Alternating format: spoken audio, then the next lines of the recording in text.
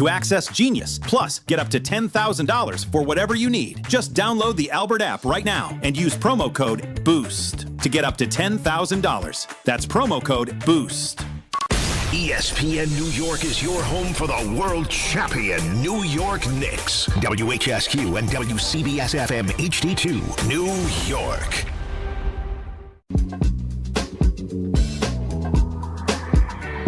Got the number one pick in the NHL draft, but the men they can't seem to stump. Do something dumb, that's an observation. CLT make them need to run. That's Lawrence Taylor. Call them every trash, CMT for short.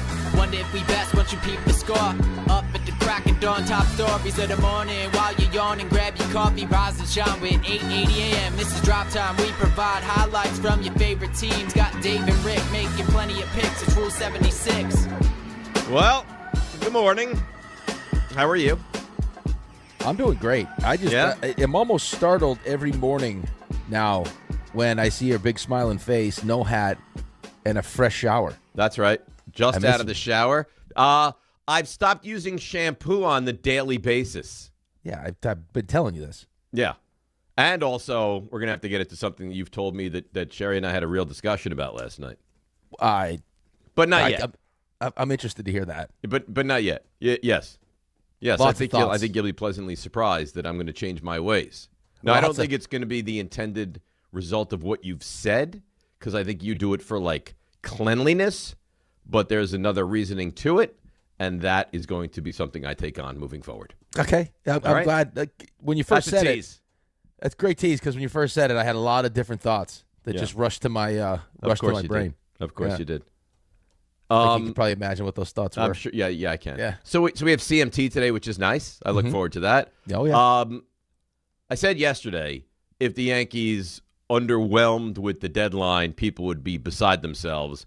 I have a feeling, coupled with the performance from last night, and I thought the bizarre use of the bullpen last night, I have a feeling today is going to be maybe I'm wrong, a very negative Yankees day on the station. Yeah, it feels like it. I don't know if it was necessarily the performance. I mean, the loss stinks. You had Luis. I mean, it was almost could have been scripted more perfectly for Luis Garcia, right? Comes up, hits the big home run. Yep. Welcome to the Bronx.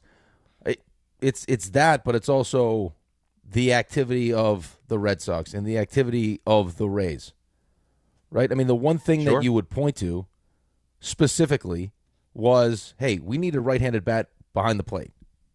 Right, we're not going to put Ben Rice would make sense. We're not going to do it. We've said we're not going to do it. It's not something we've done all season long. So take that out of your brain. Keep asking. They're not going to do it. That's one of those positions where we need help, because what you've done is essentially add a right-handed platoon bat in the outfield and a left-handed platoon bat at first base or DH. We need someone to put behind the plate because Austin Wells right now is not good enough. The catching position this season. And you can tell me about the defense and everything else, and we want to take full advantage of our rotation, and we like what Austin Wells and the combination behind the plate do for our rotation and our pitching staff. That's great. But bottom line is, this season, the catching position is OPS-wise 29th in Major League Baseball. So you have the second worst offensive situation in baseball behind the plate. And then to go out and see the Red Sox get a name that everyone knows. Yep. Now, I mean, you can decide whether or not you felt like they gave up too much or not, but they went for it. They're the hottest team in baseball right now. They're staring at the Yankees. They're a game in the loss column behind the Yankees now. Right. So, I mean, to see them go get a catcher that you know that you would have liked, and then Tampa going to go get a catcher, and then to have Brian Cashman kind of give you the same spiel, and then you lose. Yeah, I mean, this is going to be, I would imagine the next 4 hours are going to be a lot of angry Yankee fans. Yeah, and we'll get into the Mets as well, and I guess the Mets got a pretty good, and again, it's prospects, so you know of them. I don't want to do this now, too, where you start celebrating this. Who's celebrating? Well, no, like, it honest to God, it like reminded me of last year's Jet season. When like you had no expectation going into the season that it was going to be a full teardown, and then you 0-7, and everyone's having a full-on celebration because we traded away Quinn and Williams and Sauce. No one is having a celebration. I thought what the Jets did was much more lucrative than what the Mets. The Mets in some of these trades, you're like, they got back who? They got back. Oh, you got back the 15th, 18th, and 20th best prospect for the Rays for a guy that was supposed to be an ace of a staff. No, When no one is celebrating anything that the Mets did. No, and then I walking around the field last night. We had a game last night, and it's people in Mets, Mets hats and T-shirts, and it's like, oh, you're a Mets fan? It's like, yeah, I'm a Mets fan. It's like, I didn't see this coming. I was like, yeah, because no one saw it coming. All right, but what's wrong with people wearing Mets gear? I mean, if you're a fan of the team, you can wear your gear. I'm not. Do you listen at all? You just said you're walking around the field and people are wearing Mets gear. Yeah, Mets gear. I'm a Mets fan. And the conversations are, oh man, hey, I can't believe it. Like the idea right now that we're selling at the deadline instead of buying at the deadline. We know this. It's pathetic. We I feel bad for 4 months. I mean, it's a depressing conversation. Like the Mets are a joke. They're an embarrassment. They're the biggest laughing stock in Major League Baseball. I mean, what were you did what you had to do. You traded all the guys that were expiring contracts. I guess the kid you got back from the Cubs is supposed to be pretty good. The return from the Pirates, we'll see. Yep. The local kid. All they have is local kids now. Local kids and middle infielders. Yeah. I mean, they're loading up on middle infielders. But I don't know how you can wake up today and feel good about the Mets. I don't think anybody could possibly feel good about the Mets. No, you can't. But I mean, my only point was it's sad when you walk around like as a Mets fan, like rather than having these conversations of like excitement of like, hey, I wonder what we're going to do at the deadline because we have a real chance here. It's, okay, yeah, great. What did we get? We traded Brooks Raley. Who do we get for Brooks Raley? Right. Okay. Yes, because that's the life of a Mets fan. And you thought the life of a Yankees fan would be a show today where it was like, all right, you added this, you added that. I even said to Buster, they didn't even add to the bullpen yesterday. How is that possible? I think they're going to play this game. Now, I don't know how much this is judge dependent because now the conversation today will be the lack of activity or willingness to go all in. It means that Aaron Judge might not come back. Or they're not expecting the full version of Aaron Judge back. So why would you go all in and start mortgaging your future if you don't think you can get Aaron Judge for the postseason? Because without Aaron Judge, you can't win a World Series. Which, again, I mean, we talked about this yesterday. I understand. Like, as much as the fan base would want me to go all in and start catcher, bullpen, all these different things, if I don't think I'm going to get Aaron Judge back or, close to Aaron Judge back, I'm not going to win a World Series. Now, I may get to it because the American League stinks, but what are the chances of that? If I already think with Aaron Judge it's a crapshoot, and now I don't have Aaron Judge, there's no way Brian Cashman's going all in. He never does. He never does anyway. And that's probably why they're so consistent, but, I mean, this would be one of those years with all the CBA stuff and who knows how many games we're going to play next year. Even if we play games and how bad the American League is, it's like, okay, like, this is the time to do it, but they'll play the game where, hey, guys, don't worry. We address some of the offense, right? That for now will help. Garcia's going to help us against righties. Yeah, you saw last night. He helped in that game. No, it's also Stanek, right? Oh, He didn't hit it off Stanek though. I don't think. I think it might have been. I don't think so. I think Stanek allowed the 2 home runs and was out of the game at that point. But it doesn't matter. I think it was Soriano. It doesn't matter. Yeah, it was Soriano. You're right. It was Soriano.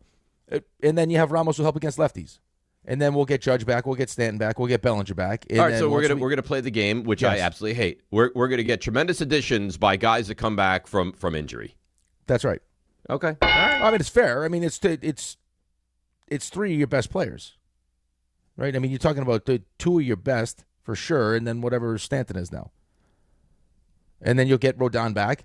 And you're going to have Clark Schmidt coming back. Yeah. And you'll have Then you'll put Weathers and Warren in the bullpen. And I guess, I mean, to me, they underwhelmed tremendously at the deadline yesterday. Tremendously. Listen, I haven't heard one person that said otherwise.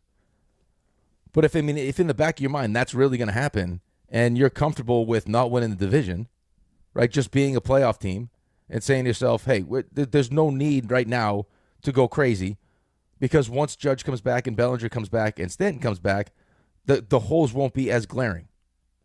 Which is why they went into the season with some of the question marks anyway. Right? I mean, they didn't address the catching position this offseason. They didn't address. Well, you didn't know they needed to address it so terribly this offseason, though. No, because it shouldn't have been this bad. Like Austin Wells shouldn't be they shouldn't have the second worst production in Major League Baseball. But the 2 teams that you're in real battle with now, they addressed the catching position yesterday. They did, but they also, I mean, and again, I'm not saying this is right or wrong, right? I'm just telling you the other side of it is they also don't have Aaron Judge coming back or Giancarlo Stanton coming back. Yeah. Now, I mean, I don't know if Roman Anthony's coming back or no, not. It doesn't sound like he's going to. Right. So I don't know what's happening with Judge. Like, I don't know if this is just setting you up for, hey, we weren't aggressive because Aaron Judge isn't coming back. I don't know any of the answers to those questions. Right. So it remains to be seen. I mean, every day that goes by that we learn nothing about Aaron Judge is certainly not good news. It's not bad news either. I mean, it's annoying because you'd like to have a better idea, but the last thing they want to do is put any timetable on it and now rush it back. The only way he doesn't come back if there's something real, like if there's real damage that he could do that would require, like it could make it worse. Yeah, like a thoracic, whatever it is. But he's been out for a long time. Well, it's just, I mean, it's probably a weird spot to have a broken bone or a fractured bone, and it's got to heal enough, especially at his size. Last thing you want to do is rush back and then re-aggravate, and then he's gone for the entire season.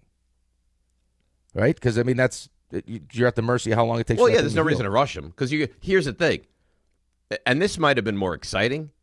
20, 25 years ago, this race to get into the postseason would have been thrilling. Now it's like, all right, you might move behind Boston. So what? You're going to get in. Well, yeah, but I don't think that really hasn't been the conversation for us or Yankees fans. I mean, RJ's a Yankee fan, Ray's a Yankee fan, Joe Leo's a Yankee fan. I think RJ stands by. He thinks there is a much better chance, even as bad as the American League is perceived to be, he believes the best way for his team to get to the World Series is to win the division. Which, I mean, most people do, but just like Aaron Boone's history as the Yankees manager would tell you. Right. Which is now not just you've got to catch Tampa, who wins again last night, and they're playing Colorado, but now you've allowed Boston, who's been the hottest team you've ever seen in your life, to just about catch you. Right. So, I mean, in those, again, it's the inactivity, right? But it's also the activity of the teams that are in your division. Like, how come the Red Sox felt like... Right. Like, the Red Sox are playing great baseball. The Red Sox have to fire their manager. There's a chance Roman Anthony doesn't come back. There's a chance that Garrett Crochet... And it also sounds like Crochet's not going to come back. Right. So, like, I mean, and they gave up what it took to address the catcher position. They, gave up one of their young left-handed studs to go to get a player in Washington. So they're perceived to be going all in. And I think all the Yankees fans feel like, hey, why wouldn't we go all in? Because we feel like we're the best team in the American League. The American League's not very good. And if you're telling me I'm getting Judge, Stanton, and Bellinger back, why not give them more? I would do that. And even if you don't get them back, like Bellinger's going to come back. No, but don't do that because I can't. Because I won't agree with you there. You don't think Bellinger's going to come back? No, I won't agree with you with the whole, like, if Bellinger comes back, fine. What I was going to say is even if the Yankees are good, like their pitching staff is elite. If you added a legitimate bat, a real catching weapon, or a legitimate bat that you were excited about, even if Judge doesn't come back, I still think you'd have a chance to go to the World Series. Right, but Luis Garcia is a legitimate bat. Yeah, against righties. Right, but it doesn't necessarily fit positionally, but he was a legitimate bat. Like, where's he going to play? When you get down to October baseball, where is he going to play? He's going to probably play first base, or he's going to be your DH, depending on what happens with the guys coming back. All right, so you think it's between him and Rice then? Rice is playing every day. Right, I'm saying, but Rice will play first, or Rice will DH, and Garcia will do the other. The other thing I would say to you, and this was probably something that we should have been asking, we probably did, because I've been hell-bent on this thing, is, like, why not, during the course of the year, sprinkle in Ben Rice behind the plate? Just to have it as an option. Because they don't want it as an option. They don't want to wear him down behind the plate. No, I know. Like, once a week? You couldn't do it once a week? Like, I'm just saying to have it as just in case. Like a break glass in case. Like, this thing, I can't get the appropriate pieces. He's not one of our best, but he's our best bat without Aaron Judge. No, absolutely. So, no, to answer your initial question, if there's real thought that Judge isn't coming back and it's only going to be Bellinger, I'm probably not mortgaging whatever it would take to get someone like an Adley. So the only way you would do it is if you knew you were going to get these guys back and be way better than you are right now. Yeah, because, I mean, do I have a puncher's chance in the World Series? If I did what you just said, I add a legit bat behind the plate, if that even existed. I don't know. And no Judge, probably. Maybe. Probably not. Maybe, but I've also probably seen not. Because your strength isn't even your tremendous strength in the World Series against that Dodgers team. Well, which is your starting rotation. You're right. I mean, you go head to head with that, but it's baseball. See, again, because you always kind of lean on the fact that it's baseball. Like Schlittler got hammered by the Cardinals last night. Correct. And then you watch 6 games where the pitching, the rotation was elite, and you only won 3 of them. You also have the images of Toronto having a real chance to win the World Series, right? Or the previous year when the Dodgers won San Diego. So you never really know. I just think Brian Cashman already has the tendency to not go all in, and if you add to the mix, like no real definitive idea of when Judge is going to be back or what version of Judge you're going to get. What do you think he's going to do? Exactly what he did do. I was surprised they didn't reinforce the bullpen a little bit. Nothing. But that's yeah. got to be like you said. Schmidt's going to come back and he'll go to the pen, and Lou's going to go to the pen, and Warren's going to go to the pen, and all of a sudden, this bullpen's going to look a whole lot different when you get to a short series into October. What's interesting though is they offered up Will Warren. Multiple sources said they offered up Will Warren. Yes. So they were willing to part with him, and it must have been just in that deal. This is exactly who we want. And then once they couldn't get that done, they're probably saying to themselves, once Rodon comes back, we could put Weathers in the bullpen. And there we go. So Weathers, that solves the lefty problem. Yeah. And now you're not wrong. I got Clark Schmidt coming back. I got Luis Seal coming back. And that's a lot of assumptions being made there. That's the thing. We're going to assume that Clark Schmidt, who's not out of the bullpen, typically is just going to go into the bullpen having not pitched for a year and be great. No, it's a lot to ask. Last time they were in the World Series, they assumed that they were going to take a starter out of the bullpen that hadn't pitched. How'd that work out? Nestor Cortez. And How'd that work out? It didn't. Might have lost them the series. Yeah, so I think today is, like you said, I think you're spot on. I think it's going to be a lot of frustration from Yankees fans. I'm glad they did nothing because I don't want to see them win. But if I was a Yankees fan, I would be between very angry and livid right now at this organization. Yeah, I think that you certainly get to a point as a fan of a team like the Yankees or the Steelers and one of these teams that are consistently good where it's what I thought, even if we're not going to be we're okay playing this game where it's not World Series or bust. We're fine with that. We're always a playoff team. That's great. At some point, though, don't we need to recognize when there's a legitimate opportunity to go for it? You would once think. in a while you should have the ability as a fan base to want your general manager to give you more. And this is one of those years where it's okay, give us more. There's no team that's better than us. Right, but maybe this is on us. Maybe expecting every year. No, this is the year he's going to go all in. All in. He never goes all in. He never goes all in and makes massive moves. He makes moves, but he never makes massive moves. So why would we think he would make a massive move? Well, but see, that's the thing, though.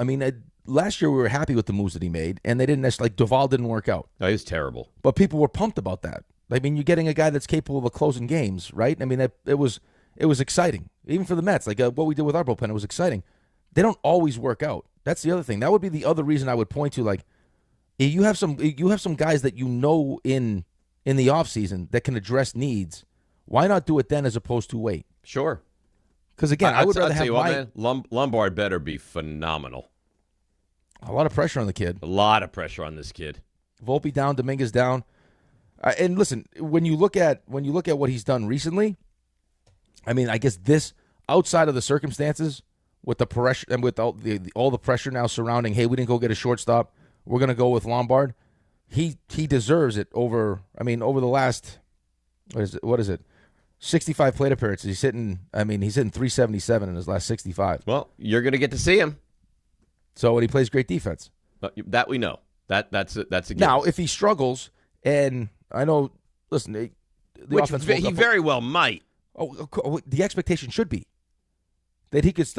He can control his defense, and then offensively, this is definitely it's clearly a step up, right? This might be the hardest transition in sports, outside of going from college football to being an NFL quarterback.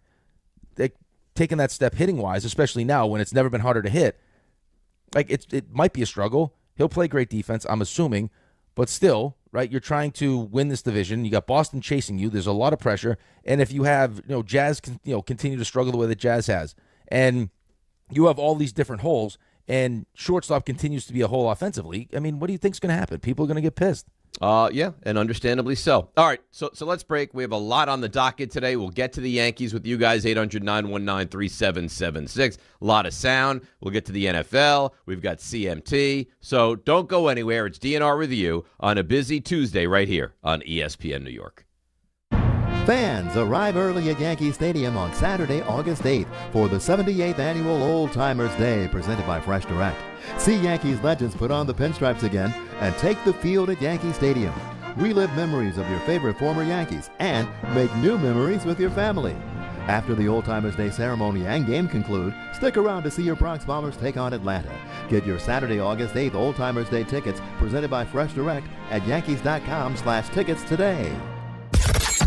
This is the Ty Butler Show. Luis Garcia Jr. and Heliot Ramos, that's it? So you didn't upgrade your catcher. You didn't add a bullpen arm. Third base and at shortstop. And I'm supposed to sit here as a Yankee fan and be what? Appreciative. Man, the hell with that. What an embarrassing trade deadline for the Yankees. The Ty Butler Show. Listen Sunday mornings at 8 on ESPN New York and the ESPN New York app.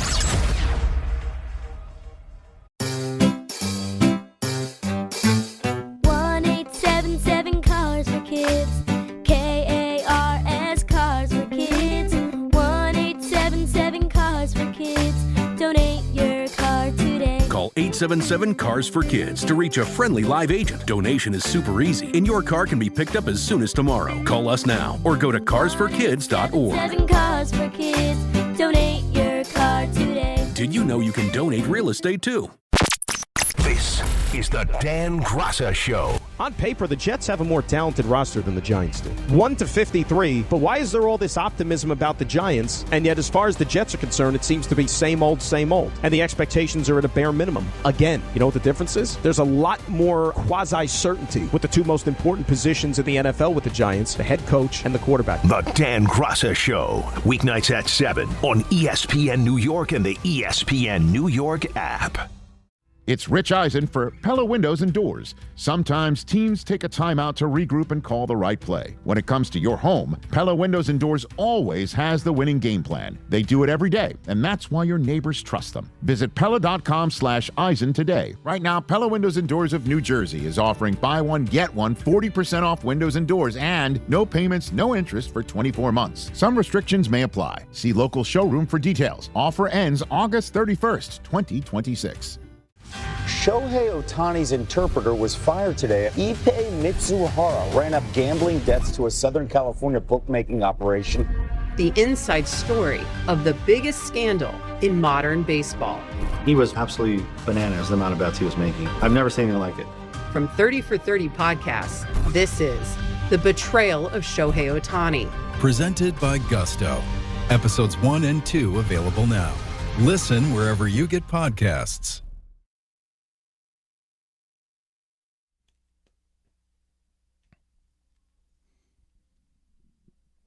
All right, DNR with you, ESPN New York. You can tell Joe Leo is a big Yankees fan. Joe Leo, if we were grading the Yankees trade deadline and using the scale so our scale would be national anthem performances, like Chris Stapleton. That's a great deadline. Where would you think you would rank the Yankees trade deadline? Martha Reeves. Carl Lewis would be the depths of the anthem performance. That's right. Is Martha Reeves acceptable? Although Roseanne was bad too. Real bad. And then after doing the anthem gave the double bird. Yes. So that you have to take that into account. Martha Reeves, from yesterday. We're so gallantly streaming, and the rocket's red glare. It still sounds like a skit from Saturday Night Live. Yes, it does. But that's about where I would put them. Or what was the woman who sung at the MLB All-Star game in Texas a couple of years ago? Ingrid, I forget her last name. I know who you're talking about. Wasn't there? I don't want to say because I don't know. Wasn't there a woman who was inebriated at some point? Yes, I think that's your. She went into rehab after that because it was so bad. Yeah, she threw herself into rehab. Fergie wasn't great either. I got a phone call after the show from my father-in-law who was all rattled. About what? He was rattled yet laughing at it. He's like, do you understand the songs that this woman sang? I was like, yeah, we talked about it. And he starts playing the songs. I was like, okay, she sounds great then. She doesn't sound great now. No, just the opposite. She sounded terrible. I swear every time I hear it, because I've listened to it like another 15 times, it sounds like someone told her to do a Halloween version of the national anthem. Yeah. For the rappers we watch. She sounds like a chicken. Hey, Martha, do it spookier. And the rocket's red glare. She sounds like when I sing. I feel terrible. It's Father Time, man. I mean, you can't. It's undefeated. Oh yeah, and it's never going to lose. I just don't know. See, I think this. I prescribe to the idea that people, successful people, need to make sure they surround themselves with honesty brokers like yourself. Mm-hmm. Right? Like, you need to have someone in your corner. I would tell you, you can't go out there and do that. That's what I'm saying. Yeah. Like, I need you to hear me. Like, I need you at the the rehearsals for this. Go, Rick, you're done. I can't. Right. That was my wife. That was my wife for my hockey career. She's like, you're done. You can't. What are you doing? We all need that. Yes. Like, Martha, this is not going to be great for you. No, this is not going to be good for you. You're going to embarrass yourself, and there's no coming back from this. Don't do it. Maybe that's a side hustle for you, though. Maybe I could be hired as an honesty broker? Yeah, you come into the den. Step into the den. RJ, would you, if you were looking in the market for an honesty broker, you'd hire me? So I would, but I think there's something more to that then. Well, I think that you would run into a lot of people that hold on to receipts and not like in the metaphoric. Like they would actually want their money back because they would not be able to handle the honesty. They would then in turn look at you and say, but you would have to sign a waiver. Yeah, right. It's the fine print, RJ. Right. You'd sign a waiver. Like whatever I say, you have to abide by it. You can't get all upset about it. No refunds. Check your feelings at the door. I think people would not be looking for as much honesty as you'd be willing to broker them. But I think you'd be great at it. Yeah, it feels like this would have to be something done like where it's like you're in a different room. Yeah, like a secure different room. We could do it on like Zoom. Like a prison visit. Yes. Oh, like I'd have a glass enclosure? Yeah. I was thinking the same thing. Yeah. And we can just pick up the phone. Yes. Yeah. That could be part of the setup. Yeah. That's probably safer for you, I think. So you think people would become violent upon hearing the truth? I think that we've had violent? I think you can press people's buttons the right way, yeah. Well, I think every day around after lunchtime, like if you had like a 9 to 5, every day around 3:30 you get a little bored. And so whoever came in for that consultation, you'd look at them and be like, So you've been chasing your dreams as a country music star for all these years. How many years? Oh, 17. You ever think you're just not good at this? Yeah. Does that cross your mind? No, you know what I would want? Sing for me. Now you're Simon Cowell. Yeah, sing for me. Let me hear. Broad stripes sing like that. I'm sorry. It's not your future. I don't see you as a singer. I Give it up. I notice here in your thing you filled out that you're from Texas. You're a Cowboys fan? As a matter of fact, I am. You're awful. Terrible. I think you should quit. See, that's what would happen. You would let your feelings. Be able to look past that. No, you can't. I think I could. No chance. No, you couldn't. Yeah. If it's a career, yes. Sing for me. I could say, listen, I don't like you personally because of your life choices, but I can look at this as a career.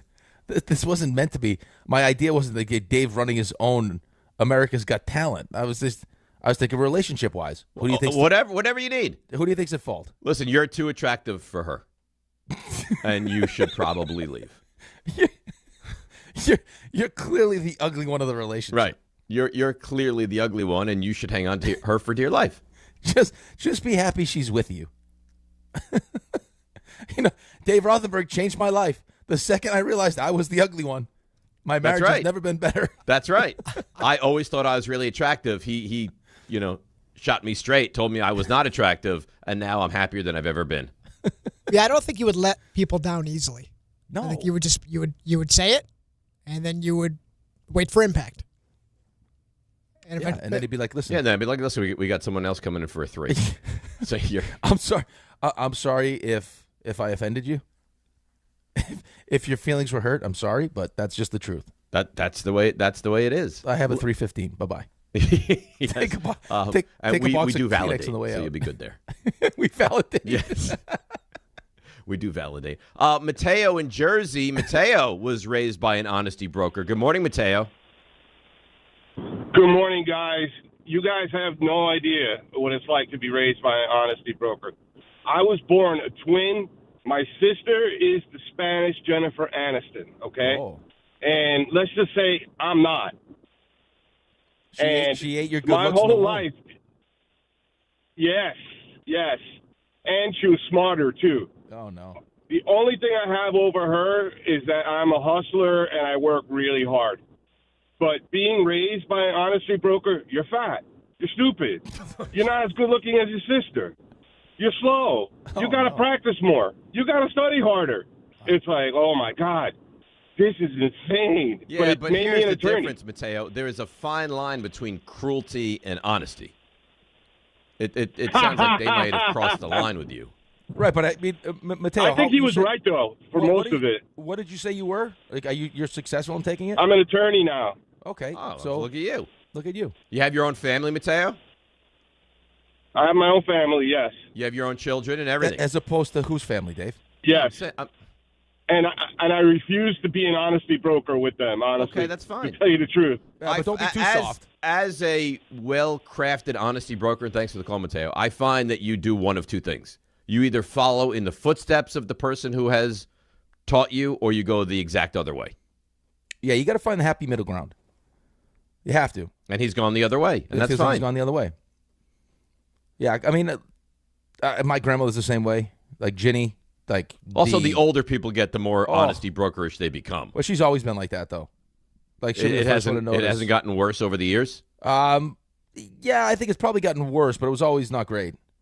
Right? Like she would, like, especially with my mother, like she'd immediately, oh, you look fat, or you're too skinny. Like, it's but there's always also something. a difference between doing it when it's called for and not. Like if your mom says, "Hey, Mom, do I look heavy?" and she says, "You know what, you do." That's one thing.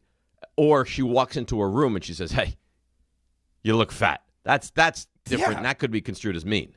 Well, it is mean. Yeah, that's. Right. I mean, you need to there's an art to it. Like my dad used to hold his nose when I let in a bad go. Then not great. Not great. Not great. Maybe you go with the honesty sandwich. Or it's like, this was good. Right. This was good. This was really bad. This was good. Right. Yeah. You sandwich it right in there. That's right. Yeah. So your skin looks really beautiful. Yes. You're fat as a horse. And you smell delicious. You're pouring out of those jeans, Right. but you smell terrific. Right. You get the two goods and the one bad. Yes. Skin impeccable. I'm interested You to look see- like you ate something that was enormous, and you smell delectable. Yeah. Or even if you like, maybe you go size up in the jeans. Maybe we go up a size. They Right. might fit better. Right. Are you saying I'm fat? No. No one's saying that. But that's massaging the situation. Yeah, maybe that branded jean just fits different. Maybe the sizing's not right. All right, let's break. We'll come back. Yankees calls are there. We will get to you guys. Sorry, we got off track a little bit. 800-919-3776. We'll hear from Brian Cashman. All the sound you want to hear. Did you try to go after a catcher? Were you going after Adley Rutschman? Did you look to acquire a shortstop? All that on the docket. 800-919-3776. Here's the question, Yankees fans. After minimal moves yesterday, how you feeling today? 800-919-3776. DNR with you, ESPN New York. Good Karma Brands is proud to be an equal opportunity employer, providing equal employment, development, and advancement opportunities to all teammates and applicants. To learn more about careers with us, please send an email to talentacquisition@goodkarmabrands.com. That's talentacquisition@goodkarmabrands.com. D'Agostino, Law Bite Back. This is John D'Agostino from D'Agostino & Associates, and I know how a serious accident can change your life just like that. I'm Jenna D'Agostino, and I understand that with pain comes medical bills and time out of work. Let us get you justice. This is John Ryan, the closer. For over 35 years, our family has been getting accident victims every dollar they deserve. I started this firm for the injured so they can bite back against the insurance companies. Our legacy is to get you justice. Bite back. To get you paid. Bite back. At D'Agostino and Associates, bite back means fight back. When you're hurt and they blame you, we bite back and get you every dollar you deserve. We have offices throughout New York and New Jersey, so call us first at 1-800-BITE-BACK. That's 1-800-248-3222. 1-800-248-3222. I've been there, and I'll be there for you. Drip Drop is doctor-developed, proven fast hydration that helps your body and mind work better. Trusted by firefighters, medical professionals, and over 90% of top college and pro sports teams. Drip Drop is engineered to hydrate faster and more effectively than water alone, with 3 times the electrolytes of leading sports drinks. Stock up now at dripdrop.com and use promo code RADIO20 for 20% off your first order. That's dripdrop.com, promo code RADIO20. This is the story of the one who keeps multiple buildings running smoothly day after day. Plumbing that flows, HVAC that hums, cleaning supplies that keep surfaces sparkling. That's why she counts on Grainger. With easy reordering online and 24/7 support, Grainger helps her keep the products she needs on hand. So shelves stay stocked and buildings stay ready. Call 1-800-GRAINGER, click Grainger.com, or just stop by. Grainger, for the ones who get it done. Indeed presents hires you can't afford to get wrong, like public works supervisor. Hey, this waterman is under a ton of pressure. Did you ever fix it? Yeah, 3 layers of duct tape. Wait, should I have added a 4th layer?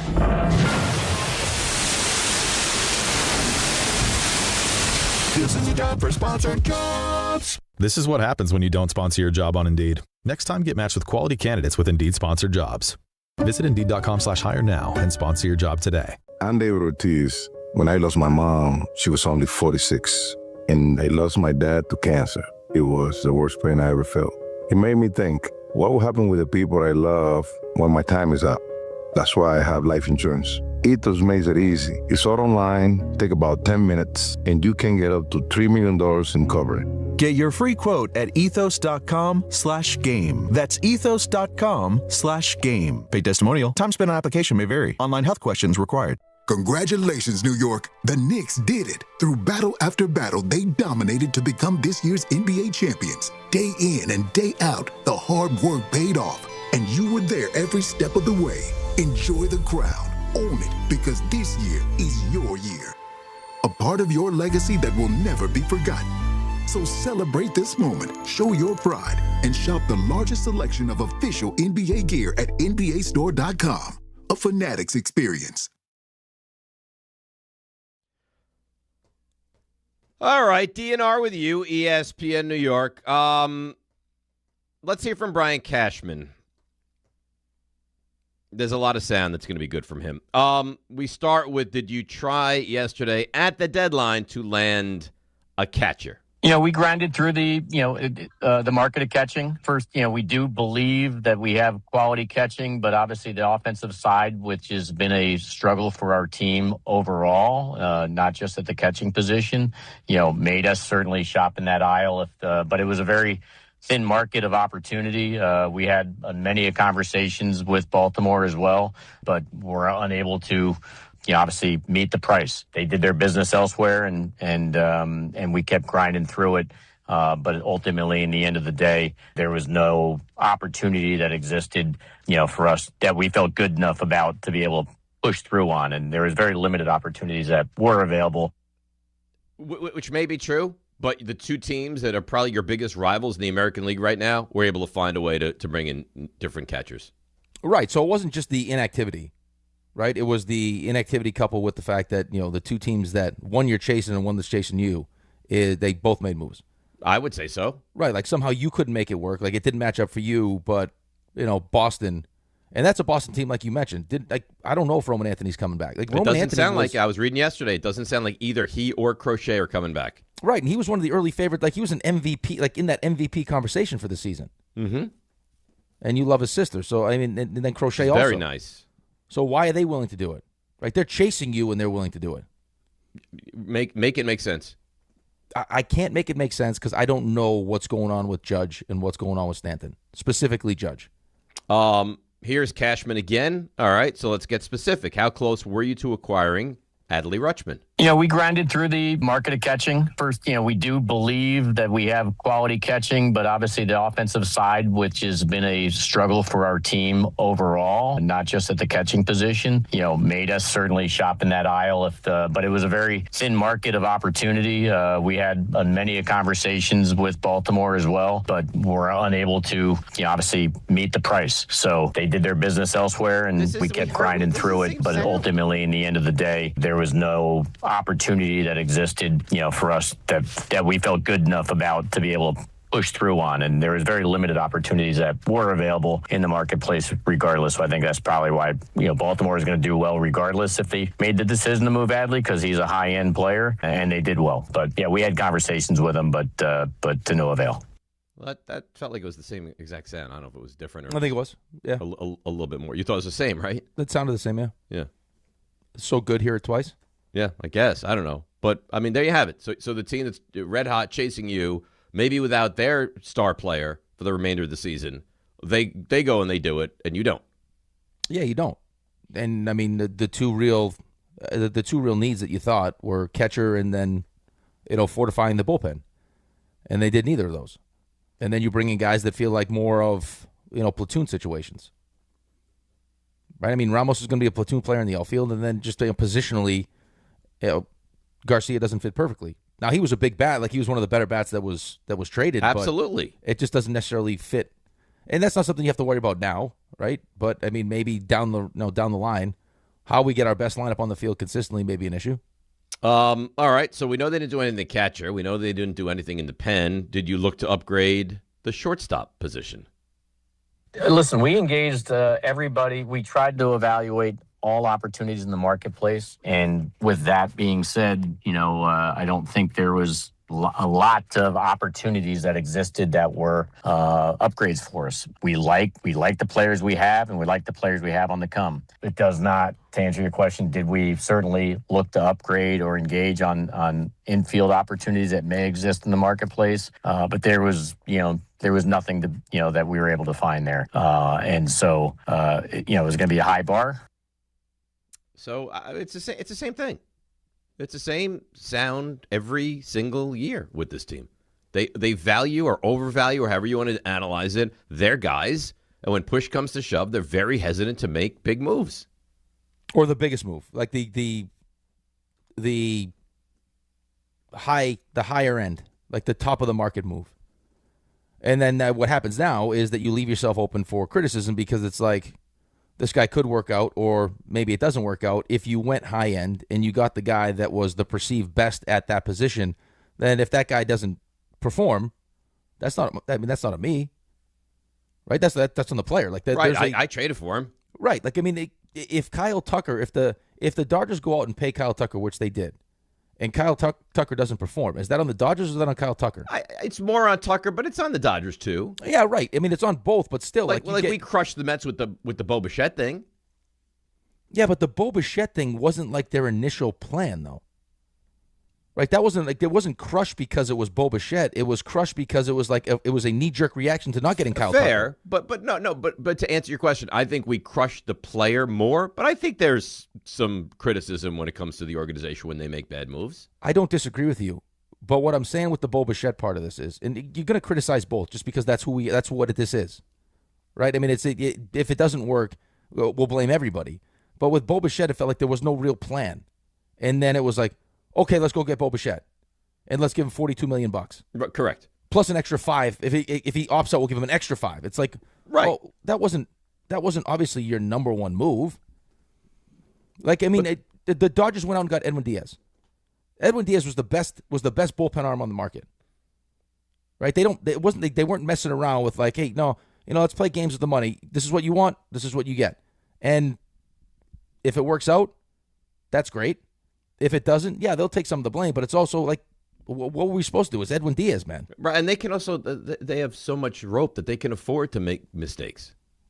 Well, they also recognize, too, that they know they're going to be a playoff team. So do we need Edwin Diaz for the regular season if, God forbid, something happens? No, but as long as he's back. They just lost 4 games in a row. They got beaten up again last night. It doesn't matter for them. My bigger issue with the Yankees is this whole notion that it's a crapshoot to win a championship. When you have the best player in baseball, and you have have Max Fried, and you have Garrett Cole, you have the emergence of You almost said Cam Schlittler. Yeah. But so that's a crapshoot. But the whole idea of developing a young player and bringing him up and putting him in this spot, when you've seen how many guys come up with all these high expectations and not make it, that's less of a crapshoot than actually having a team with Aaron Judge on it that's positioned the way it's positioned to win a championship is more of a crapshoot than that? I don't know. When you see guy after guy come up, and even if they flash for a minute, that's not sustainable. Mm-mm. I don't know. I don't like the with the two. I mean, you got 2 prime examples of it right now: Anthony Volpe and Jason Dominguez. Right. So, I just and there's a lot more examples of that than the other way. Yeah, you have a team that is going to be competitive. This would be the time. Hey, we have this, this many years with Aaron Judge in this team to do whatever it takes to try to win a championship. Right, and then we can figure it out when we have to figure it out. Because guess what else we have? We have money. So if we need to go, find a player from a team that's not going to spend the money, we can go do that too.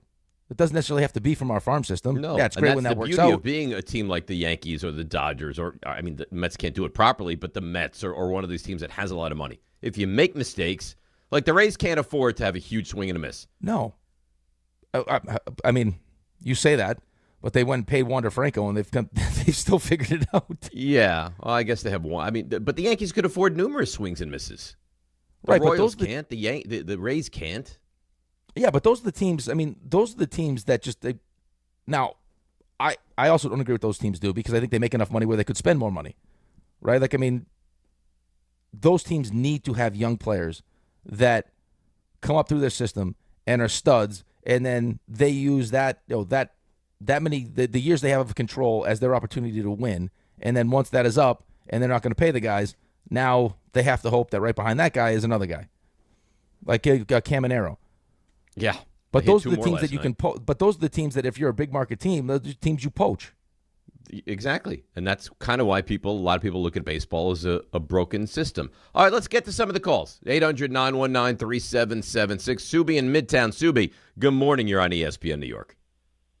Yeah, so the question is, have the Yankees reached a dead end, and is Brian Cashman that untouchable where he's risk-averse and they're not making moves? And I wanted to push back on what Rick just said, that they can afford to just get they haven't made a positional player. They have gotten pitching with a lot of money, but they haven't got a position player who's made dominant because they've been stuck with Stan, of course, but they didn't get a position player. How about they didn't overpay for a position player. Well, Bellinger. Yeah, but that wasn't really overpaying. There was not much in the market for Bellinger, but in the sense that they're not going to go out there and get another position player at the Soto level. It seems like the talent level is not there for them to make that risk.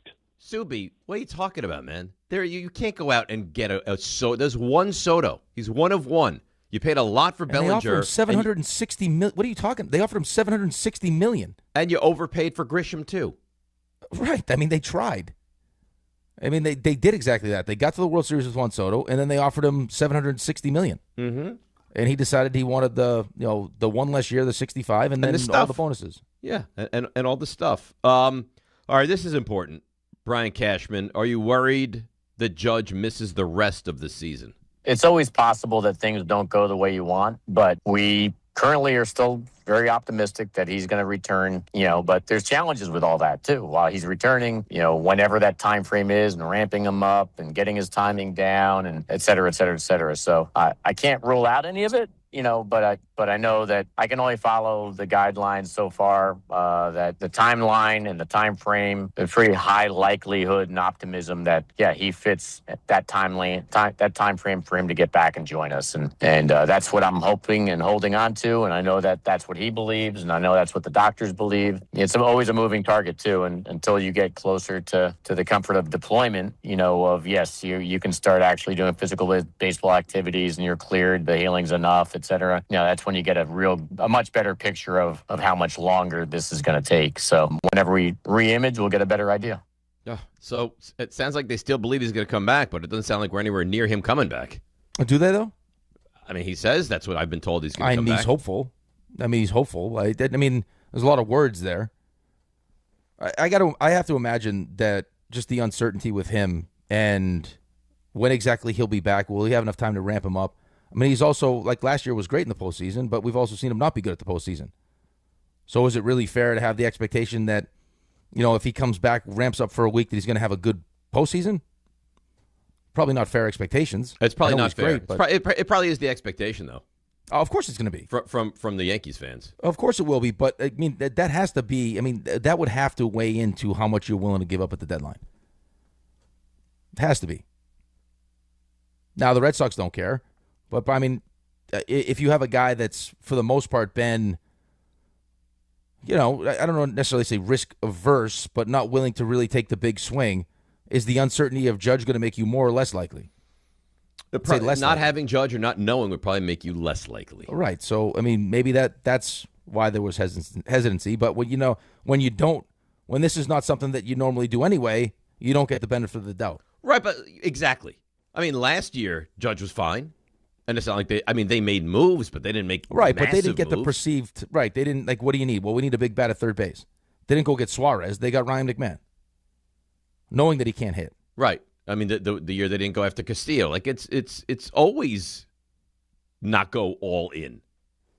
Yeah, I just again I'm having a hard time really putting into words what I want to say because part of my opinion is based on knowing how hard it is to get to that level and establish yourself at that level, and then once you get to the NHL or Major League Baseball or the NFL, how hard it is to continue to get better, right? Like we used to joke around like the NHL was the no development league, because when you get there, it's expected you're expected to be a certain player, and it's not the minors where they're going out of their way to live with mistakes and teach you all the different things that you need to know. Like when you get to a certain spot, okay, this is the expectation.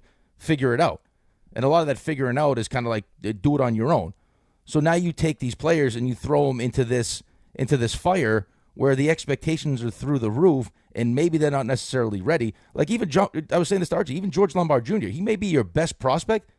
He's not a top 5 prospect in baseball. No, I said this the other day. I might have been the Friday when you weren't there. I think he's the 25th ranked prospect in all of baseball. Yeah, depending on what list. I've seen 20, depending on what list you look at. So, I mean, to now all of a sudden put him into this when you didn't address certain things, and shortstop being one of those, and it's okay, now go produce. I mean, like I said to you yesterday, there are guys that have played in this league for years that have had all-star seasons that Joey Votto wouldn't leave his house. Right? I mean, Sonny Gray couldn't pitch here. To just expect this young kid to come in and just be great is some can do it. Unfair. It's so and you can have a Nolan McLean where you thrust him into the mix of the rotation and he's great, and you can have a Jonah Tong where you thrust him into the rotation and you might have lost him. Oh, look at Freddie Peralta. It's a guy that was really good in Milwaukee. Nolan McLean's been better, but he didn't get off to a great start. And then you'll have certain guys that are just they're built for it. I mean, if you get a couple guys that hit and are great, that's awesome. But we've seen that with the Yankees. Not every one of these guys is going to hit. And as you're trying to figure out whether or not these guys can help you win a championship, most of them don't. And you start wasting years of Garrett Cole, and you start wasting years of Aaron Judge. The chances of you legitimately with what you have right now, and however many more years you have Aaron Judge, the chances of you bottoming out with Aaron Judge are slim to none. You're not going to bottom out if he stays healthy. Your pitching is too good, and you're too talented, and there's too many bad teams. You're not going to bottom out. Right. Plus, you have the money advantage. So just get uncomfortable once in a while. He won't do it. Maybe because he's too comfortable. Maybe because there's no repercussions. Maybe because if the Yankees lose in the second round of the postseason, you know who's coming back? Brian Cashman. Listen, again, the only thing that would make sense on that front is Hal is happy with this. Financially, this makes the most sense. Just to keep doing what we're doing. Always in the conversation, always a playoff team, and if we win a World Series, great. If we don't, we'll be a playoff team again next year. Okay. And you know what? Maybe that works for him. Maybe it does. Well, clearly you would does, have to assume it does because there's no edict to do differently from the top. And there's been no change. Right. It's the same thing every year. Right. I mean, listen, if no one says anything to me and you and we just keep doing the same show, I mean, our assumption is we're doing good. We're doing really well. Right. So I know it's frustrating, and I think part of me as a Mets fan is like, yeah, give me that life. But then, like I said to you yesterday, I also just lived through the Knicks, and how quickly the expectations changed for that team. Where it was like, I mean, Mike Brown gets hired, and the season's a failure if they don't get to the Eastern Conference Finals. Like, it happens fast, but I mean, once you get to a certain point, you now graduate into, hey, okay, like this is fun, this is great, but the last time I checked, sports is about winning a championship. Especially this organization. Right. There's more no than prize. There's no prize for just getting to the postseason. Now, as a Mets fan, like, listen, as a Jets fan, when Jordan on Friday was like, oh, I build teams for the Super Bowl, I wanted to jump through my phone. Like, we haven't made the playoffs in 15 years. Let's start there first. Right. But this is the Yankees. Right. And they have different expectations than pretty much any other team in sports. They haven't won a championship since 2009. I know. I mean, that's a long time. And I know this is a weird thing to say, but like they've won one championship since 2000. Hey, when you have the best, you're the Yankees first and foremost, right? So that's part of it. The other part of it is you have arguably the best player in baseball, if not the second best player in baseball. Right? You got a 3-time MVP. Guy just won back-to-back MVPs. Like, this would be the time. It'd be like, I mean, it's what Edmonton's doing with Connor McDavid and Leon Draisaitl. It's like, just get a goalie, would you please? Like, whatever it takes, get a goalie. Like, don't waste having the best player in hockey. Well, they're very much on their way to wasting and never winning a championship with Aaron Judge. They're on their way. It feels like it, unfortunately. How many more great years do you think you're going to get of Aaron Judge? 3. Okay. 4. Maybe. I mean, he's not getting younger. We have no idea what baseball is going to look like. He's come back from this injury. There's uncertainty whether or not he comes back at all. What is he? He turns 35 in April. Is that right? Yeah. So, I don't. 4 seems like a lot. I was trying to be optimistic. I would say 2 or 3 more great seasons from him. Yeah. So I mean, and you're already at the tail end of Garrett Cole. I have to listen. I mean, as much as a Yankee fan is frustrated, and RJ's frustrated, and Jolio's frustrated, and you heard Ty on the I like Spicy Ty. Yeah, Spicy Ty. That actually makes sense. Yeah, that's why I said it. Spicy Ty. Yeah. Oh, that's pretty good. Yeah. I would think if Aaron Judge was, no, I don't know. I mean, I'm going to say this like I would think, but who knows? That if Aaron Judge was definitively going to be back and have the appropriate amount of time to like ramp himself up and be ready for the postseason, that you would think they would give him, especially this year, more help. All right, so do you then start to really wonder what's going to happen with him? Well, I just don't know if he's ever going to be fully healthy. Like maybe it's like the super optimistic part of this is, hey, he continues to get better. We scan it up. It looks great, and he's back. But the other side of it is it's like it's not healing as fast as we would have liked. It's probably not going to be fully healed, so we're going to get a compromised version of Aaron Judge. And what exactly does that look like? We will find out. Maybe. 800-919-3776. George Lombard tonight. Dominguez is down. Volpe is down. Yankees make a couple of moves. Nothing for the pen. Nothing at catcher. 800-919-3776. More Yankees. Some Mets, because they were very active over the last 48, 72 hours. And, of course, NFL. It's DNR with you right here on ESPN New York. Hey, it's Alan Hahn. At Rings End, they're there to help realize your modern design visions. That's why they partner with Marvin. Engineered for big ideas, Marvin Modern Windows and Doors deliver effortless elegance, expansive views, and industry-leading innovation, all in a modular system designed to meet the exacting principles of modern architecture. Experience Marvin Modern at a Rings End showroom today and create something stunning with them. Rings End is a certified Marvin installing retailer. All right, let's see what's happening on the roads. Here she is, the one, the only, Debbie Duhane. Hi, Dave. Hi, Rick. And shout out to Jeff from Long Island. Jeff, thanks for listening to DNR in the morning. Hey, Jeff, over on the LIE westbound, you're slowing down, getting into Queens, right out by the BQE. It's an accident. A truck and a car collided. Also on the island, Southern State Parkway West at 107 in North Massapequa, a collision. Delays on the 4, 5, and 6 trains. Also delays on the New Haven line of Metro North with the switching issues. Sponsored by the New Jersey Office of the Attorney General. Is someone controlling your movement, money, or ID? These could be signs of human trafficking. If something feels wrong, trust yourself. Call the New Jersey Human Trafficking Hotline, 855-NJHT. I'm Debbie Duhame on 880 ESPN New York. Hey! My dad is bringing home the best birthday cake ever! It was my 5th birthday, and my dad was bringing home the cake. Should have been here a half hour ago. The cake never made it, and neither did my dad. 911, what's your emergency? That was the day a drunk driver killed my dad. Daddy? Impaired drivers take lives. Think. Sponsored by the New York State Governor's Traffic Safety Committee. Aired in cooperation with the New York State Broadcasters Association. Sleep Number's new collections are designed to adapt to the changing nature of your life and your sleep needs. Whether it's the personalized comfort of the new Comfort Mode mattress, the targeted pressure relief of the Comfort Next mattress, or the Climate Collection that actively cools or warms to help you fall asleep and stay asleep. And now, get early access to our biggest sale of the year. Save 25% on the new Comfort Next Luxe for a limited time.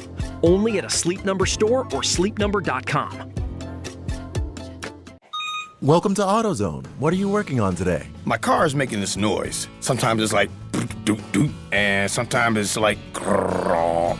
Do you have a dash light on? Oh yeah. And we don't have to listen for clues. With the free Fix Finder service, we can read a check engine, ABS, or maintenance light to find the likely fix and even recommend a local shop if you need one. So you don't need to hear the grrr. Not with Fix Finder. Free at every AutoZone. Get in the zone, AutoZone. Restrictions apply. In sports, the tape never tells the whole story. Hiring is no different. AI can make candidates look like an MVP on paper. So knowing the person and the skills behind the resume matters. That's where Robert Half changes the game. Our recruiters combine their expertise with award-winning AI to evaluate skills and fit quickly. Learn how we can find you specialized talent in finance, accounting, technology, and more. At Robert Half, we know talent. Visit roberthalf.com/talent today.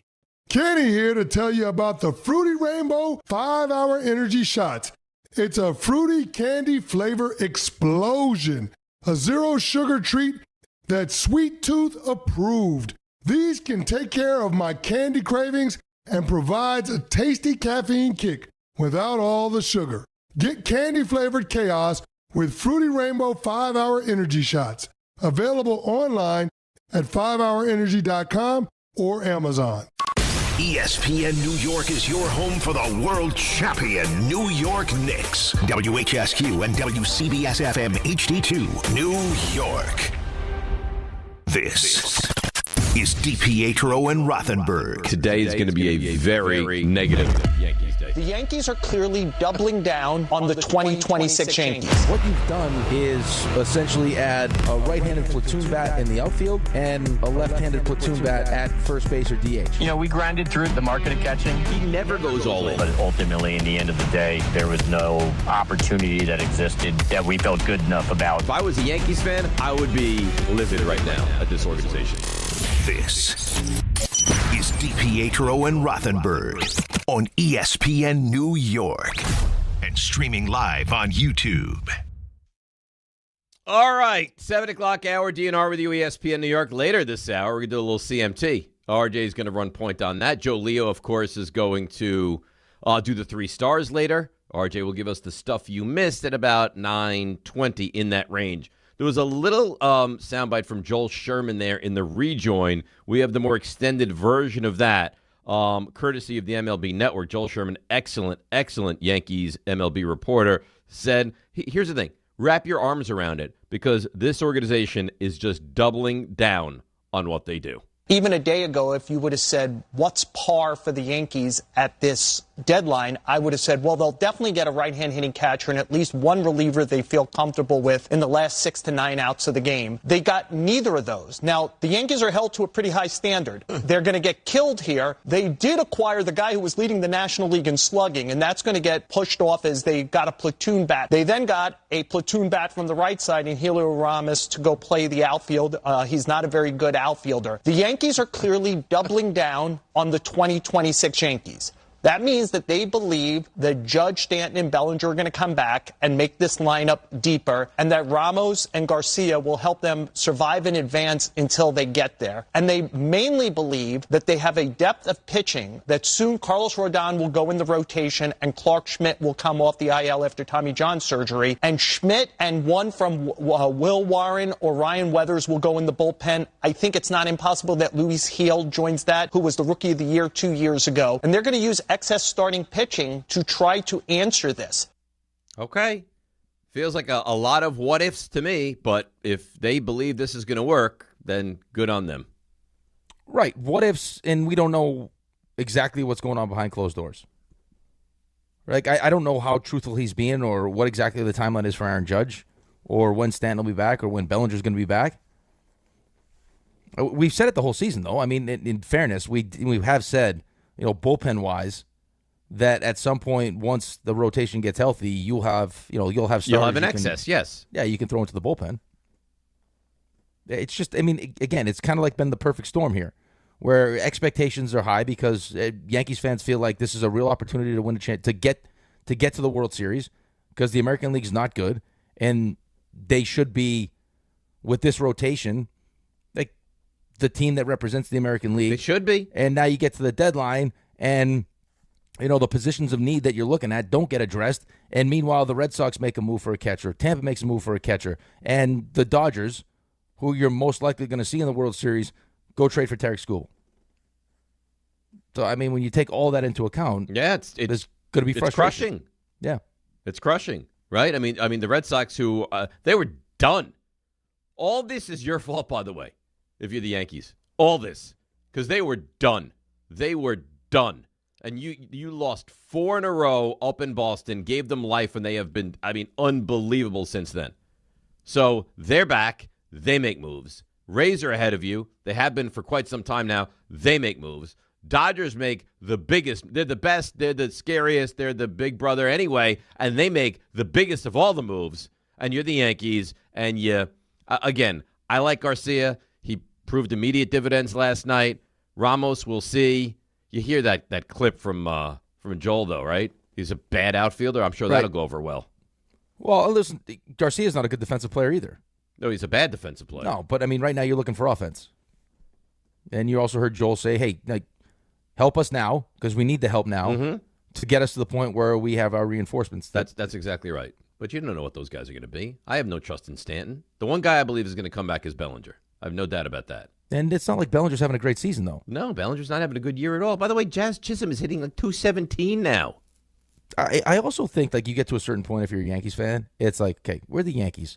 Could we bring someone in that isn't a platoon player? Like that I know is just going to be like, this is going to be my catcher, or this is going to be my third baseman, as opposed to like, well, this guy's really good against lefties and this guy's really good against righties, or this you got that at third base. You had a platoon at short with Caballero and Volpe. Feels like, we'll see what Lombard looks like at shortstop. Now you had Ramos in the outfield, which is going to be a platoon situation. It's just, I don't know.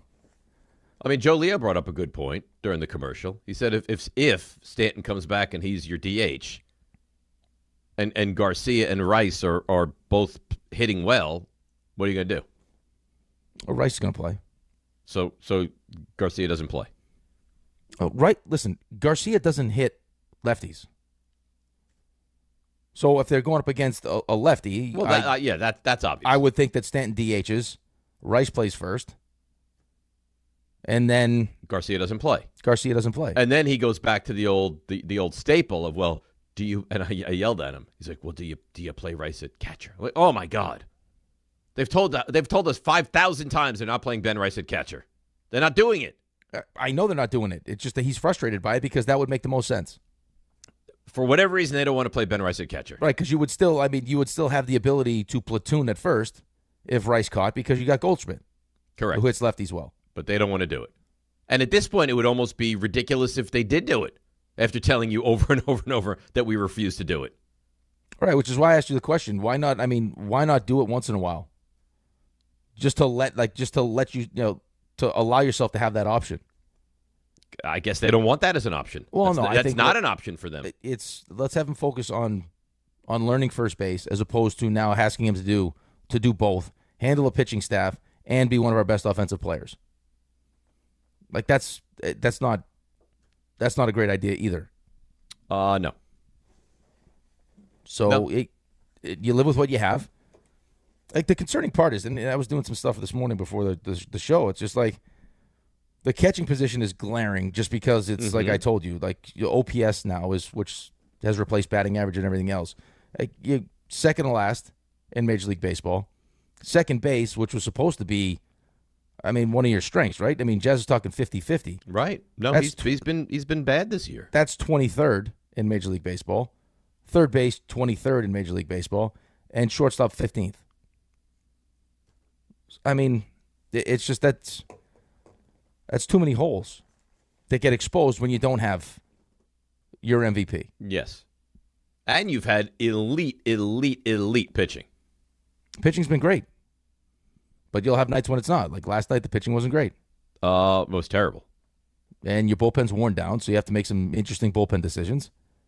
And before you know it, what should be a tremendous celebration turns into a tough loss. So Anthony Pusick, the producer of DHR in the afternoon, sent me a text.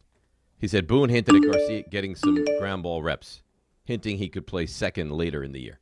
He's a terrible second baseman. Right. So, okay. Doesn't seem buttoned up for a team and organization that typically likes to be very buttoned up. No, but, I mean, they haven't been buttoned up. You watch them play, they're not buttoned up. And you've also seen, I mean, Jazz played third base. Like, they're okay with guys, but I thought this year they weren't going to be okay with guys playing in. And that's not out of position. It's just not a position he excels at. Very David Stearns of the Yankees here. Well, I just think, like, I mean, in a perfect world, like, you would like to have a guy that is not, is not matchup dependent, that is that it's the position he plays also.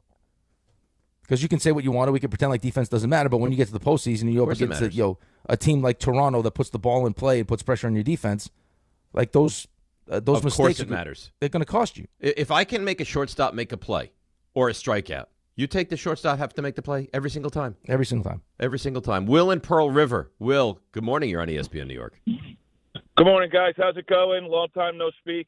Hey, listen, as frustrated as I am with the Yankees not getting a catcher or a reliever, I got to be honest with you. The Red Sox got fleeced for Rutschman. The three guys they gave up were better in quality than the three guys the Tigers got for Skubal. Would I have loved to got Skubal? Sure. When we sniffed around them early in the year, they wanted Schlittler, they wanted Rice, and they wanted Lombard. No, I'm not doing that. I'm happy with what they got. Do I think they can win a World Series? Probably not. Definitely if Judge can't come back. But, I mean, come on. What do you want him to do? The catcher that I wanted him to get wasn't even traded, the guy from the Reds. I'm not really sure what you want them to do. They went out there. They improved the team, okay? I think they're going to make some moves within the organization to improve their bullpen. They just came off a road trip where they averaged scoring like 2.5 runs a game, and they went 6-4 against quality teams. I mean, come on. I'm not really sure what more you want from them. Right, but that's the issue, though. But what you just said is the issue. In 6 of those games, the starting pitching ERA was less than 1, and you won 3 of them. I wanted them to make a move. Like, that's the problem. I wanted them to make a legitimate move. And, yeah, you can take the tact of Will and say the bullpen's going to get a lot better, but none of the experts thought they weren't going to address the bullpen yesterday. And you could say that you'll get Judge back, you'll get Stanton back, you'll get Bellinger back, so the catcher spot offensively won't be as glaring because you won't need that much. Sure, take that tact. Or you could take the tact of, I can't believe, again, the Yankees did very little at the deadline. Right, but you also, and again, beggars can't be choosers. You needed help offensively. Luis Garcia was a big bat that was available. It is a big bat. I like that addition. Right, that we weren't even talking about.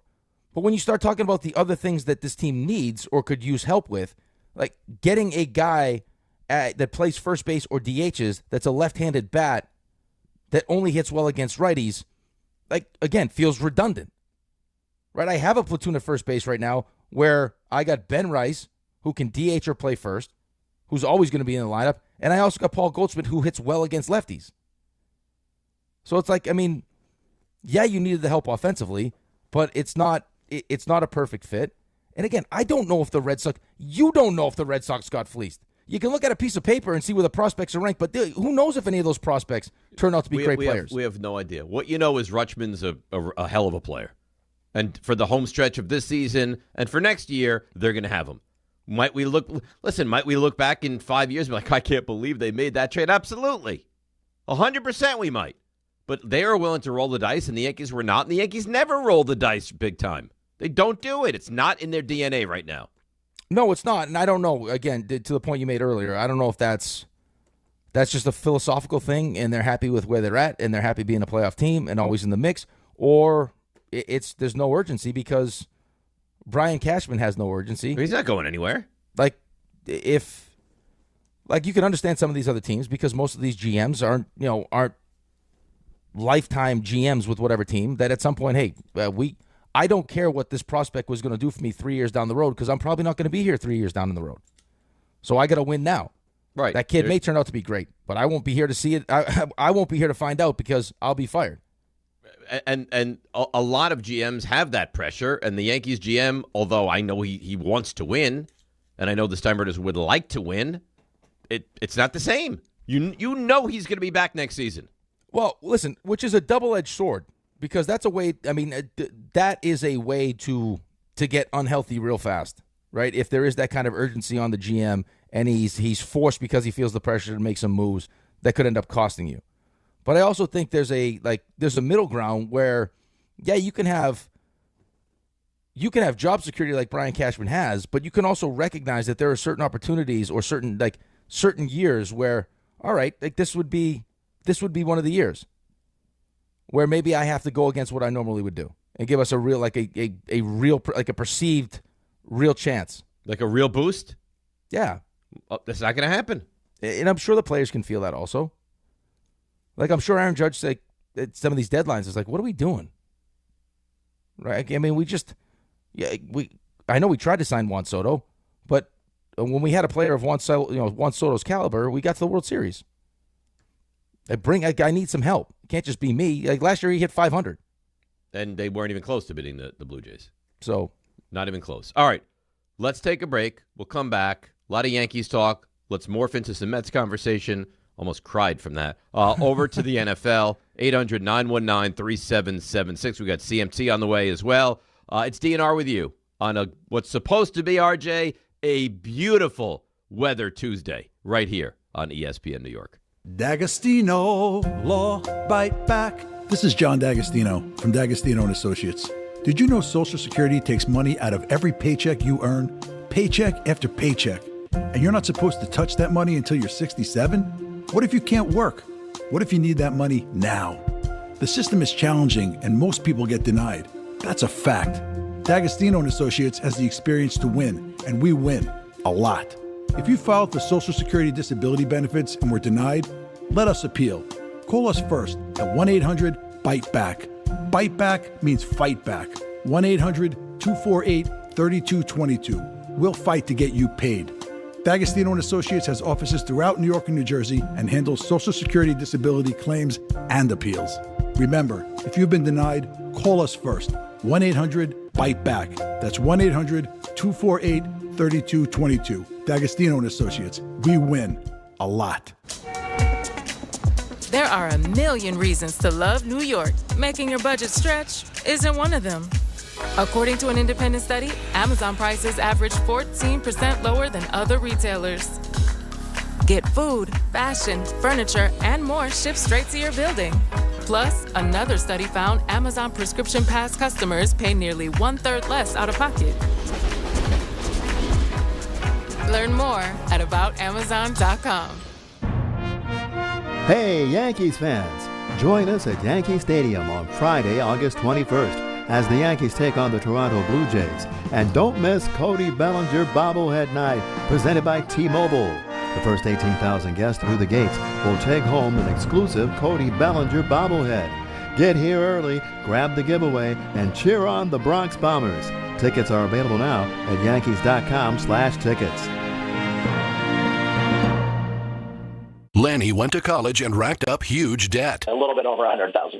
For a degree he couldn't use? Now what? I had a friend that went to my computer career. They even helped him get hired immediately after graduation. One of the things I love about IT is that you can work from anywhere you want. You could become an IT pro in just months, including cybersecurity and the basics of AI with zero experience at mycomputercareer.edu. My Computer Career, an elite CompTIA certification partner. It worked for me, and I know it can work for you. This is one student's experience. Individual results vary. Your ambition just met its match with Robinhood. You play for the win, not just on game day, every day. Channel that drive into your money. Robinhood puts you in control, all on one platform. You expect more from yourself. Expect more from your money. Get started today at Robinhood.com/yourmoney. Again, that's Robinhood.com/yourmoney. Your money, your move.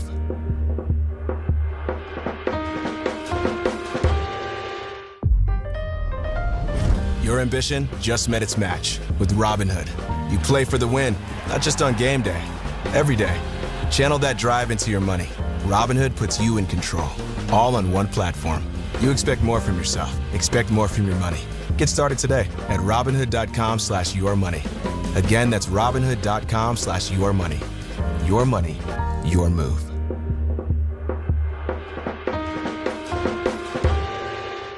My name is Whitney Allen, and I'm a widow. My husband, Ryan, died. We never thought we'd ever have to use life insurance, but the unexpected happened. With Ethos, signing up was fast and 100% online. You can get a quote in seconds, apply in minutes, and get same-day coverage. No medical exams, and you can get up to $3 million worth of coverage. I'm grateful we were prepared. Get your free quote at ethos.com/play. That's ethos.com/play. Paid spokesperson. Time spent on application may vary. Online health questions required.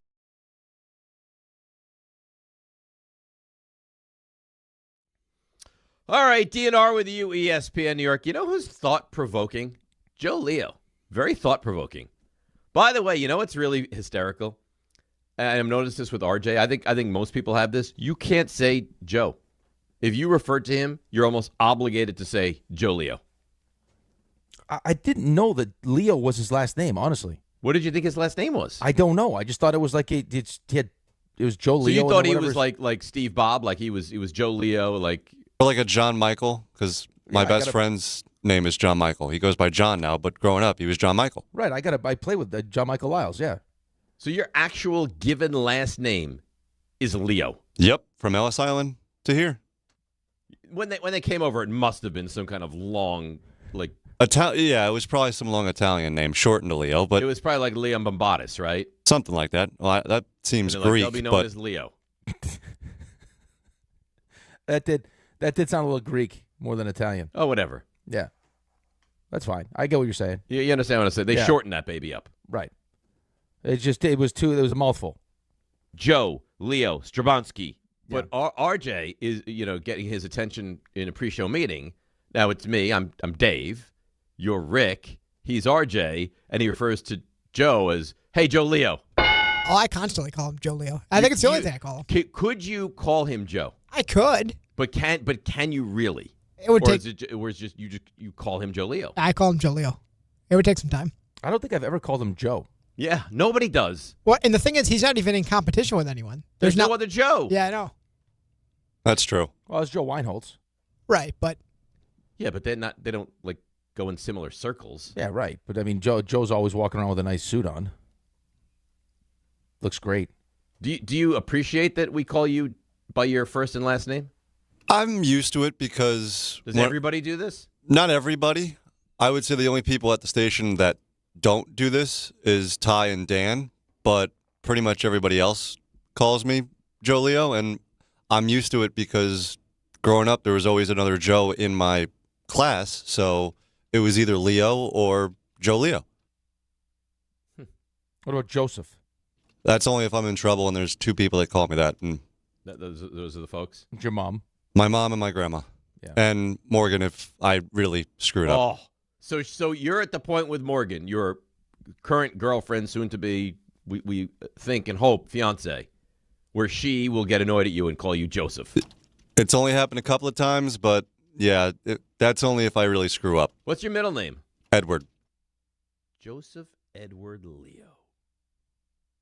It doesn't have the same ring. Joe Leo's really is. Joe Leo's is where it's at, yeah. And it's so short, too. 6 letters? It's beautiful. Anyhow. That's why it rolls off the tongue. And I mean, would you expect anything less from Joe Leo than to be thought-provoking when he has a full hour lead-in to his train? No. What time did you wake up today, Joe Leo? Same time as yesterday, 3:30. Bowl of cereal, nice What'd you shower. do? Bowl of cereal, pack the snacks? Packed the snacks, and then I went back because I fell asleep right as the Yankee bullpen was imploding, so I watched the rest of the game. This guy. All right, so you took in the rest of the game. You packed up those snacks. You made yourself a bowl of cereal. Read a couple of articles in The Athletic to Look at you. prepare for today. Look at you. So Joe Leo brings up a good point. Because I've heard this said, and I think this is fair. If Aaron Judge doesn't win a championship, is he the greatest Yankee to never win a title? And Mattingly's awesome, but I think the answer would be yes. Joe Leo took it one step further.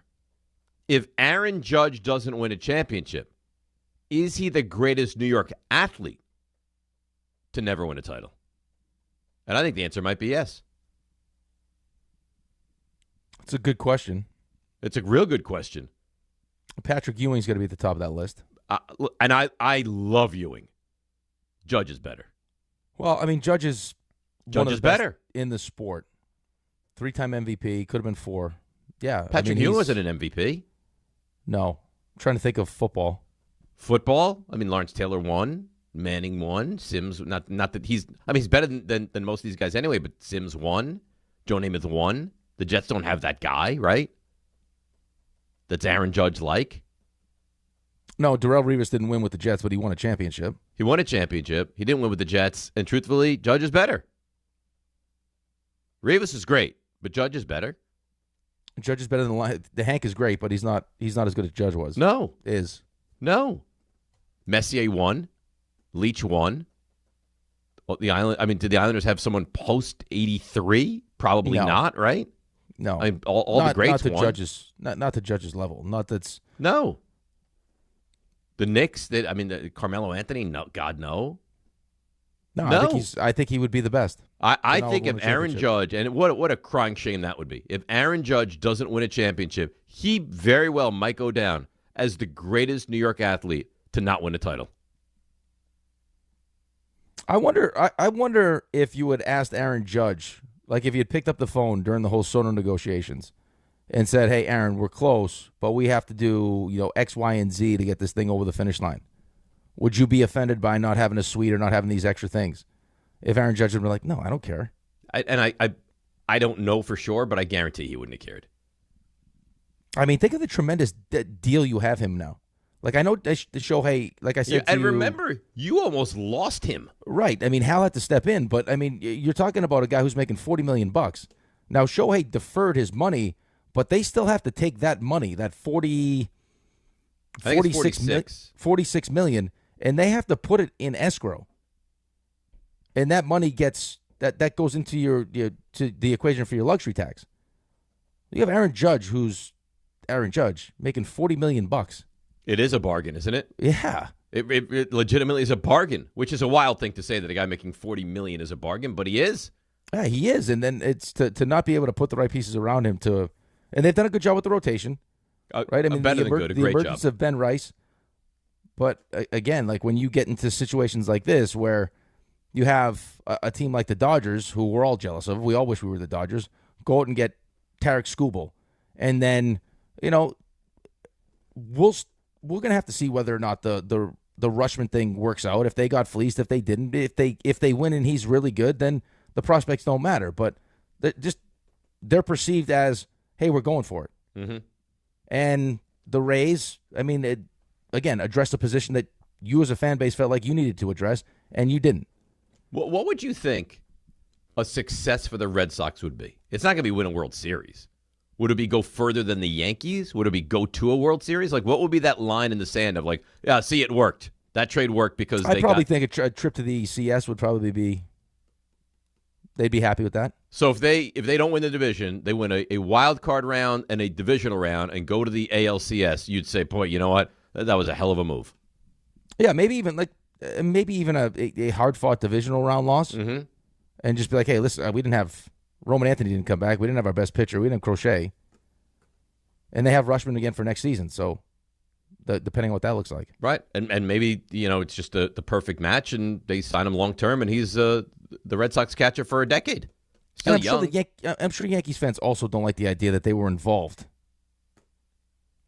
Like, rather than just be like, no, that wasn't something we were interested in. Like, they were actually involved. Well, how like could they not be involved? They were grinding away with that, and then, Red Sox are willing to do what it took, and Yankees weren't. And again, we don't know what the specifics of the deal were, but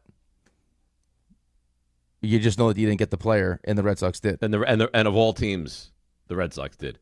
RJ, is it Deitzer? Is that right? You can ask him, but I believe I heard Dietzer. Dietzer, okay. But it is spelled correctly, I can tell you that. Buster by the water. Fantastic. Where's Buster? Wow, that's nice. Where is he? He's on ESPN. You're probably on delay. I'm on. Oh, yep, there it is. Yeah, there he is. He looks nice.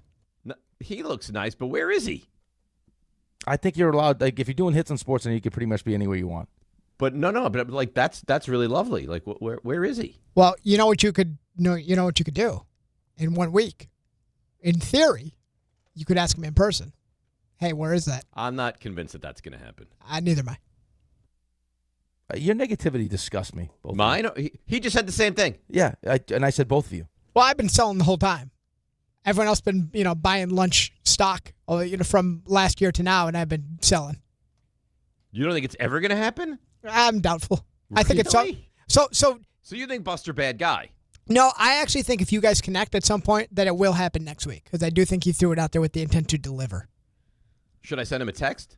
But why should I have to? Should I have to be the person? This is why it won't happen. That extends the olive branch for Emil Hio's me to be paid? He threw it out there. Ball's in your court. He said it himself. No. Extended. He threw it out there. I said I'd love to, and now it goes through yesterday's conversation with not a mention. This is now on me? Well, yeah, it's been on you because you were the one that keeps bringing it up. This is why I keep selling. Right. So I should text him and say, hey, about the meal you owe me, are you going to pay it off next week? I think that's the only way it gets done. Don't say it like that. All you had to do on Monday was like, hey, Buster, before we let you go, because I'm going to be off next week and I'm trying to figure out my plans, are we still on for lunch? Buster will be there. If you lined it up with like a time and we know the place, he'll be there. I believe that. But I don't think you're going to be the one to take the next step. I have to now initiate. Oh, yeah. And you don't think that's a little bit wrong? I mean, he should have said something on Monday. I think he did his part. So he dangles the carrot, and then he pulls it back, and now the ball's in my court. Right. Yep. I don't agree, but you know what? I'm going to reach out. It's like if you're out with your wife, and she offers, hey, when we get home, she's done her job. Now you got to make sure that once you get home, a licky boom boom down. You got to capitalize. Uh-huh. Like the chances you walk into the door and she just rips your clothes off. I mean, we're all married. That's probably not going to happen. Nipple pants? You got to be ready. Stop, Joe. Honey, remember what we talked about at dinner. Right. Bring all your Johnsons. You bring it back. You make the move. Uh-huh. Yeah, it's on you. So this is like a lovemaking session with Buster's, what you're saying. Yeah, he's got his bosoms out. Uh-huh. They're like Sydney Sweeney style. They're hanging out. Tara Reid and her bosom popping out. Now you just got to stick your face in between those bad boys. All right. You know what? I'm gonna text him. That a boy. Ask him where he is. Hey, Buster, we just saw you on SportsCenter. Where you at? Maybe. I start with that. You might creep him out. Hey, where are you? You up? No. I say, hey, what a great backdrop to your live shot. Where are you this morning? That's nice. Nice icebreaker. There you go. Then he says, hey, I'm wherever. And then I followed up with, how about the lunch? No. No, not how about the lunch? Where's the lunch? You got to play it cool. Yeah. He's so needy. Just, hey, I got tomorrow. I get next week off. Trying to figure out my schedule. Or do I just jump right to it? No, backdrop. Backdrop? Yeah. Yes. All of a sudden, Joe Leo's an expert in this. You don't say anything for 15 minutes. Now, yes, do that. He's all carved up. He's got his full bowl. He had a full bowl of cereal this morning. Cut it. What's your go-to cereal, Joe Leo? I was going to ask that question. Go-to cereal has to be Frosted Flakes for me. Oh, you're such a child, aren't you? I am. I missed the Rick. Yeah, because it might be the most unhealthy cereal there is. Rick, the first time Cookie around, Crisp is unhealthy. when I worked with Rick the first time around, like 10 years ago, he'd bring in all the best cereals every morning. We'd have a pre-show bowl of cereal. Yeah, it's delicious. Nice. I ate a whole box of cereal the other day. A whole box? Whole box. That's not that hard to do. I feel like I've done it before. They've gotten much slimmer. You know what's very nice also? The Cinnamon Toast Crunch. Yeah. That's a great one, too. Lucky Charms. Ugh. Not a huge Lucky Charms fan. I'm trying to think if I could have one cereal right now, what cereal it would be. The Frosted Flake is nice.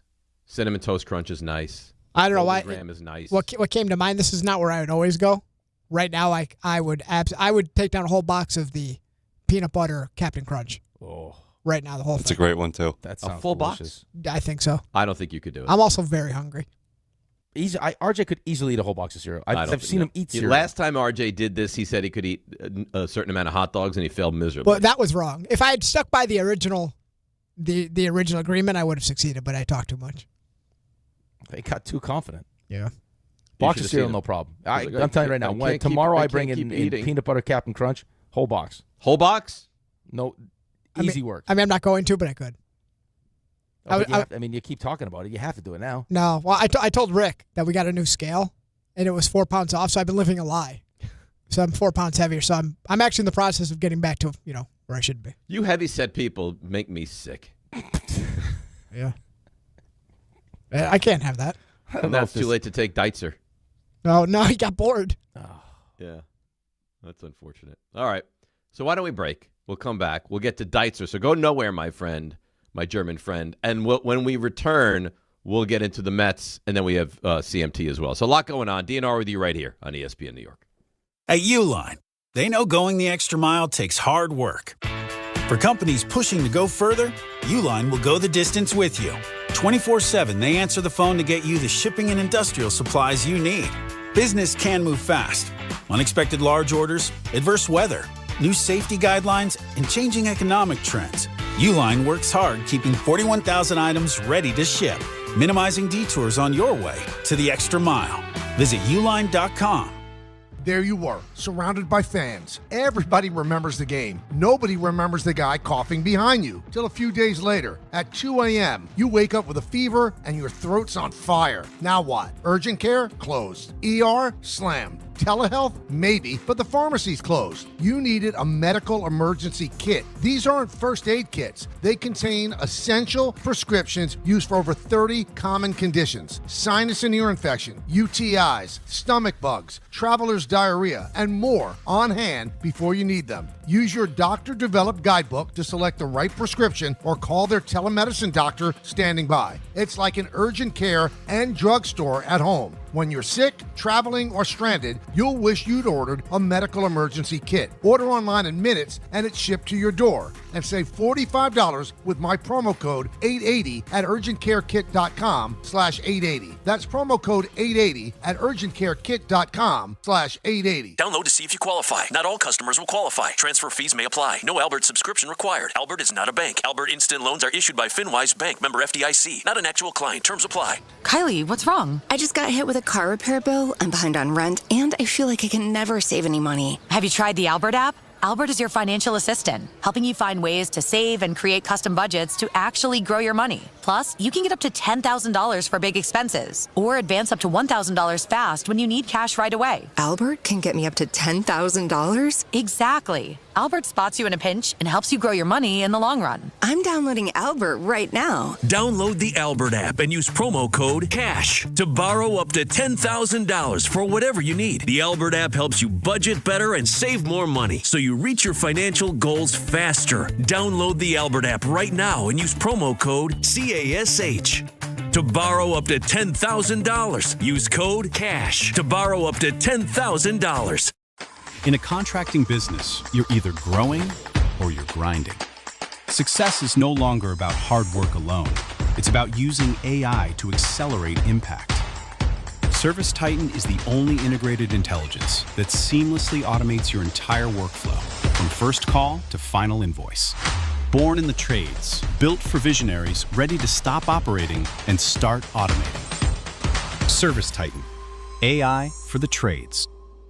Progressive knows you think the grass is always greener, like maybe you ride a motorcycle. But today, it's raining. So you wish you had an RV, but if you did, you'd have to listen to some guy parked next to you at a campsite play his acoustic guitar. Now, before you start wishing you had a boat, remember, your brother-in-law would invite himself every weekend. Permission to come aboard, Captain? But one thing that is greener is the money you could save when you bundle your RV, boat, or motorcycle with your home or auto with Progressive. Progressive Casualty Insurance Company affiliates and third-party insurers. Not available in all states or situations.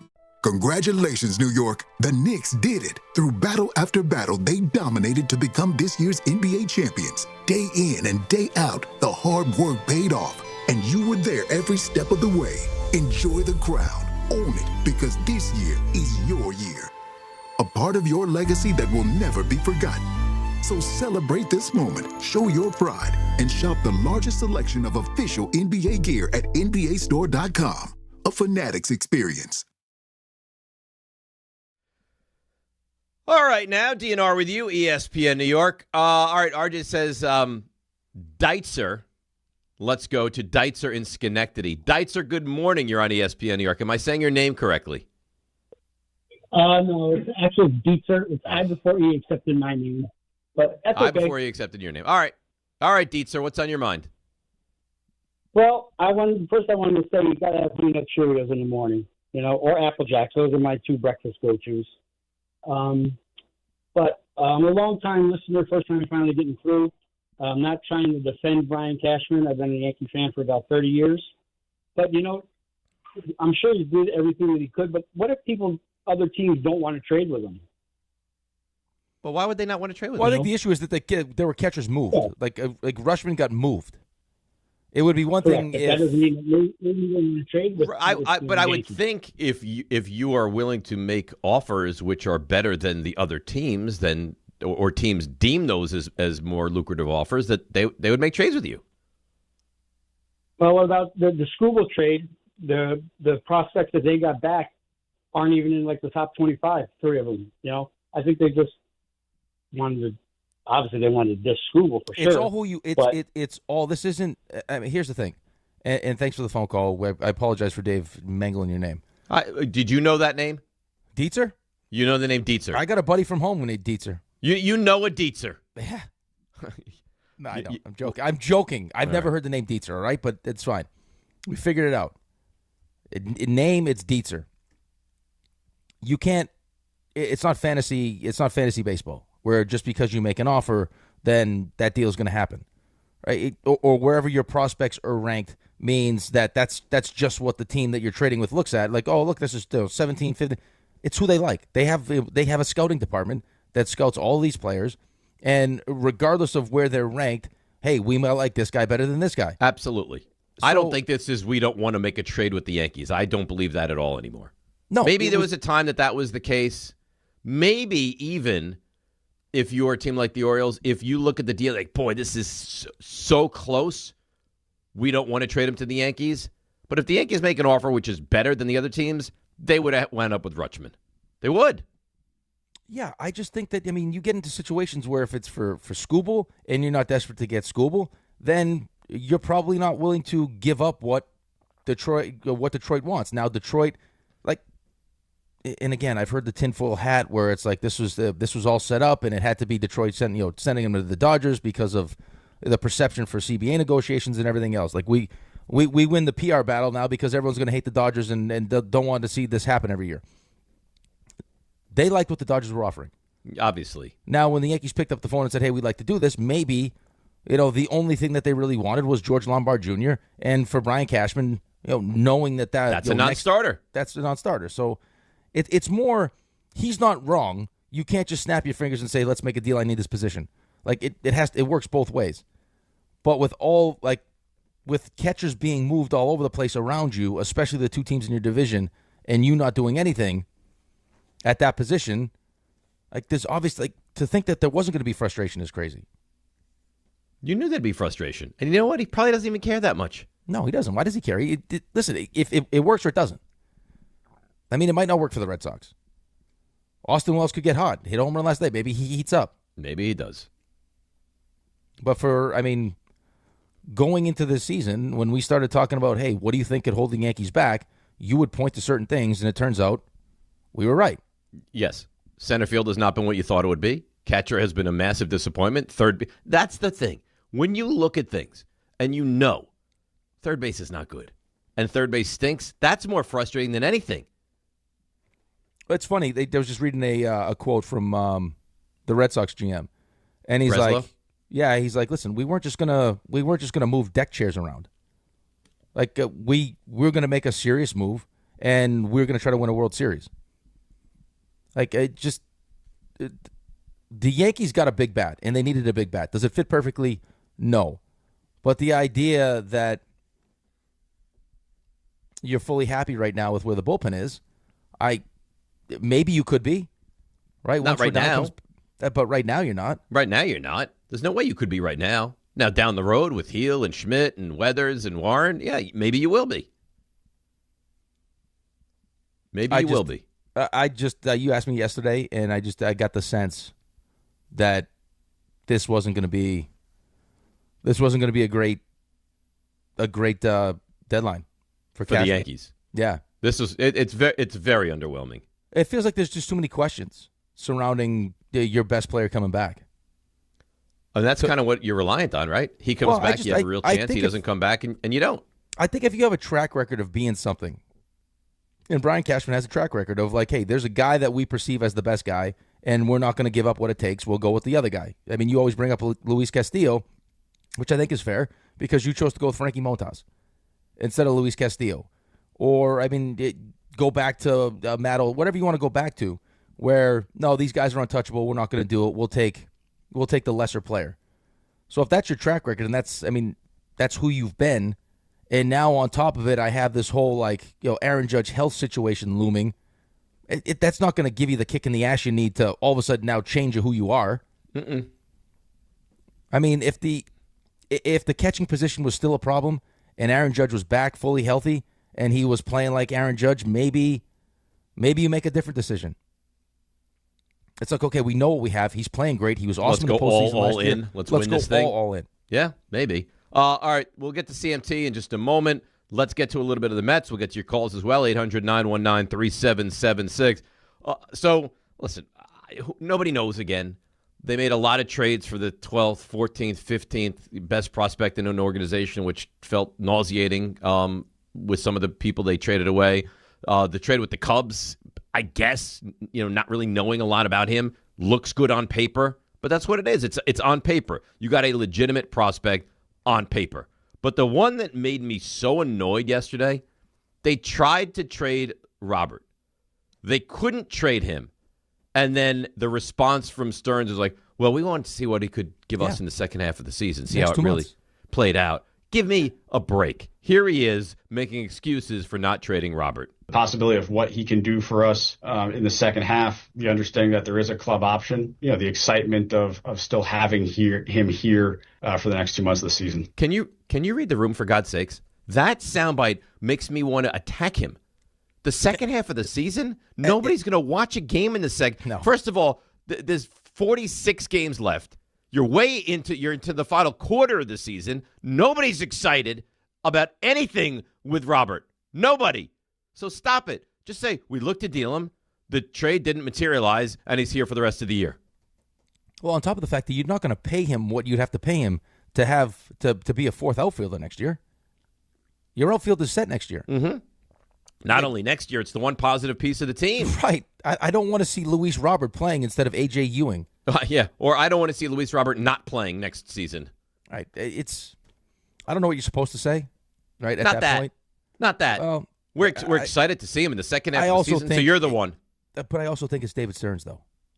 Yeah, can you read the room a little bit? Yeah, but I don't know if he's capable of reading the room. Does he not realize that people hate him right now? They hate him. I know, which to my point, I don't even know what he could say that would make you hate him less. Like, he's taken a team that was in Game 5 of the CS to all of a sudden now winning. He's ruined them. You're right. And being a full seller at the deadline. And the best part is, while also expecting to be competitive again next year. Right. He thinks they'll be competitive next year. Has to be. They're very excited to see what Robert can do. Right, but not thinks. There's no thinks involved in this. He has to be competitive next year. If they're not a playoff team next year, he's out. You think? It has to be. Okay. You can make the argument that he should be fired now. Oh, I think he should be fired now. If you're talking about now wasting 3 years of Juan Soto, not making the playoffs, how do you think Juan Soto feels right now? Oh, he probably feels sick. I think he probably feels sick, and Juan Soto's an interesting guy. He's an interesting guy. But I think he's probably sick, and that he's probably like, I know, but the problem is that even if you were, and I'm not saying this is true about Juan Soto, but just like if you were the kind of player that was focused mainly on you, right? It's like I get into a locker room or I get into a clubhouse, I go about my business, and I'm about my performance. If we win, great. If we don't, as long as I play well, whatever. Playing on a bad team, even if you're having a good season, is still not great. It's right? terrible. You're still not going to get like the attention that you deserve for having a good season if you're on a terrible team. No. I mean, Juan Soto, as great as he is, he's hurt now, but he's irrelevant. Right, but Juan Soto, if this team was legitimately fighting for a playoff spot, and he was healthy, having the kind of season that he was having, he's right there in the MVP conversation. He's awesome. But now, I mean, he's dealing with an injury. Who knows if he comes back? Why would you come back? This is going to be an absolute train wreck. I just didn't I had some people yesterday, which frustrated me, and it gave I got the Jets PTSD, which is like, oh, this is great. We got this guy. I'm like, no, this is not great. None of this is great. This was not how this was supposed to go. I agreed with you at the time about the Jets thing, that this was not the intent. But at least I can look back now and be like, man, they got a lot. They did. Right? You didn't want to do that. You had to do it. You were forced into doing it. But you look back in retrospect, you're like, they did get a lot in return for Sauce and Quinn and Williams. I don't know what the Mets did. Did the Mets get a lot? I don't even know that the Mets got a lot. I don't think you could get a lot for some of these guys. Well, here's the thing, though. Here's the thing, though, is it's much easier in the NFL because those picks are going to be players that you're going to watch play college football. Right? You're excited about the opportunity. Like, hey, we have 3 first-round picks from this. I know this guy, this guy, and this guy. I know exactly who the quarterbacks are going to be.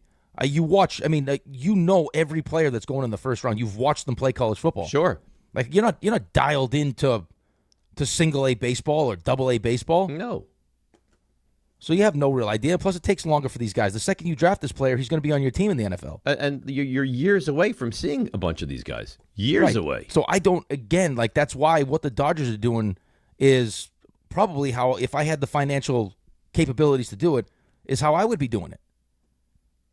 Like I have already assembled a team that's capable of winning a championship, and these other prospects that we're developing are years away from helping this group of players right now. Yeah, I mean, I know that annoys me from the people that you ran into yesterday, and they're excited by this, because I don't know how you could be excited by anything that David Stearns is doing. I just think they've been beaten down so much that they're like, yeah, what are we playing for now anyway? Let's get something. Well, that's fine, but I don't know how it could excite you. Like, this is great. We got the Cubs' number 2 prospect. Because they read these articles. Guys from the Rays, and ugh. Because they read articles.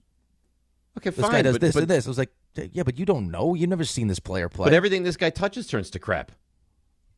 I mean, he's just shown that he's bad at his job up to this point. Which is amazing.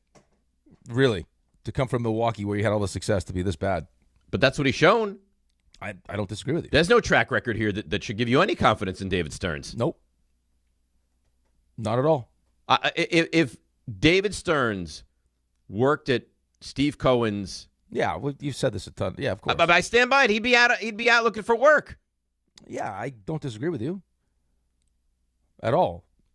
I I'm shocked that it's gone this bad this fast, especially with the level of excitement. It's not easy to do also. Well, and it's not just player moves. It's the decisions coaching staff decisions. It's letting Jeremy Hefner walk. Right. It's your first base coach that you wanted to mess around with and not pay. It's all of it. It's bringing back Mendoza with a completely new coaching staff on a 1-year deal and then letting him linger when you probably should have fired him sooner. It's all of it. It's amazing. It's been an absolute from.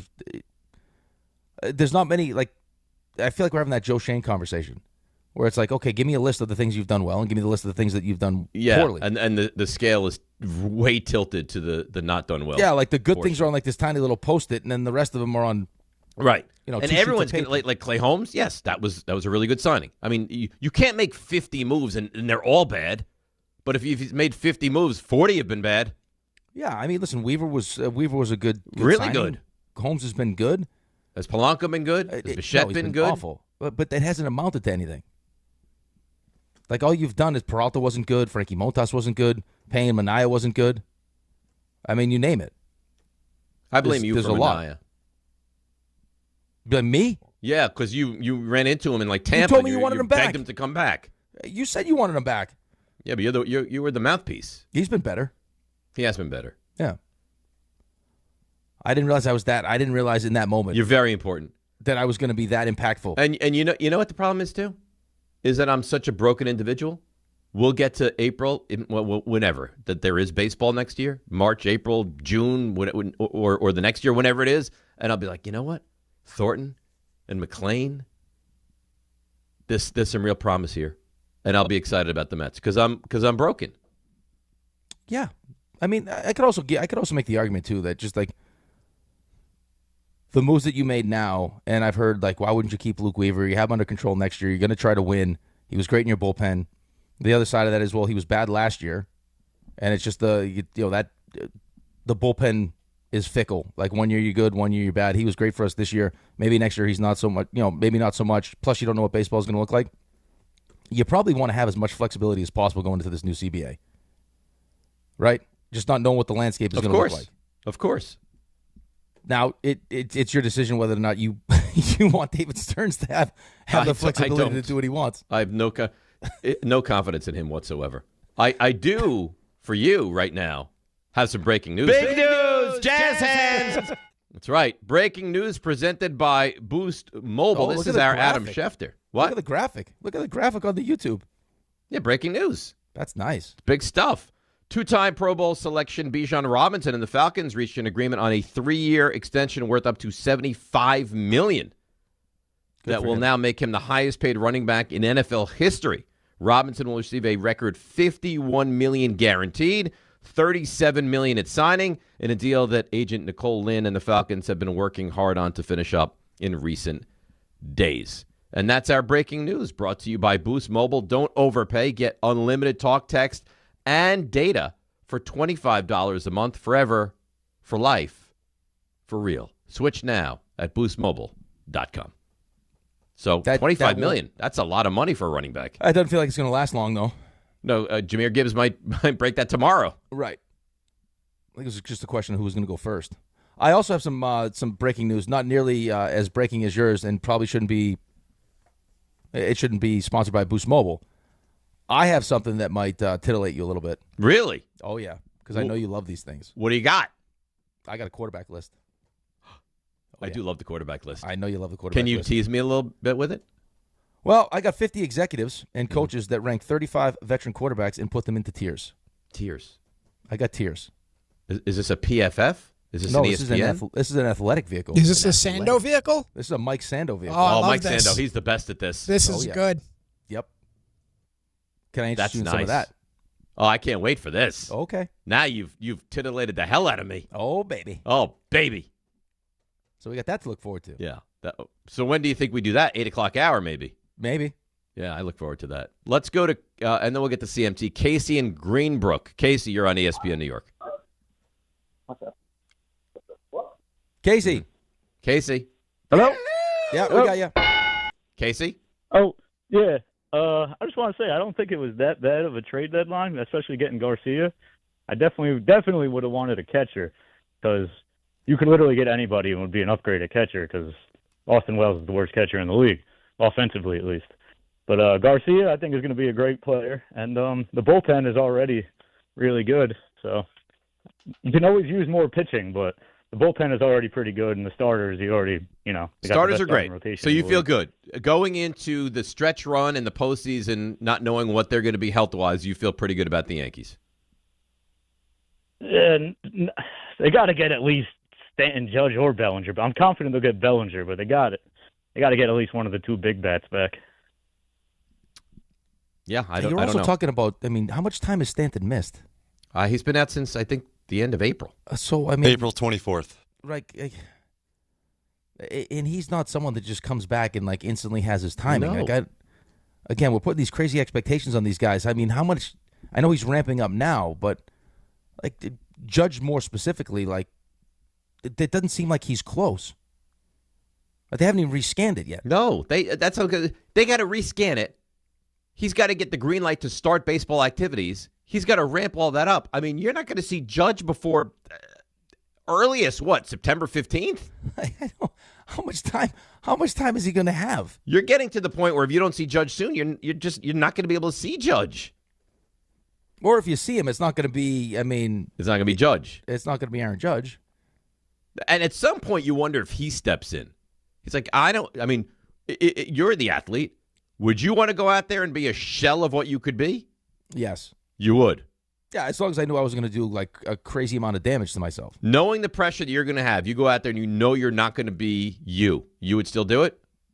Yeah, because you couldn't tell me that I wasn't going to be me. I would have to see for myself that I wasn't going to be me. Okay. You're listening to DiPietro and Rothenberg on WHSQ, WCBS FM HD2 in New York. RJ? Hi. How you doing? Good. Good. How do you feel about your Yankees? Not good, but not as bad as some people, but not good. I got an interesting text from Anthony Pusick. Okay. He said, I think Neighbors week 1 way more likely than Judge being back by September 15th. I don't have a counter. We don't know what we don't know, right? So maybe. From that Cashman sound, I think he's right. Joe, do you not think that Judge is going to come back? From the Cashman sound that we played earlier, it doesn't sound great, but if he does, I don't think it's going to be till the second to last week of the season. That's what I said. I said September 15th. I think they're back timing it. I think they're asking him, how long do you think you need to get ready? Because he's not going to be 100%. What is the minimum amount of time that we could squeeze this to? Where you go out on rehab, you spend a couple weeks on the minors, and when you does have the to minor league season end though. Oh yeah, when does it? It's September. So by the way, guys, so there won't be any. You're right. The regular season doesn't even go to the end of September. It goes to September 27th. Yeah, you're right. So we are not. It's not like we're 10 weeks away. I agree. I think he's closer than we believe, but I have nothing. I think Cashman's approach tells you that. Listen, I do think he's coming back.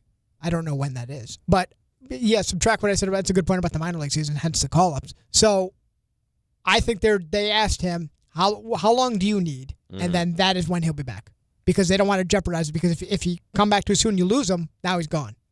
So I also think that they probably don't care how much time he has, as long as they get him back. Yeah, but they're going to be able to run him out there, and he's going to be as Aaron long as Judge. we get him back, and we're not risking he goes out there, makes a play or has a swing, and we lose him for good. He's back. We'll take 65-70% of Aaron Judge over anyone anyway. Yeah. What concerns me the most, and now I could be completely off base, is the idea, and maybe it's just the location of the fracture, is that the doctor that you're using specializes in thoracic outlet. Mm-hmm. And that would be the absolute last thing you'd want to have happen is he comes back, something happens, and then that's the result of it. That would be awful. Right. And then if you have baseball next year, he misses, part of next season? Because I got to believe if it's like, hey, this thing is healed, but you could crack it again, and then we'll have to go through the same process, and you'll have to wait for it to heal during the offseason. Aaron Judge will come back if that's the worst case, because he'll want to play. He'll want to be with his guys. RJ.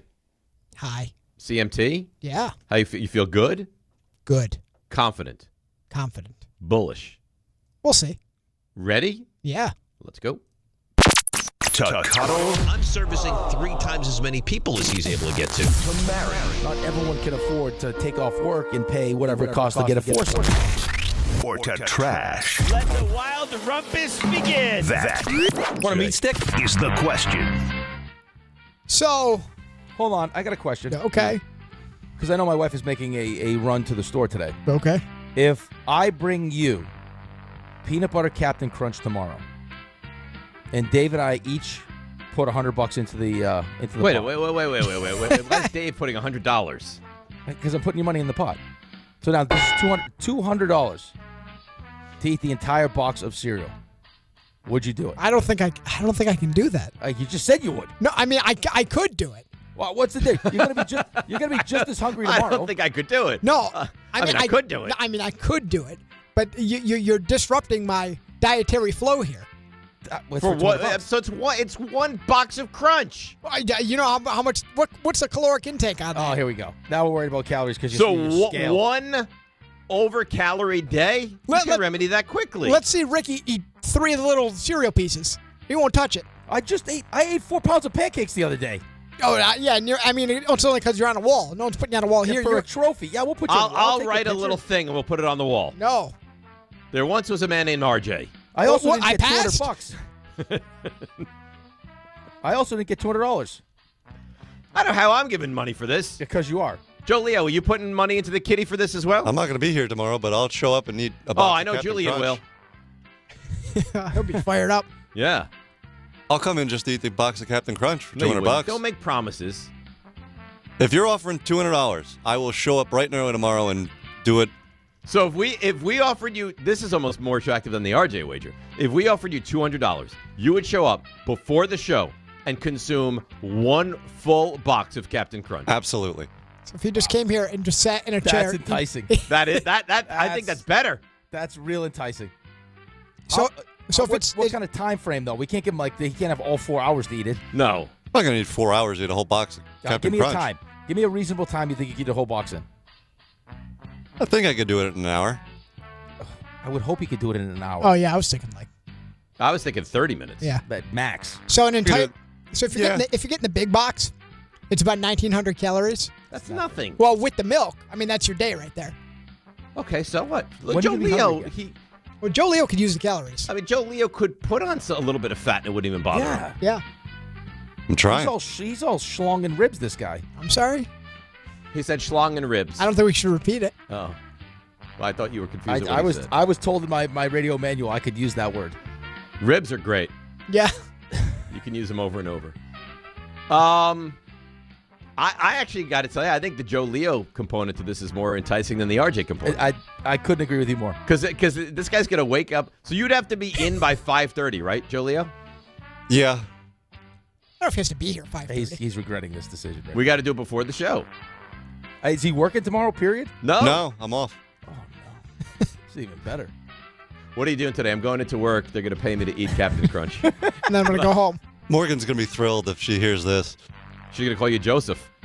No, because this is beneficial. Yeah, this could go towards the funds. She's just going to shake her head that this is stuff that I can actually get away with at work. What does Morgan do? She's a school psychologist, so she's actually benefiting society. I'm here eating a box of cereal for $200. Although you're going to go right into the lab with her. You think you could eat 2 boxes, Joe?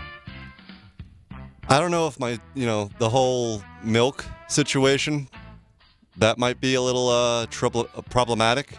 How about if we got you some soy milk? Almond milk. Yeah. Almond milk, yeah. You have any nut allergies? No. Let's go with nuts. Leave that there. I think we go a full box, and you have full box, 30 minutes, milk of your choice. Yep. I think I could do that. All right. We have someone that can get some video of this tomorrow morning. Well, I was going to do it.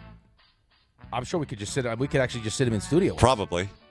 Yeah. Yeah, I think if this were to happen. I think if we take the camera like we just do the check-ins on Joe. Yeah, I think if this were to happen. Or we just do a 3-screen. Yeah, well, you just started at you imagine someone tuning in for the first time? Who's that guy there that never talks? Outside eating cereal? What's going on here? Why is this guy not talking? Oh, man, I wish we had more time. Can we have him dressed up as the captain? While he's eating the Captain It's probably going Crunch. to cost you. Yeah, you're gonna have to up the price. Oh man, I gotta see if Amazon can get one of those here. Captain Crunch costumes. Are you working on Thursday, Joe? I am. Oh, maybe. But that loses his appeal because he's using his day off. That's what I'm saying.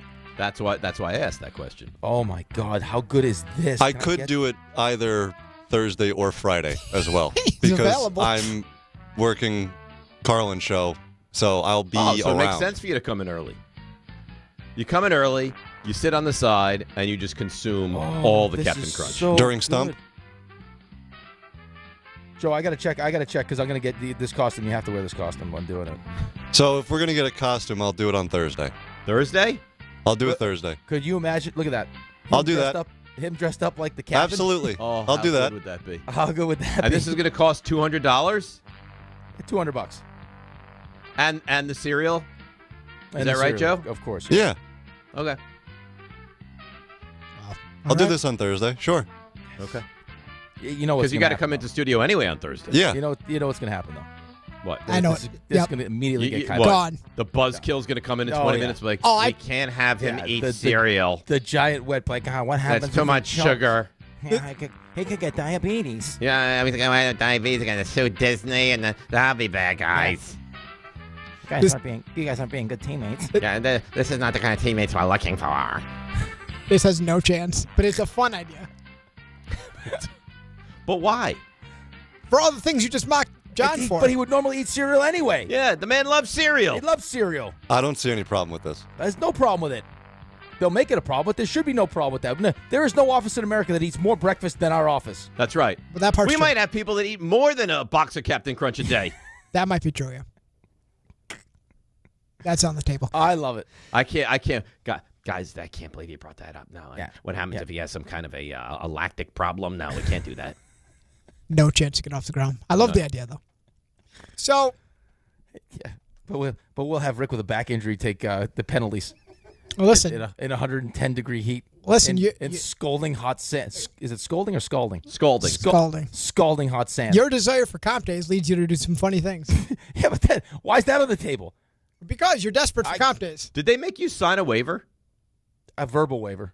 A verbal waiver? Yeah, it was a handshake agreement. Mm-hmm. Maybe we can get one of those for Joe And then Leo. the so-called shower that I was going to be provided was a pond behind the net. It's like a kiddie pool. I give you credit because you kind of sussed that out right from the beginning. Like, where am I going to be able to shower? And you knew right along that was always going to be a problem. And all they had to do was get you there and then say, yeah, I don't know, you figure it out. Yeah, you figure it out. Go figure it out. Here's the net. Here's the soccer ball. You shower the way you see fit. Go jump in this little pool over there. Right. So, a lot of Yankee talk this morning, obviously. Brian Cashman taking a lot of heat. And I know it's tough to know exactly what the path looks like now because we don't know the standings. We don't know exactly where everyone's going to shake out, how many rounds the Yankees might be playing in. But we're going to put that aside, the unknown. And I'm going to ask you, where does this season end for the Yankees? Does it end before the ALCS? Does it end in the ALCS? How bad would that be?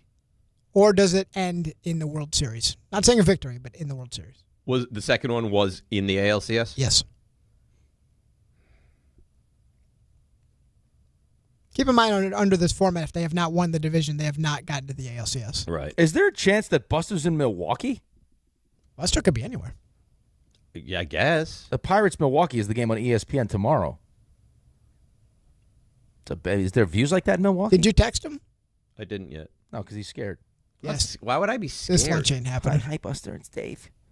Why have you not coming to me? Do you think? You know what, RJ? Now you're doing voices. Why have you not maybe you'll take me to Peter Luger's?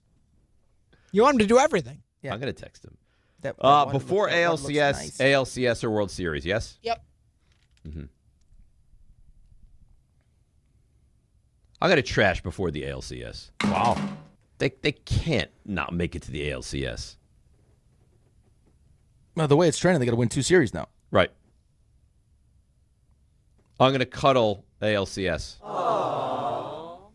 I'm going to marry World Series. I still think the starting pitching, what they're going to be able to do with the bullpen, and the hope of guys coming back buoys the Yankees to the World Series. Wow.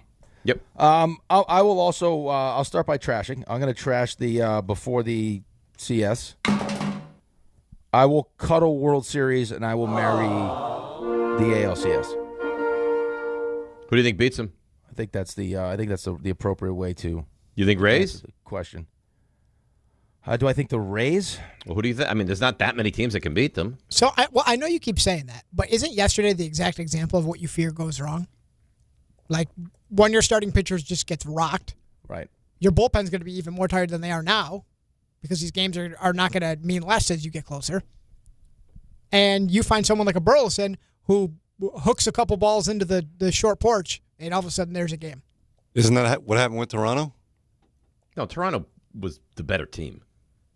But they bludgeoned Max Fried immediately. But they beat you up. That series wasn't all that competitive. I think the concern with the bullpen, too, is Bednar's been great and Hedrick's been great. A lot of guys have been great. Right, but this isn't Hedrick's track record of being this good. Correct. Right? And the more you use them down the stretch, Paul if we're going to continue to play these close games down the stretch, and it's going to be all high leverage, and you're going to go back to your best guys over and over and over again, by the time you get to the postseason, what does this look like? Yeah, I mean, so who can beat the Yankees, RJ? You said I think a lot of teams can beat the Yankees. Can the White Sox beat them? Yeah, why not? You really? Come on. Is it possible? No way. See, when you say things like that, there's no way.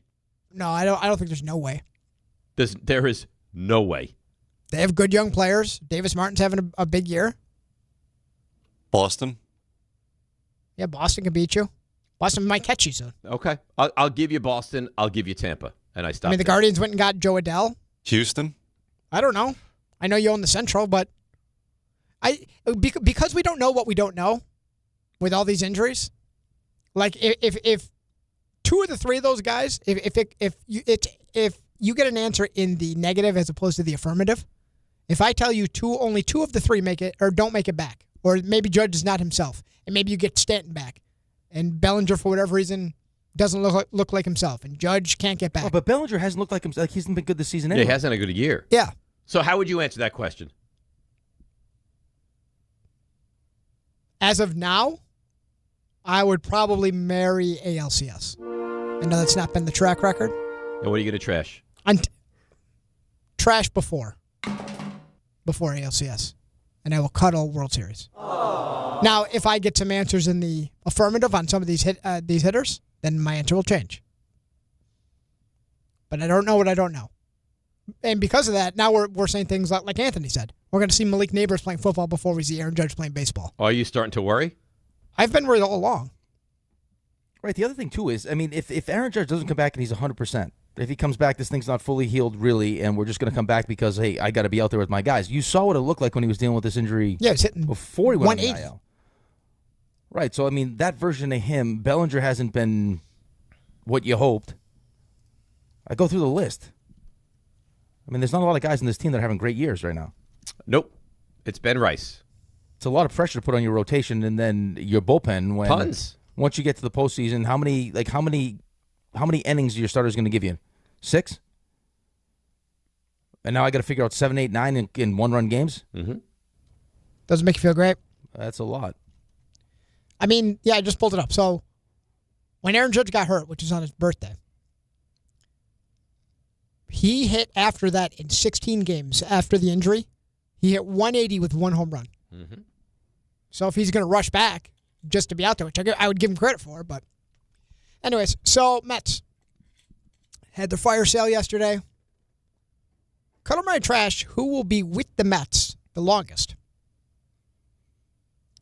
Would it be? Well, and by the way, that's the other thing, too, is Schlittler was lights out against the Red Sox. Like, you still had Schlittler. You had Rodon and you had Fried. The only difference is you don't have Garrett Cole, and Judge hit 500, and you lost to the Blue Jays. He got beat up by the Blue Jays. But I don't think that there's a team as good as the Blue Jays this year in the American League. I'll tell you right now, the Red Sox are playing that well. They're playing great. I don't know how long that lasts, but still. They're playing great, and if you have to go to Tampa, that's a different ballgame. Right. Tampa at home's a problem. Tampa on the road is not good. Right. So the Mets. Mm-hmm. Do we have to do this? Yeah. RJ, what do you want to torture us? No. I just want honest answers. Honesty brokerage, if you will. That's my company. Honesty Brokers. LLC. Would it be Francisco Lindor, who's got 5 years left? What is this? Who's going to be here for the longest? Yep. Mm-hmm. 5 years left and Juan Soto, and a no trade. No, Juan Soto's not on the list. I assume he will be here. Would it be Bo Bichette, who signed that 3-year, $126 million deal with opt-outs every year, which includes after this year, and then you Get got 2 paid more. to opt out. What a deal that is, huh? Yeah, he's not going anywhere, I wouldn't think. Or would it be David Stearns, who I've been told is going to make it to the end of his contract, which has the rest of this year and 2 more. Lindor, Bichette, Stearns. And Lindor does have a no trade, but at some point... Who's here the longest? Yes. But you wonder if at some point he lifts it himself. You're up. Yeah, lifts it himself, but we're also talking about, we could be living in a world with a cap. Could be. Who's taking that deal? Well, if you're willing to buy some of it down, maybe the Mets have to get under a cap. Also. You're up. I'm marrying who stays the longest. Mm-hmm. I think the marriage one for me is easy. I'll marry Lindor. Yep. I will cuddle.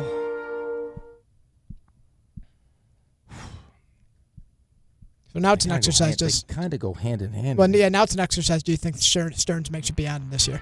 Right. Beyond this year? Well, next year. Well, this year. Yeah, will he be here next year? Yeah. I'll cuddle Bichette. I'll trash Stearns. To me, Lindor feels like it's the easy answer, the easy marriage. You did poke around. Nothing happened. I don't know who would want that deal, too. I don't. That deal, but if you do buy some of it down, there could be a team out there that's like, you know what, fresh start, perennial all-star. But what do you to buy it down to who's actually your spend money on? What are you then? replacing it with? Just got a short start from the Pirates. Outside of getting off the slow starts. Sammy Stafuro is an A-ball. Right, but he's not jumping in to help you win. David Stearns needs to be a playoff team next year. I'm going to marry Lindor, and I feel confident with that one. I can't see Bichette opting out. I'll cuddle Bichette. I'll trust her. So I'm with you, but it feels like there's too much smoke for this not to be a fire between he and Soto. Like, how long can you continue with your 2 biggest stars? Reportedly, allegedly, really not liking each other even a little bit. It feels like if they had any semblance of like a manager that could actually control a clubhouse, that it wouldn't be such a big deal. Or if they won more. Yeah, I think winning would be the magic elixir. So there's always a team that goes worst to first in the NFL, division-wise. Seeing a lot of Giants. Oh, well, they're on the list. You're in luck. Cuddle Mary Trash, the most likely to do so. They're all in the NFC. Would it be those Giants? Maybe the Cardinals. No, they're not on the list. Would it be the once sexy, perhaps still sexy, Detroit Lions? Or would it be very, very trendy pick, the New Orleans Saints in the South? Back to me, yes? That's right. You're Dave. All right, I'm going to trash the Giants. Wow. That's right. This is all an act now, RJ. It's not an act. We are dialed in. Throwing us off the scent. This is... I'm going to trash the Giants. I'm going to cuddle the Saints. I'm going to marry the Lions. You could smell the bull crap. Nope. Yeah. Smell it. Not an act. You were reading your mentions, and now you're course correcting. It's sad. Not an act whatsoever. It's what I believe. Disgusting. This is not the year. Now, you want to ask me this question in a year from now? I think we have a real chance to win the division. This year, we will not. All right, but he didn't ask you next year. So you're planning on finishing last again in the division? Oh, wait, that wasn't the question. It was last to first. So you think they're more likely to finish last than first? Oh, I don't think either. All right, but he can't ask you the same question next year if you don't think they're going to be the last place team. Team most likely to finish second or third. Yeah. I think maybe we'll have a chance to... I think we'll be better than Washington, maybe. 65 or sooner. I just smell it. It's gross, really. You'll get there. I answered it the same. I'm going to answer it the same. Yeah, because it's the right answer. And finally, here we go. I don't think this has ever been done, actually. Here we go. No, well, what do you got? Well, what do you got? This actually is not for you. Oh, thank God. Or Rick. For Joe Leo? Yeah. Here we go. Joe Leo. Yep. Baby. Okay. So Joe Leo, concluding his mini 2-day run here with us I guess he could be back on Thursday to eat a box of cereal, if that's allowed. But, Joe Leo, on your last day, so if you burn a bridge, you could, just napalm it. You just got to get through the next hour and a half.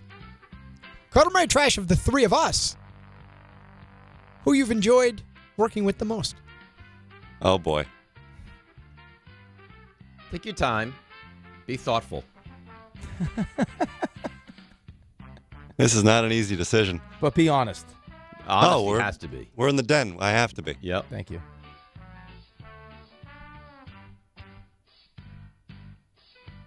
Walk us through what you're thinking. I'm gonna. I think I'm gonna start with the cuddle. The cuddle. I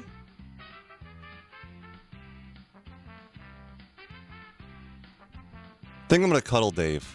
Oh man. Yeah, but at least you got see now it's all, that puts me in a real tough spot. Yeah, now it's all or nothing. Yeah. And, wow. This is. I'm sensing that I'm gonna get trashed here, and I don't like it. I mean, he does spend the most time with RJ. What does that mean? That could make him. That could They make could it go worse. the other way. Yeah, go the other way. And Rick did offer him. But that would be awkward. Rick did offer him hundreds of dollars. Could change. This could change on Thursday. And a beautiful costume. I mean, I don't think that helps. Why? You think you would take the costume and then wear it at home after the... No chance. Like cosplay? I think I might, if I do keep it, I think it might potentially make its way back for a Halloween costume, but that's the only other time that I'd wear it. Multi-purpose. Would you give out cereal if you wore that as a Halloween costume? I think you'd have to. I think I'd have to go on like a Captain Crunch horde and just give out all types of like the Christmas berries, all berries. What if you dressed up as Captain Crunch and Morgan dressed up as a bowl? Not a spoon, just a bowl? No, just a bowl. That'd be interesting. Yeah. Fill it up. So you're cuddling me. I'm cuddling Dave. I think I'd rather be trashed. Why is that? I don't know. Actually, it's like a tie in hockey. Who wants this? You know what? Because of the Captain Crunch costume and Rick's willing to put up the money. Oh no! I'm changing my I was answer also here. putting up the money. Not willingly.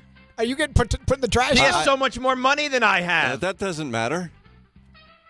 I'm gonna trash Dave. They give him money every year for doing nothing. You were already cuddled. I'm gonna cuddle Rick, and I'm gonna marry RJ. Now I'm trashed. You played your way right from cuddle to trash. You know what? I'd rather be trashed. I'd rather be despised than be like, meh. So you hate me? I don't hate you. It just follows the suit of others. I'm at Joe's in-laws, just cuddled up in that high school bed, right up there. The things he says about you, Joe Leo. I'd say nothing. You're marrying him? I ask him nice questions. How's things going? When are you going to pop the question? I'm very inquisitive. To be fair, I'm cuddling Rick and marrying RJ. Oh, to be fair, I've known you longer than you've known Rick.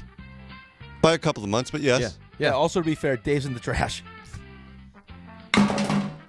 But Rick's never big-time me before. So. Wow. I never attempted to sign him and his girlfriend, ever.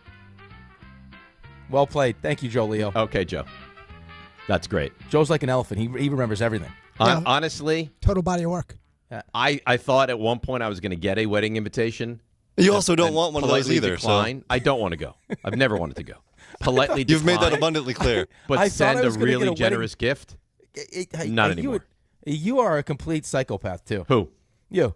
Why? It wasn't like, I thought I was going to get an invitation so I could come celebrate you and Morgan and have a great time with everybody. I was hoping to get an invitation so I could politely decline. No, I was going to politely decline and then send a generous gift because there's no better win than that. Unless you actually want to spend time with a person. How much time I can spend with Joe Leo at his wedding? Oh, I mean, but just not Joe Leo, everybody. I don't know these people. Did you say, there's no possible better outcome than that? I mean, going to the wedding and actually having fun is on the table. No. Politely decline and then send a generous gift. I think in a perfect world, Dave would have had a wedding, invited 250 people, just his family shows up, and everyone else just sends gifts. No, I wouldn't have wanted that. But that's what you just said, the best possible outcome No, is. but the people I feel truly close to, I would want to go. Who are those people? Jackson Dart? John Harbaugh. I'm not getting married now. Jackson. John Mara. What did you Jackson name was your like hands? a toddler. No, but I'm saying if you renewed your vows or something. I don't know. I'd have to think it through. Lawrence Taylor. Just all former Giants. How great would that be? Oh, It's just one long table, all Giants. hey, here's a question. I was speaking of Giants. I told you I was watching the two Bills the other day. Yeah, I didn't hear that. I didn't know you were watching that. Yeah, I love that. I watched it. This like It's the third time terrific. I've watched it. It's unbelievable. We're not going in there. Do you think that Parcells ever felt the way about like Belichick being carried off the field by the defense? Did that bother him at all? I've never once given that any thought. I didn't either until I watched it again. I was like, I know it. I tell you who I know it bothered. I know it bothered Mike Ditka. Did it? With Buddy Ryan. Oh, I know that, yes. Yeah. That's been documented. Well, Parcells was carried off also. Yeah, So- but I think that was that the game when they won the Super Bowl? Yes. Yeah, but I think in a game before that, that Belichick They carried got off Belichick? Yeah. Yeah, I don't know. It's a good question. I would just because that dynamic seems like an interesting dynamic because it's Yeah. like it was pretty, and Belichick had said it like he was the head coach. Like I mean, if there's something he wanted done, I would do it. He was the head coach, and then to have all of a sudden the players carrying your They loved him. defense- They loved him. Yeah, right. They loved He's him. a genius, man. No, he really is. All right. Let's take a break. We'll come back. You got your list ready to go? List ready to go. List ready to go. This is my list ready to Okay, go. what we All talking right. Let's take a break. Come back, and the list is ready to go. DNR with you, ESPN New York. Prizes, flyaways, even cash money. You want it? We've got it. Find a list of all contests and official rules by visiting ESPNNewYorkContests.com. That's ESPNNewYorkContests.com. This is the Michael K. Show. I think that when you watch a team every single day, I think we get more of a harsh perspective because teams that are having quote unquote good years, the injury decimated Yankees play those teams and they seem to handle them quite well. Maybe things are not as bad as we all think they are because we're watching them every single day. The Michael K. Show, weekdays at 1 on ESPN New York and streaming live on YouTube. Presented by the Parisman Firm. If you've been injured in an accident that wasn't your fault, then you need a lawyer who knows New York's unique personal injury and workers' compensation laws. At the Parisman Firm, they have decades of experience handling all types of accident cases and a proven track record of delivering huge results. Their team has already recovered nearly $1 billion for injured New Yorkers. From construction to car accidents and slips and falls, they've got you covered. Call the Parisman Firm now at 718-WORKERS, where your case is their cause. Get the justice you deserve today. There are a million reasons to love New York. Making your budget stretch isn't one of them. According to an independent study, Amazon prices average 14% lower than other retailers. Get food, fashion, furniture, and more shipped straight to your building. Plus, another study found Amazon Prescription Pass customers pay nearly 1/3 less out of pocket. Learn more at aboutamazon.com. Miller time. People think it just happens, but that's not true. You know what you gotta do? You gotta go say hello with some beers. Make the plans. Forget the couch. Go to that thing. Play the game. See them in person. Talk to that stranger. Live a little. Small acts of rebellion that bring us together. Because legendary moments start with a light. It's Miller time. Celebrate responsibly. 2026 Miller Brewing Company, Milwaukee, Wisconsin. All right, let's see what's happening on the roads. Here she is with the update. It's Debbie Duhane. Hi, Dave. Hi, Rick. On this CMT Tuesday, let's see what's going on. We still have delays on the 4 and the 6 trains because of some earlier fire department activity at Astor Place, Metro North. 30-minute delays on the New Haven branch. Inbound GWB, 75 minutes into the upper, 20 to the lower. Lincoln 35, Holland 40. Watch for delays on 287 East, exit 4 into White Plains with a collision. Sponsored by the New Jersey Department of Health. Public Health works behind the scenes, making sure your food and water are safe, preventing diseases from spreading, and so much more. One mission working for you. This is Public Health. Learn more at nj.gov/health. I'm Debbie Duhame on 880 ESPN New York. Rich Eisen here with some advice. If high-interest credit card debt is grinding you down, it might be time to call an audible with a SoFi personal loan. It consolidates your debt into one low monthly payment with no fees required. And with as soon as the same-day funding, you can make the right play fast. Call an audible on your debt today at SoFi.com/debtplay. Loans originated by SoFi Bank N.A., member FDIC. Terms and conditions apply. NMLS 696891. Fast funds terms apply at SoFi.com/debtplay. Skechers elite athlete OG Anunoby has been making history on the basketball court. Anunoby tips it in. Unbelievable. What a shot. He's been balling out in Skechers high-performance basketball sneakers, and the world is noticed. But how does OG train off the court to keep in peak physical condition? Hands-free Skechers Slip-ins Aeroburst. They help prepare OG for the physical demands of playing at a championship level. Get your pair of Aeroburst for only $165 at a Skechers store, Skechers.com, or wherever high-performance running shoes are sold. All right, DNR with you, ESPN New York, as you roll along on a Tuesday. I heard Connor Rogers is going to join us tomorrow during the show. Yeah. Yeah. I was texting with Renan yesterday. I said, give me some updates. He said, offense. Look like garbage. Looks awful. So that's not good. That's not great. No, that's not good. He did say Arvell Reese looked amazing. Like a real problem. Yeah, he said a real problem. He also said Isaiah Likely is going to be a real problem.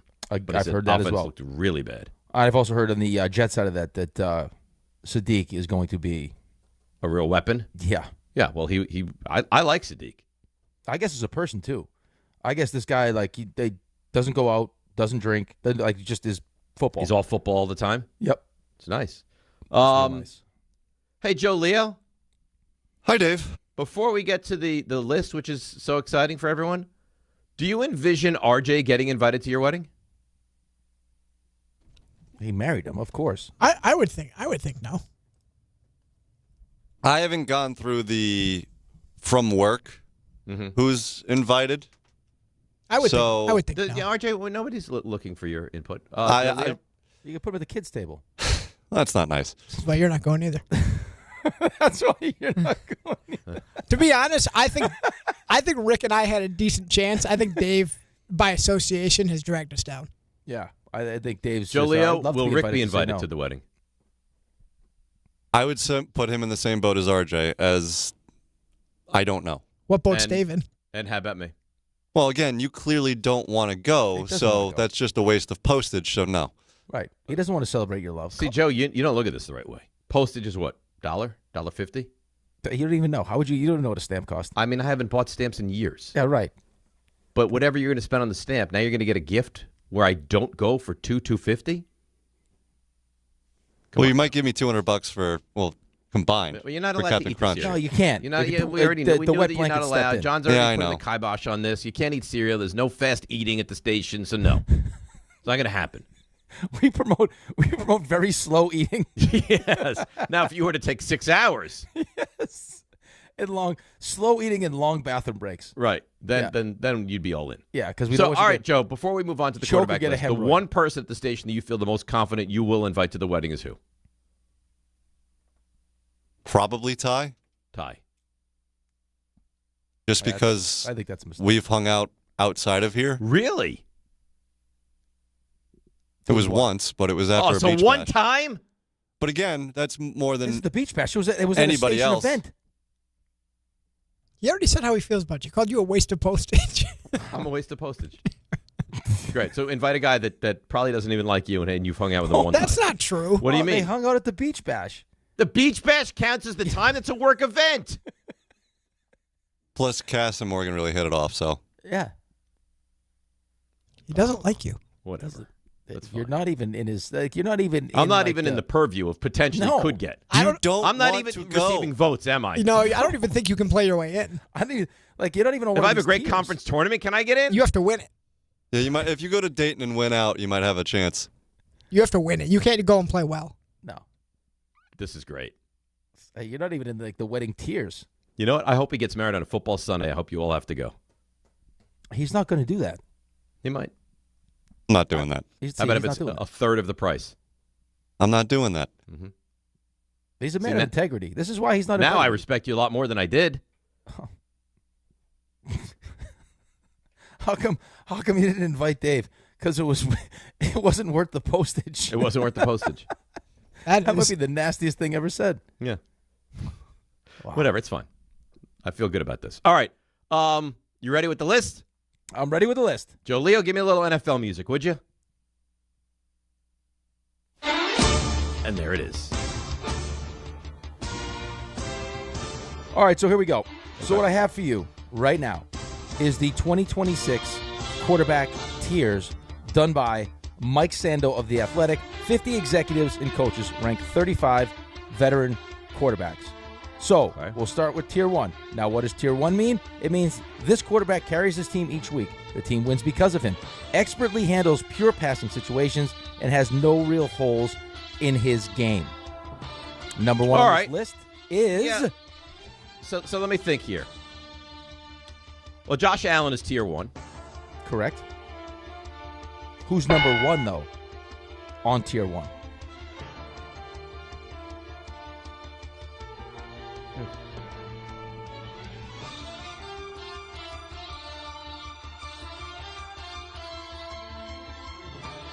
Number 1. I mean, RJ, you think Mahomes going to be Tier 1, right?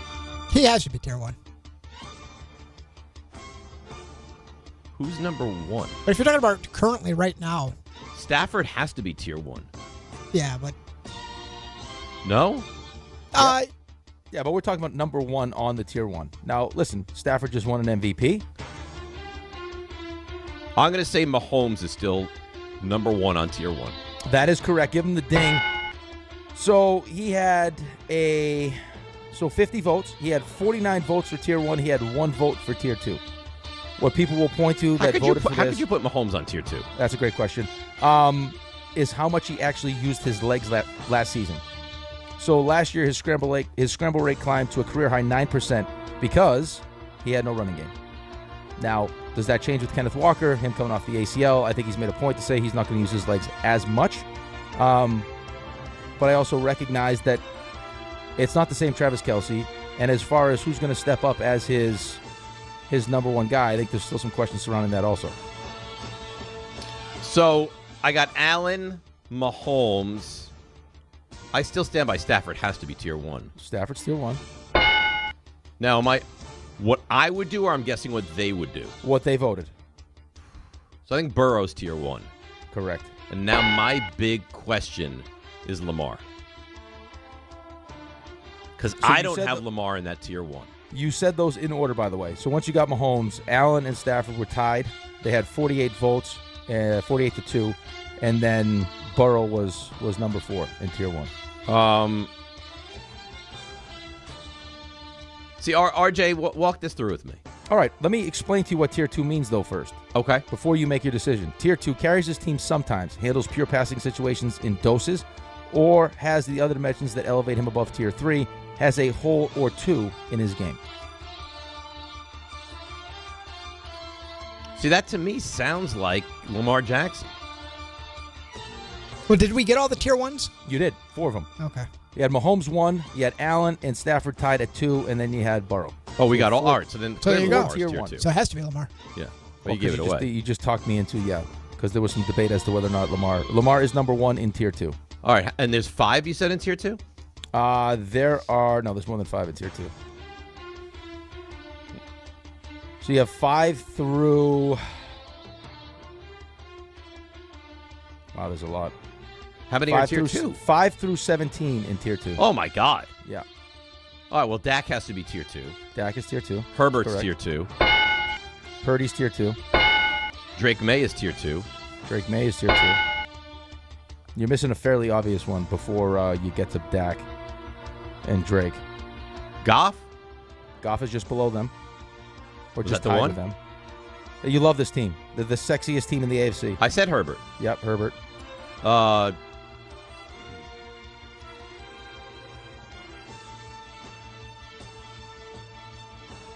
how many more remain?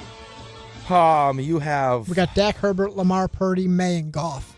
You got 1, 2, 3, 4, 5, 6, 7. 7. Oh, do you think Sam Darnold is a tier 2 guy? I don't know. Just won the Super Bowl. He did. Back-to-back good years. So maybe. I would put Darnold tier 2. Darnold is tier 2. And also knowing that we have to meet a quota here, RJ. He's towards the lower end of tier 2. He had 32 tier 2 votes and 18 tier 3 votes. How about Caleb? Caleb Williams, also tier 2. How many are we looking for now? We got like 5 more, 4 more. 5 more? Something like that. Baker Mayfield, tier 2. See, I wouldn't put Jalen Hurts, but Jalen Hurts is probably on tier 2. Jalen Hurts is the last quarterback in tier 2. He got 25 votes for tier 2 and 25 votes for tier 3. Jordan Love? Jordan Love is also tier 2. Getting down there now. You guys How many missing more? One. Trevor Lawrence. Trevor Lawrence, also tier 2. He's 16th in tier 2. Yeah, one more. Kind of forgotten after what happened last year, but still. Jaden Daniels. Correct. Jaden Daniels is the last tier 2 quarterback. That's nice. All right. So here's what we do. Now we got, there's how many more tiers? I got tier 3 and tier 4. Tier 3 and tier 4. We'll get to 2 more tiers next. DNR with you, ESPN New York.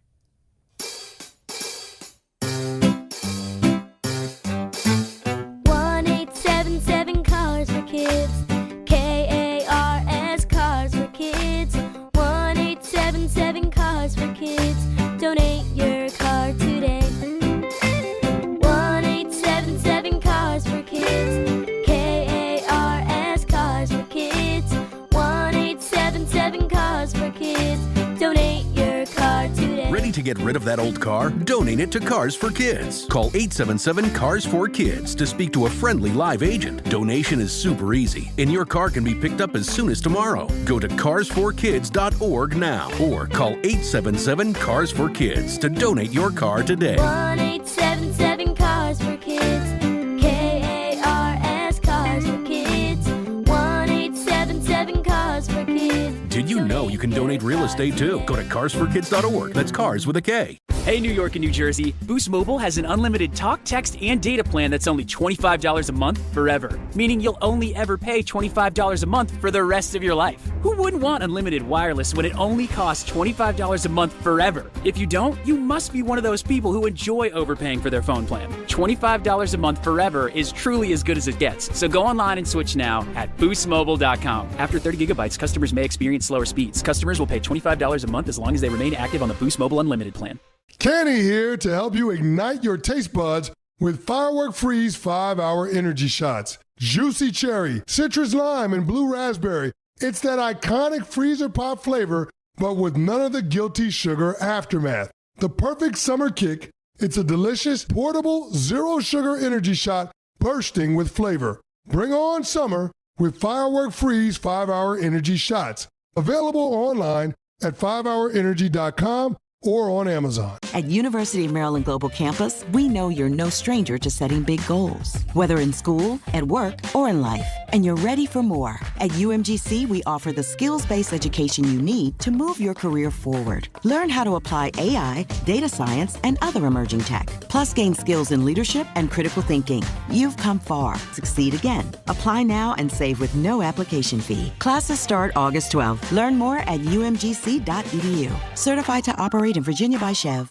Congratulations, New York. The Knicks did it. Through battle after battle, they dominated to become this year's NBA champions. Day in and day out, the hard work paid off, and you were there every step of the way. Enjoy the crown. Own it, because this year is your year. A part of your legacy that will never be forgotten. So celebrate this moment, show your pride, and shop the largest selection of official NBA gear at NBAstore.com. A Fanatics experience. Professional football in America is a special game, a unique game. Oh, yeah. Oh, Joe Leo. On Earth. It is a Joe Leo, you're scratching my itch, baby. Play it, make it so. DNR with you, ESPN New York. Oh, Joe Leo. You know what? You've never been sexier than you are right now. If I don't get invited to the wedding, I still might get you a present, Joe Leo. Wow. Yeah. That was really well done by you. Mission, all it's going to take is some NFL music. That's all it takes. That's it. Very simple. I wouldn't say that. Very, very simple. No. Oh, absolutely. Don't sell yourself short. Well, you think I'm complex? I think there's some complexity to you, yeah. Really? Yeah, I think you like what you like, but I think you're also, you have other interests, I think, that go beyond football. Season 10 of Curb, by the way. Right. Streaming. Oh, yeah. Serial killers. I just watched the one last night where the Jets killed Carl. Yeah, killed dead. Have you seen that one? I've seen it all, yeah. It's so good. All right. So last we talked, we did the first 2 tiers for the NFL quarterback list. That's right. What are we, about halfway through? Like as far as just numbers-wise? I think you got 17. You got 17. That's correct. Okay. How many Tier 3 quarterbacks are there? All right. So Tier 3, we're going 18 to 28. Oh, so it's a lot. 18 to 28. Now, the definition of a Tier 3 quarterback is as follows. Legit starter, but needs better running game or defense to win. Lower volume drop back passing offense suits him best. See, I think Jackson Dart cannot be a Tier 4 quarterback. Jackson Dart is, in fact, a Tier 3 quarterback on this list. He is 24. How about CJ? He actually got 2 Tier 2 votes. Oh. Really? Yeah. How about CJ Stroud? CJ Stroud is also on this list. He is number 20 on this list. Don't love, but has to be. Tier 3 is fair. Bo Nix. Bo Nix is number 1 on the Tier 3 list at 18. Number 1 on the Tier. He actually got. There was a panelist of the 50 that gave him 1 Tier 1 vote. That's ridiculous. Yeah. How about Cameron Ward? Ooh. Cam Ward. That's an interesting guess, RJ, and he is in fact on this list. Is he? Just below Jackson Dart at 25. He actually got more. He actually got more Tier 2 votes. He had 4 Tier 2 votes, but also had 21 Tier 4 votes. How about Bryce Young? Bryce Young is also on this list. Bryce Young is 22. Well, there's no way Aaron Rodgers is a Tier 4 quarterback, so I'm going to go with him. That's correct. He's number 19 on this list. What do we need, like 5 more? What do we think about Daniel Jones? Daniel Jones. Congratulations, RJ. He is just below CJ Stroud at 21 on this list. That's well done. Actually had 8 votes for Tier 2. I don't think that's crazy. Nope. Daniel Jones played well last year. Played great till he got hurt. He broke his leg and then blew out his Achilles. So we're basically lopping off. I mean, unless there's a redundancy with a backup somewhere, the worst, what'd you say, through 28? So 4 quarterbacks in the league? So who are we putting off the list? Like J.J. McCarthy, if he's on this list, would have to be a Tier 4. I guess there could be a redundancy there. They could have McCarthy plus so here's the question. Kyler. Kyler, yeah. Kyler, I think, is 3. Kyler's got to be 3. That's correct. He's number 23 in the list. All right, I got a 3 for you. Okay. You just talked about them, or RJ did, about being a kind of a sexy, worst to first team. How about Tyler Shuck? This is the complexity of Dave Rothenberg. He is 26th on the list. Now, here's the question, RJ. We're missing 2 more from this tier. Is Geno Smith a Tier 4 quarterback? I'm fighting with that Probably, one. right? So here's who I think is still up for grabs in terms of starters. Are we assuming Tua is going to start? Tua, I think, will start. Depending on his back, yeah. Tua is not Tier 4. Well, here's who's left, though. Geno. I don't think so. Malik Willis. Did you say there's 2 more? Yes. I think there's a pretty obvious one that you're missing. There's an obvious one that we're missing. That is not. There's Cousins out there. Mendoza's out there. All right, so it's going to be Cousins. It can't be Mendoza. Right. It's going to be Cousins. It can't be Cousins and Tua. Jacoby Brissett's out there. Ooh. I'll tell you that Cousins is on the list in Tier 3. Cousins is Tier 3. Yeah. See, Brissett's a good one. Which is interesting because, Cousins actually got 26 Tier 3 votes, and he got 23 Tier 4 votes. All right, so we're missing 1 Tier 3, and the rest are 4 and beyond. Yeah. So who's I would say who's our nomination? But Tua, here's the thing. Brissett, I think, shouldn't be a Tier 4, but there's no way Tua is Tier 4. And we're only looking for 1. That's right. Tua. Correct. Tua is now. I don't 26. agree with this, but Tua's right. Tier 3. And then how many are Tier 4? Tier 4, we have, so this is an unproven player, not enough information to classify. A veteran who ideally would not be a full season starter. You got 29 through 32. So I got 33. Geno. Sorry, 34. Sorry, 35. So I got Geno. Got Geno, yes. Geno is currently on the Tier 4, number 30. Do I have both Cleveland quarterbacks? Deshaun and Shador? Deshaun Watson is 31. Shador is 35. So I'm looking for how many more now? You got 1, 2, 3. 3 more? 4 more? I don't agree with this, but I obviously Jacoby Brissett's going to be on this list now. Jacoby Brissett is on this list. Which I do not agree with. Willis? Willis is number 1 on this list, yep. Really? I guess he had to be. I forgot about him. So one of the executives said this is a former GM, showed glimpses, but I don't know what it's going to look like in Miami. Oh, I got one for you, RJ. This is an RJ special. J.J. McCarthy. That's right. Yep. Number 34. And how many more are there? I believe you have 1 more.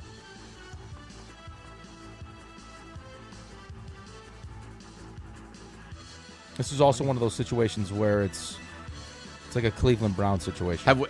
Have we seen enough of Mendoza, or you can't No, you you can't haven't put seen him him at because he's never played? No, you haven't seen him at all. This is someone you've seen. And Michael it's also, Penix. That's correct. All right. And there you go. That's the 35 quarterbacks, all tiered 1 through 4. You surprised at all that Patrick Mahomes is still number 1 on the top? Am I surprised after I the am. season? Yeah, I'm not surprised that he's a tier 1, but he's okay. So who would you put as the top quarterback in football right now? I'd probably take Josh Allen. Yeah, I would agree.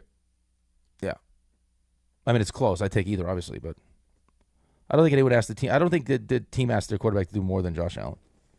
I think that's accurate. Although I think you could also make the argument that Lamar should be a tier 1 quarterback. No, I don't think so. I don't. Lamar, I mean, the way you describe tier 2, to me, he sounds like a tier 2, like the top of tier 2. Yeah, but outside of the injuries, I mean, you're talking about a 2-time MVP that should be a 3-time MVP. I mean, what is that? I mean, that's a tier 1 quarterback. So you would just extend tier 1. You wouldn't replace someone. No, I would extend him. I think tier he's 1 to 5. I think you win games because of Lamar Jackson. Like tier 2s, yeah, like there's some games that they could win because of you, but for the most part, it's like you need the pieces around you. Like, you act like Lamar Jackson has had all these people to throw to, too. No, he hasn't. Although I think Andrews have a big year for him this year. He just needs to stay healthy. But that's a big question mark with him. Recently, yeah. Well, it's a big. I mean, last year was kind of ruined for him because he was hurt all year. Remember how good he was to start the season, and once he hurt the hamstring, he was never the same quarterback again. That's what part of what makes him special, though, is his athleticism, is his legs.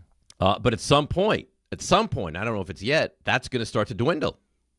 I don't think we're there yet. No, I agree with you. All right, we are at the point where we have to break. Let's break, come back, get to the calls on the Yankees. It's a simple question. Did they do enough? 800-919-3776. DNR with you right here on ESPN New York. D'Agostino, Law Bite Back. This is John D'Agostino from D'Agostino & Associates, and I know how a serious accident can change your life just like that. I'm Jenna D'Agostino, and I understand that with pain comes medical bills and time out of work. Let us get you justice. This is John Ryan, the closer. For over 35 years, our family has been getting accident victims every dollar they deserve. I started this firm for the injured so they can bite back against the insurance companies. Our legacy is to get you justice. Bite back. To get you paid, bite back. At D'Agostino & Associates, bite back means fight back. When you're hurt and they blame you, we bite back and get you every dollar you deserve. We have offices throughout New York and New Jersey, so call us first at 1-800-BITE-BACK. That's 1-800-248-3222. 1-800-248-3222. I've been there, and I'll be there for you. Miller time. People think it just happens, but that's not true. You know what you gotta do? You gotta go say hello with some beers. Make the plans. Forget the couch. Go to that thing. Play the game. See him in person. Talk to that stranger. Live a little. Small acts of rebellion that bring us together. Because legendary moments start with a light. It's Miller time. Celebrate responsibly. 2026 Miller Brewing Company, Milwaukee, Wisconsin. Fans, arrive early at Yankee Stadium on Saturday, August 8th for the 78th Annual Old Timers Day presented by Fresh Direct. See Yankees legends put on the pinstripes again and take the field at Yankee Stadium. Relive memories of your favorite former Yankees and make new memories with your family. After the Old Timers Day ceremony and game conclude, stick around to see your Bronx Bombers take on Atlanta. Get your Saturday, August 8th Old Timers Day tickets presented by Fresh Direct at Yankees.com/tickets today. Progressive knows that boat days can come with unexpected problems. It's been a tough Saturday on the lake. I ordered swim trunks in this orange cream color, but it's actually more orange auburn. Oh, and it's swimwear. I probably can't even return these. If a real problem comes along, your boat's protected 24/7 with Progressive, so you can keep worrying about boater problems. Progressive Casualty Insurance Company and Affiliates, not available in D.C. Less than 4 in 10 kids aged 6 through 12 are playing sports regularly. 4 in 10 kids? Let it sink in. Just 4 in 10 kids. ESPN is building a nationwide coalition powered by Disney called Take Back Sports, with the purpose of training more coaches, expanding access, and creating community-driven sports programming that puts kids and fun first. We're working on that story. We hope you'll join us. Visit takebacksports.org to learn more.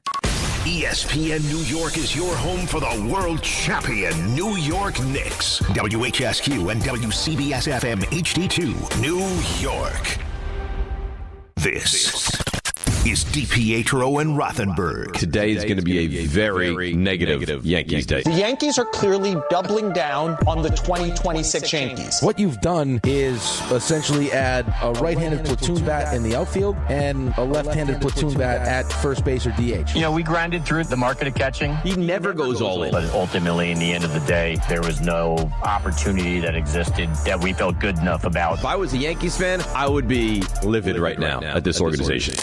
This is DiPietro and Rothenberg on ESPN New York and streaming live on YouTube. Oh, a little Yankees rain delay. DNR with you, ESPN New York. See, Raymond is not the only one that can make stuff happen with music. Joe Leo doing fine work on the other side of the glass. So, I mean, Rick, I had a feeling when we did the show yesterday that this was going to be the show today. The Yankees added, I think Garcia's a legitimate bat. Ramos is not nearly as good. One really good bat, one, platoon kind of bat, and that's it. That's what they do yesterday at the deadline. Yeah, I think everyone was a little bit surprised. Underwhelmed, right? I think is the word. Yeah, underwhelmed. I still thought that, there'd be a chance that you address the catcher position or at the very least fortified the bullpen. I think when I answered the question yesterday, I thought there was probably a better chance that they added a bullpen arm and not getting a catcher would still aggravate Yankees fans, so they'd be disappointed. And then you see what happens in Boston. And Tampa. But I think the Boston one, it's more specifically because I think it's a bigger splash, yes. Well, it's a splashier move, plus it sounds like you were engaged with Baltimore. Right? Like, if push came to shove, you're engaged with Baltimore, we're actually going back and forth, and then Baltimore decides, you know what, we're not going to trade him, then there's nothing you can do. The Yankee fan has to look at that and go, we tried, there's nothing we can do. Like, you could still be mad that we weren't willing to go all the way with it and get the deal done, but if he doesn't get traded, he doesn't get traded. Like, he gets dealt to the Red Sox, right, who are breathing down your neck right now. Right. And then Tampa, who you've been chasing, also finds a way to address the catcher position. Right. So of the two teams that right now you probably look at, I would guess, right, as your biggest competition in the American League, they both make fairly sizable moves at the deadline here. Well, I think we both got the sense with the move that they made earlier before we got to the actual deadline day that the Red Sox were going to be active. Yes. That they were going to be aggressive. Well, there was a lot of discussion about C.J. Abrams, if they were going to, try to bring him in at shortstop. Well, after the move that they already had made, and that lasted a game. Right. The Meade move was really unfortunate. Now, I will say this. I think the Yankees didn't do enough. I think they should have done more. The Red Sox, because there were a lot of people, I think Buster said it last week, the early trade for Meade was not a great trade for them. And there's a lot of people that believe yesterday's trade to get Rutschman, that they gave up way too much to get Rutschman in return. Yeah, but I mean, the GM of the Red Sox said, listen, I was not interested in just moving chairs around. I wanted to make a real move. Yeah, they went for it. Because I want to go and try to win a World Series. Right? Like, I mean, no one's playing better baseball than us right now. And we feel like the American League's wide open.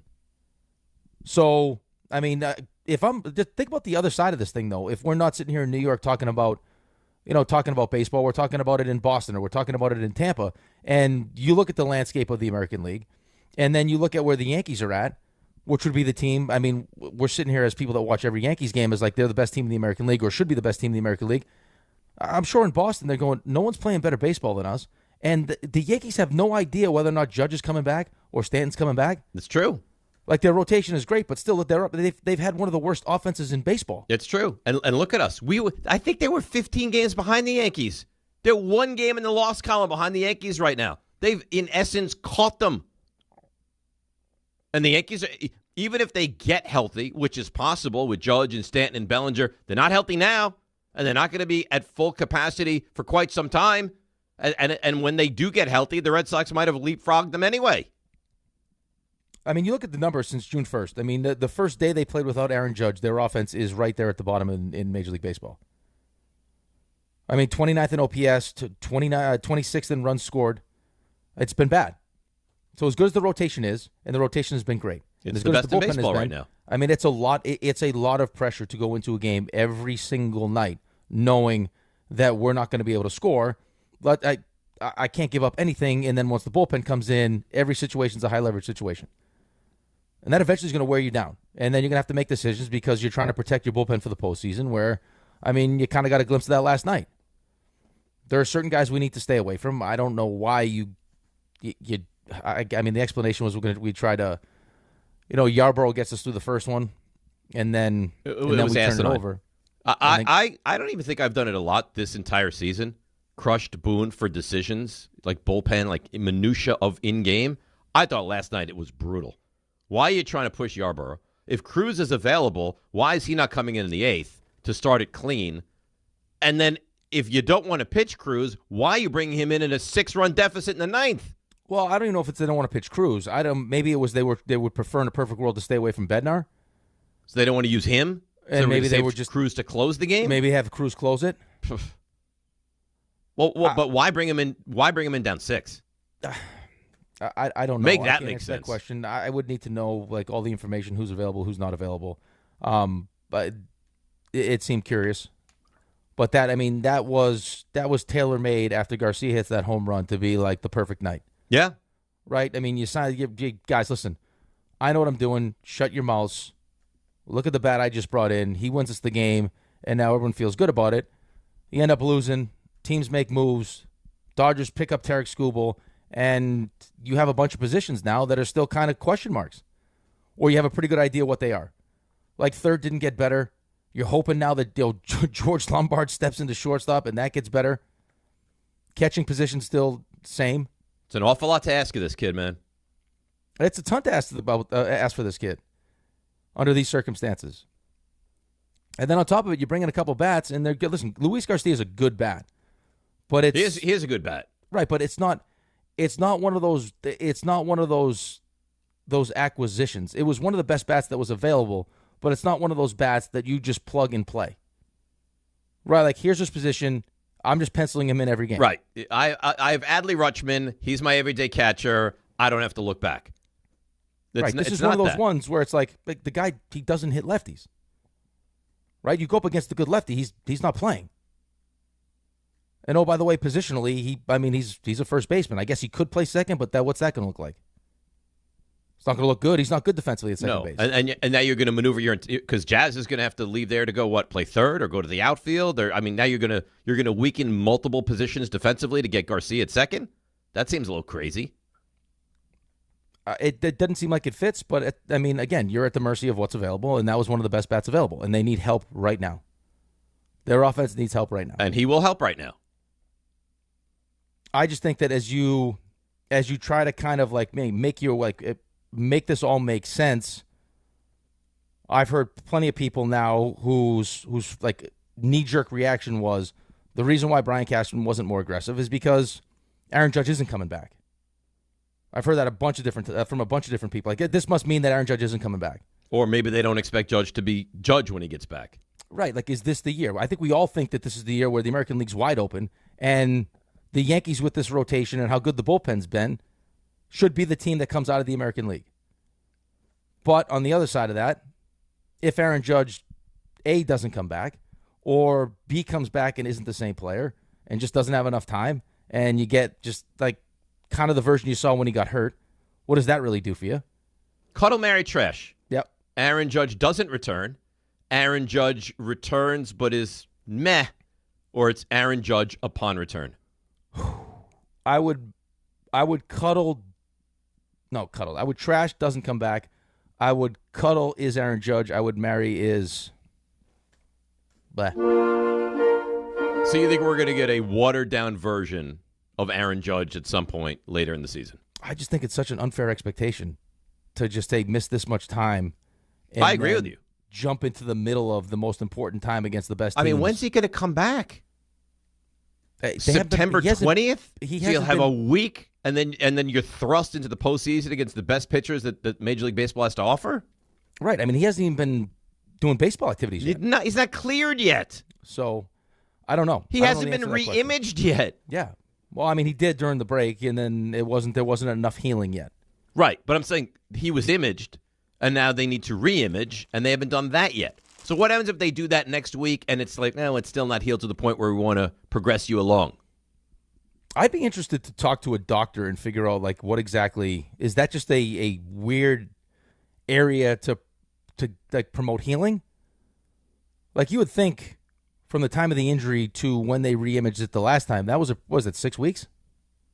It was over a month. Oh, it was over a month. It had to be close to 6 weeks, right? Because their first game RJ had is their first game without Aaron Judge was June 1st.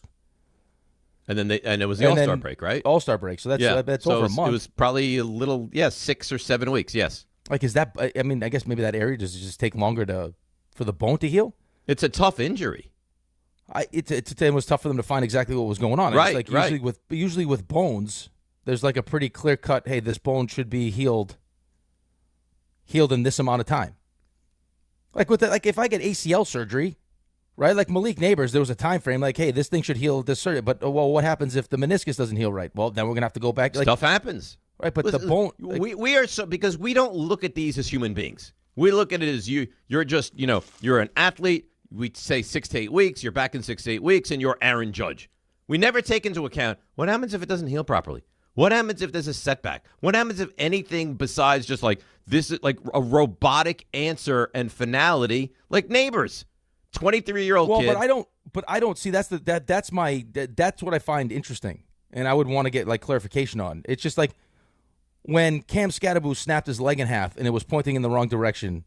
You were like, this is the worst injury that I've ever seen in my entire life. But as far as healing, it wasn't the worst, right? Because it was the bone. Right, like there's like a pretty good idea. Like you have a pretty good idea of if this thing is set properly, it should heal in this amount of time because it's a bone. This is how long bones usually. Now take you have to the heal. concern about infection and that kind of stuff in the immediate, right? But long term, you would rather have had the Scatterbo injury than the Neighbors injury every single day. Right. So like even with the Stanton, it's his calf. Like everyone's calf is different, right? And then he has the setback and does it's not even a setback because it's a different injury. Like everyone's muscles have different time frames. Just with the bone is usually like pretty clear cut, and this seems like it's taken a really long time to be healed. Like how much more healing? You know what I'm saying? Like when the bone's healed, the bone's healed. And now we're approaching. What is this now? How many? This is. Oh, we're 2 months in. 2 months into this. I could understand why there's probably there should be some concern here. I would agree with you. I would 100% agree with you, and it makes you think. And I don't know that there's a right answer, but it makes you think, if he's not going to come back, wouldn't you be more thinking to do more than to do less? It's not in his nature to do that anyway, and then to not have any real certainty as whether or not Aaron Judge will be back and what version of Aaron Judge is going to be back. I mean, that's probably not going to give you like the push to actually go do more than you to normally put it do. over the top. Do Yeah. you think that the Yankees fan, if I told you Judge doesn't return or Judge returns, you're like, this is not Aaron Judge, that the Yankees fan would be more inclined to be accepting of, hey, we didn't get to the World Series, we fell short, but the rationale is because we didn't have Aaron Judge? I think that could be part of it, yeah. Yeah. Well, I also think there's not a tremendous amount of pressure on Brian Cashman anyway. Which I don't also think is good. Here's the other thing, though, too. You tell me, because I could be wrong. I just I would appreciate your opinion, probably RJ's too on this. And maybe Joe Leo, because Joe Leo cuddled me. If the thought was Aaron Judge might not be back, and even if he comes back, he's going to be, a much lesser version of what we would need from Aaron Judge to get to a World Series.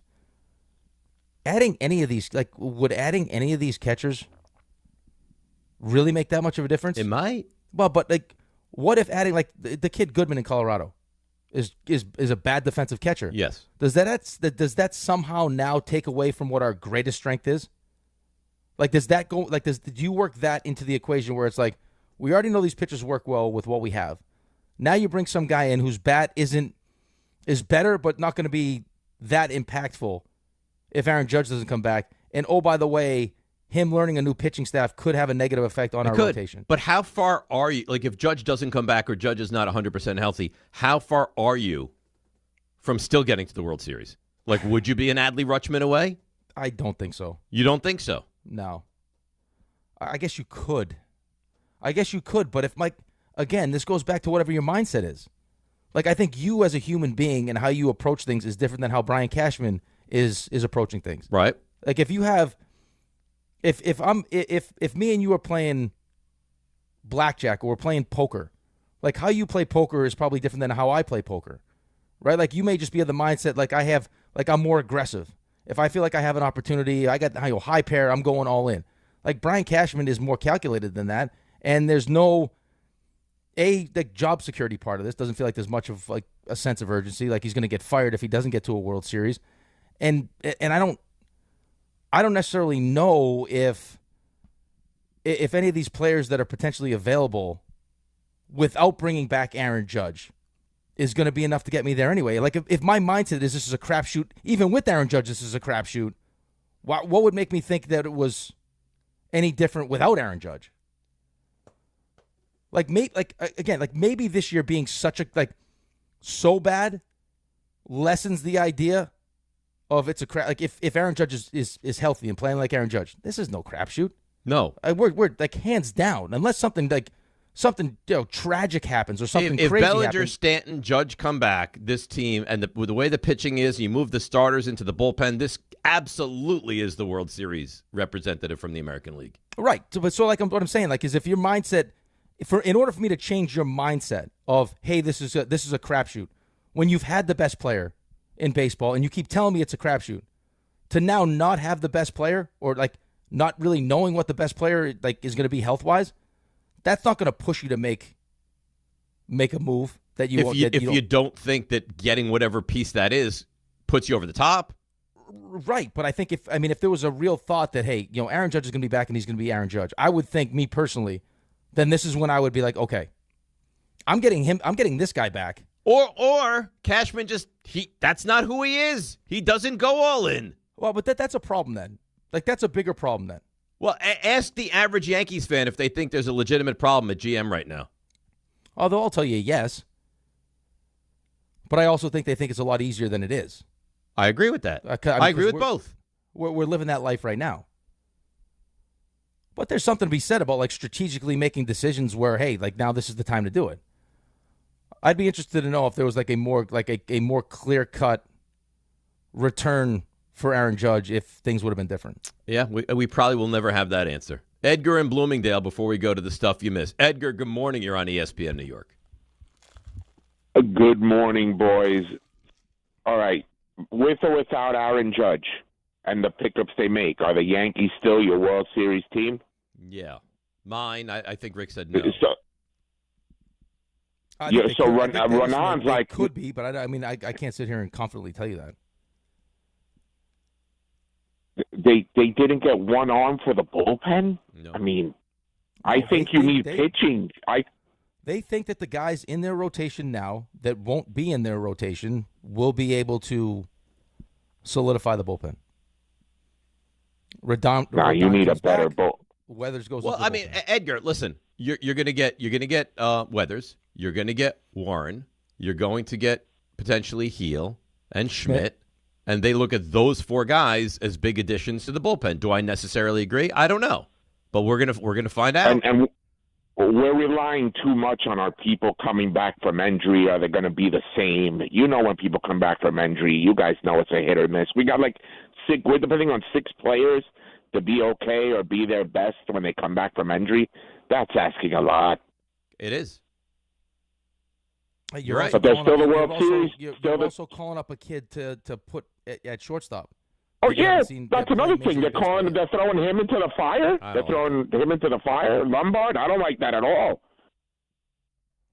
And maybe he's great.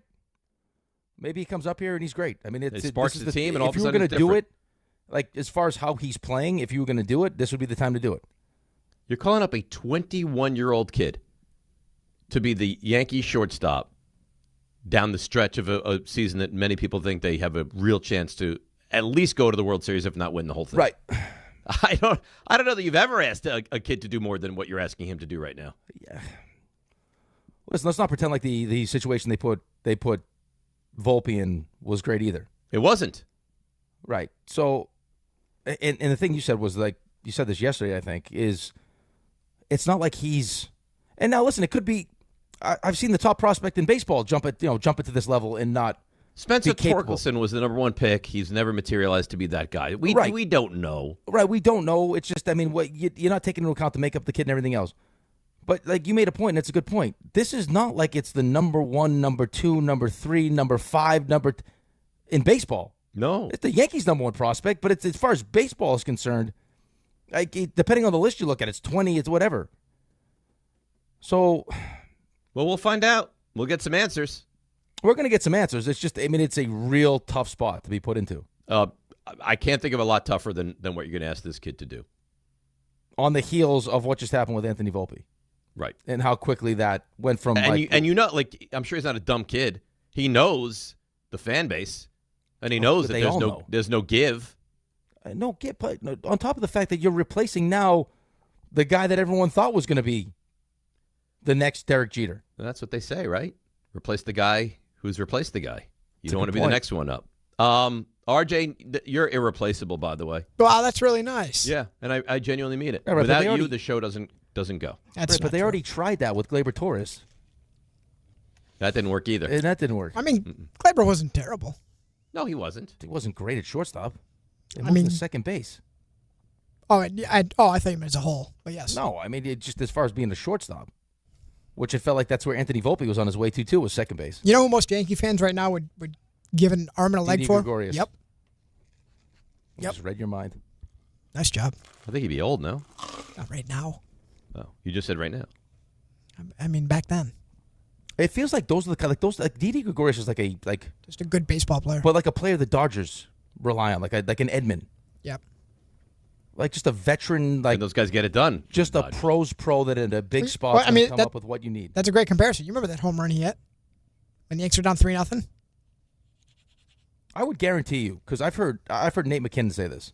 I've heard numerous guys say this. You can't win with young players. Like it's hard to win with young players. That if you asked Aaron Judge, he'd be like, just give me a veteran team that I know going into a playoff series I can trust that are going to do all the things necessary. Like they're going to make the defensive play that needs to be made. They're going to run the bases the right way. Yeah, ask LeBron for his entire career. Once he crossed over. Yeah. Look what the Mets did. Look all the teams that win championships right now. I mean, Leon Rose doesn't care about picks. Why would you? Yeah, I guess you have to. I mean, there are teams that have to. There are teams that have to worry about that, though. Yeah, I mean, but the Yankees are not one of those teams. And the Knicks are not one of those teams. No, what are you yeah. going to say, RJ? No, I was going to say, how long do you think this Knicks core is built for? Like a couple of years. That's it. Look at the Chiefs. Chiefs are going to have like a second surge, though. Yeah, this is like the middle part of the bridge. This is like the Patriots when they're like, oh, it's done. It's not done. They got to get some things off the books. Yeah. Rams are doing this right now. We got Matthew Stafford for a couple of years. RJ? Hi. Are you ready? I am. Let's go. Now. Walk-up three-pointer. He got it! See ya! Score! Put it in the box! The you missed. Well, I should also tell you, Giancarlo Stanton took BP, ran the outfield yesterday for that loss to the Cardinals. So I got that to look forward to. There you go. Let's start with the Yankees and what they did do, just as a total refresher, if by chance you missed the whole rundown of things. So they trade for Elio Ramos from the Giants. Cashman had obviously been looking for right-handed hitters for the stretch run. Ramos is exactly that. He's hitting .265, 9 homers, 34 ribbies this year. Really good against lefty pitching. And he's under control through 2029. The downside, He's also bad defensively. Downside is does not play great defense, does not run the bases particularly well, so should fit right in. Can the Yankees find like just good players? That I said that to Joe Leo when you guys were talking like an hour and a half ago about the platoons. I go, can't we just get like solid baseball players? Right, like the guy that can play every Can day do, and like, is do, a like, good player all the all stuff? around. It'd be nice. Yes. Those are hard to find. Yeah, they are. Yeah, they really are. We'd like to. We got a bunch of two-tool players. Yeah. They add up to 5, but not individually. You guys also mentioned it. Anthony Volpe going down to AAA, as is Jason Dominguez to make room for Ramos.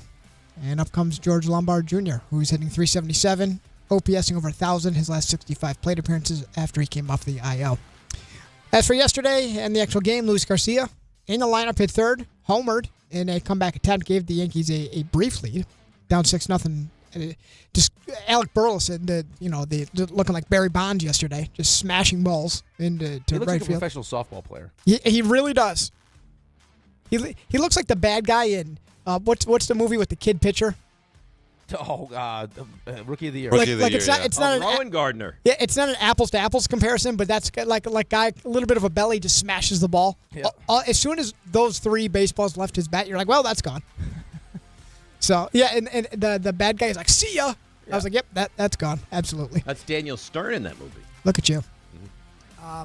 Sevilla, not good for the Yankees. Got rocked. I think he gave up 6 earned, and He was came sent. with an ERA under 1. He was really good before Yeah. that. Well, he was sent down after the game, but he had been really good. And to your point, you worry about that with all the guys that have been really, really good that are playing above the back of their baseball card. Hedrick is that. Paul Blackburn's definitely that. So how long does it last for? Especially when you keep putting them in those situations over and over and over again. Yep, here's a high leverage spot because it's a 2-1 game. Go get a bunch of outs. Clay Holmes, a big name to go for the Mets and Tyrone Taylor to the Cubs in exchange for Jefferson Rojas, who is a very highly respected Cubs top prospect. Sounds like his ceiling above average hitter, could hit 20, 25 home runs and play some solid shortstop. David Stearns also sent Luke Weaver to the Pirates in exchange for someone that Dave has seen live and in the person. Dave, what's your scouting report on? Well, I mean, it's a little different.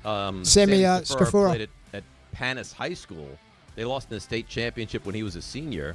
And then we lost to them 1 year removed from that in the playoff game. As a high school player, oh, my God. He was absolutely phenomenal. But and I guess he got off to a slow start with he was drafted by the Reds, and then he was traded in the Cabrian Hayes trade to the Pirates, and he's been red hot of late. So I think he's like the 9th ranked prospect for the Pirates. Who knows? Pirates. That's going my for favorite, but that's my absolute favorite part of this whole thing. Just in general with sports and these conversations that we have, where it's like this guy stinks, that guy stinks, this prospect's going to stink. Those players that you talk about that say stink were the best. My God! Were the best players you've ever seen in your entire life. This kid in public high school, Westchester, was unbelievable. By the way, back-to-back tournaments lost to Westchester teams in the finals. Really? For us, yeah. I'm sorry. Oh.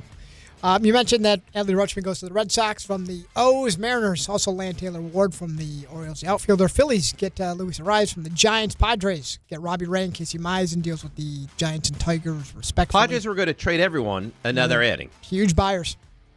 Yeah, they didn't deal anyone from that bullpen. No.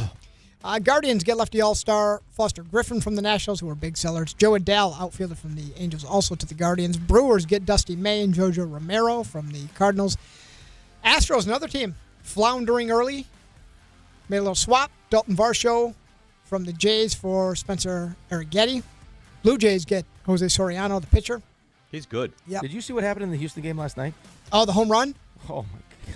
Rounded the bases. Rounded all the bases. He He gave the touch home and the point up, too, didn't he? Well, what happened? They overturned it? No, it was caught. Caught it. Oh. So it was that's not good. It was Taylor Trammell. He got a hold of one. Right. But it was caught at the wall. It wasn't even like a robbery. It was just caught at the wall, and he just had his head down, and he touched all the bases, and he did not realize until he picked his head up after crossing home plate, points to the sky, looks to the dugout, and everyone's that's like, depressing. Everyone's the like, third base coach didn't tell him, like, hey, it was caught? Maybe he didn't hear him. Yeah, by the way, Miles Straw caught that ball. You're up. Get out of the way. The next batter's in the box. Please get out of the way. Little football news. Falcons, new 3-year deal with Bijan Robinson. Makes him the highest paid running back in league history. Could be worth up to $75 million. He'll get $51 million guaranteed. A.J. Brown dislocated his thumb at Patriots practice. Jets have some injuries. This is not new news, but it's worth saying because I don't know how many people are aware that Devondre Sweat, played the nose tackle he brought in from Tennessee, has a hamstring injury. Joseph Asai and rookie corner D'Angelo Pons all still have not practiced. And they're going to be out at least another week, all of them.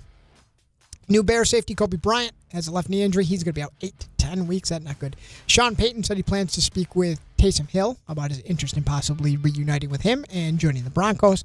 Head coach Mario Cristobal and the University of Miami, long-term contract extension to keep him there.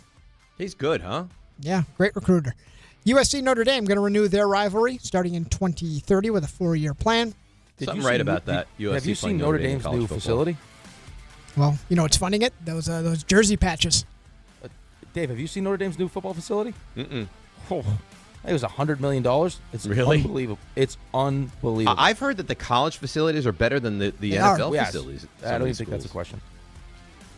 You mentioned $100 million. I believe that's going to be close to the 6-year deal worth $18 to $20 million per year that they have with SoFi. Does college Notre Dame jersey patches? Yep. So that. And Ohio State got Chase Bank, I think, right? I think so. Yeah. So Great. There's your new facility for the low price of a small patch. Welcome to the Chase workout area. Well, speak of Chase, there's a Chase Bridge. That's at Madison Square Garden, who you will no longer find Senior Vice President of Basketball Ops, Gerson Rosas, leaving the organization after 4 years. So a big Leon Rose guy. By the way, you see who was out at Niners camp yesterday? Mike the Brown. Injury bug? Mike Brown. Hanging out. How about that? Hanging out with. He's a big Niners fan. I like when my worlds collide. Do you think he said who let the dogs out? Maybe. If that keeps people healthy. For the team. Isn't his son He a works position coach? He works for the team, yeah. If that keeps people healthy, he could sing all day long. And WNBA Liberty beat the Storm 95-83, and that's the stuff you missed. That's did you also nice. you missed? Did you mention it that DeGrom He said he did not want to be traded. invoked his no trade? Yeah. Yep. Good. Like he was going to go to the Braves. Oh, that would have been that would have been. I saw that. Horrendous. Yeah, that would have been tough. Can you imagine if DeGrom went to the Braves and helped them win a World Series? With your pitching coach? Oh, my God. That would have been the depths. All right, let's break. Come back. Get your calls. Yankees, NFL, Mets, all of it. DNR with you, ESPN New York. 1-877 Cars for Kids. KARS Cars for Kids. 1-877 Cars for Kids. Donate your car today. Call 877-CARS for Kids to reach a friendly live agent. Donation is super easy, and your car can be picked up as soon as tomorrow. Call us now or go to carsforkids.org. 7 Cars for Kids. Donate your car today. Did you know you can donate real estate too? This is the Michael K. Show. I think that when you watch a team every single day, I think we get more of a harsh perspective because teams that are having quote-unquote good years, the injury-decimated Yankees play those teams, and they seem to handle them quite well. Maybe things are not as bad as we all think they are because we're watching them every single day. The Michael K. Show, weekdays at 1 on ESPN New York and streaming live on YouTube. Presented by the Parisman Firm. At Uline, they know going the extra mile takes hard work. For companies pushing to go further, Uline will go the distance with you. 24/7, they answer the phone to get you the shipping and industrial supplies you need. Business can move fast. Unexpected large orders, adverse weather, new safety guidelines, and changing economic trends. Uline works hard keeping 41,000 items ready to ship, minimizing detours on your way to the extra mile. Visit uline.com. When you manage an active facility, disruption is not an option. Tricon Construction specializes in healthcare, commercial, and industrial environments where work needs to happen without shutting operations down. That takes detailed planning, clear communication, and safe, disciplined execution. Because when patients are inside, tenants are working, or production has to keep moving, every decision matters. Tricon understands how to work around your business professionally, safely, and efficiently. For complex work inside active facilities, choose Tricon Construction. Visit TriconBuilds.com. That's TriconBuilds.com. All right, for one final time on this beautiful Tuesday, let's see what's happening on the roads. Here is Debbie Duhane. Hey, good morning, Dave, Rick. Hey, the irreplaceable RJ says hello, and there's Joe Leo. Guys, let's see what's going on. We've got issues on the FDR Drive south at the RFK Bridge. It's ongoing road work. Inbound George Washington Bridge, an hour. Inbound Lincoln 25, Holland 45, 4 and 6 trains delays because of earlier fire department activity at Astor Place. 95 south exit 29 in Bridgeport. It's a collision sponsored by the New Jersey Department of Health. Public Health works behind the scenes, making sure your food and water are safe, preventing diseases from spreading, and so much more. One mission working for you. This is Public Health. Learn more at nj.gov/health. I'm Debbie Duhame on 880 ESPN New York. Right now, police are stepping up patrols to make sure drivers and pedestrians obey our crosswalk laws. Why? Because every year in New York, people are injured or killed just crossing the street. So remember, pedestrians, obey traffic signals and use crosswalks. And drivers, yield to pedestrians in crosswalks. If you don't, we will educate you on the law. And you may get a ticket, because tickets get attention, and that saves lives. A message from the Governor's Traffic Safety Committee. Texting enrolls you in a recurring automated marketing text messages. Consent not required to purchase. Message and data rates may apply. The team's looking good this season. I think so. Man, I miss playing football. Ever since I turned 40, I just can't find that fire I used to have. Think it could be lower testosterone? What do you mean? I was feeling the same way. After 40, the body has less testosterone, and men lose their edge. That's why I take Nugenix Total T2. That's the testosterone booster, right? Yes, but Total T2 is their brand new formula that skyrockets nitric oxide levels in as little as 3 hours. Since I started taking it, I've been lifting like when we played for Coach Carter. My energy is way up, and it even spiced up things between me and the missus. Are they still giving out complimentary bottles? Yep, just send a text. Text HAWK to 321-321 for your complimentary bottle of Nugenix Total T2, the next generation testosterone booster. Text now and we'll include a bottle of Nugenix Thermo X, our newest, most powerful fat burner ever, absolutely free. Text HAWK to 321-321. That's HAWK to 321-321. These statements have not been evaluated by the FDA. This product is not intended to diagnose, treat, cure, or prevent any disease. All right, DNR with you, ESPN New York. I told you this before, hours ago, and I've kind of forgotten, and I wanted to revisit this. Making a life-altering change. It's not because of you, but you've mentioned you do this, and now I'm in. What are you in? I will be urinating sitting down. Yes. Yep. Yes. That's right. Welcome to the dark side, buddy. So I am a constant urinator. Oh, yeah. Middle of the night. 2 times, 3 times. Every time you roll over and you kind of wake up a little bit, like, oh, I got to go to the bathroom. And Sherry says last night, why don't you sit when you pee? I was like, no. Why would I do that? That's ridiculous. She's like, well, there's no splashing. I was like, no, I'm standing up. And then she said, I think it's good for your prostate. I said, well, how? We looked it up. It is. Something with the pelvic floor. Oh, yeah. And I'm a convert. I woke up middle of the night, last night, into this morning, sat on the toilet. Nothing better. Best part of that, too, is you can keep the lights off and keep your eyes. Your eyes like kind of sleepy still. Right, and that way but you're not fully awake by the time you get back in bed. Right. Now, you haven't done it for a prostate issue. You've done it for a cleanliness issue, right? Oh, yeah, I don't believe in the whole splashing everywhere. Right. It's so a comfort thing. I'm not joining you for the same reason, but I'm joining you. I've never been happier to hear it. But I'm telling you, in our office bathroom, I'm not sitting in there. Well, no, because you're not going to sit. You got a urinal. I mean, I'm sure if you had a urinal at the house, I would probably use the urinal also. Although I don't think the urinal is a great, there's a lot of splashback with the urinal as well. I do believe in prostate health, though. I'm doing Kegels right now for my pelvic floor. As we speak, you're doing Kegels. Yep, you can see. You see them. Yep. Yeah, that's nice. RJ, how do you feel about this? half the show now sits when we pee. I think that's nice. It's progressive. It's a nice thought by you. I'm glad you're executing in night one when as planned. RJ, wouldn't it be nice not to have to stand on your tippy toes to pee and you can just sit down? This is why Joe's not inviting you to the wedding. Yeah.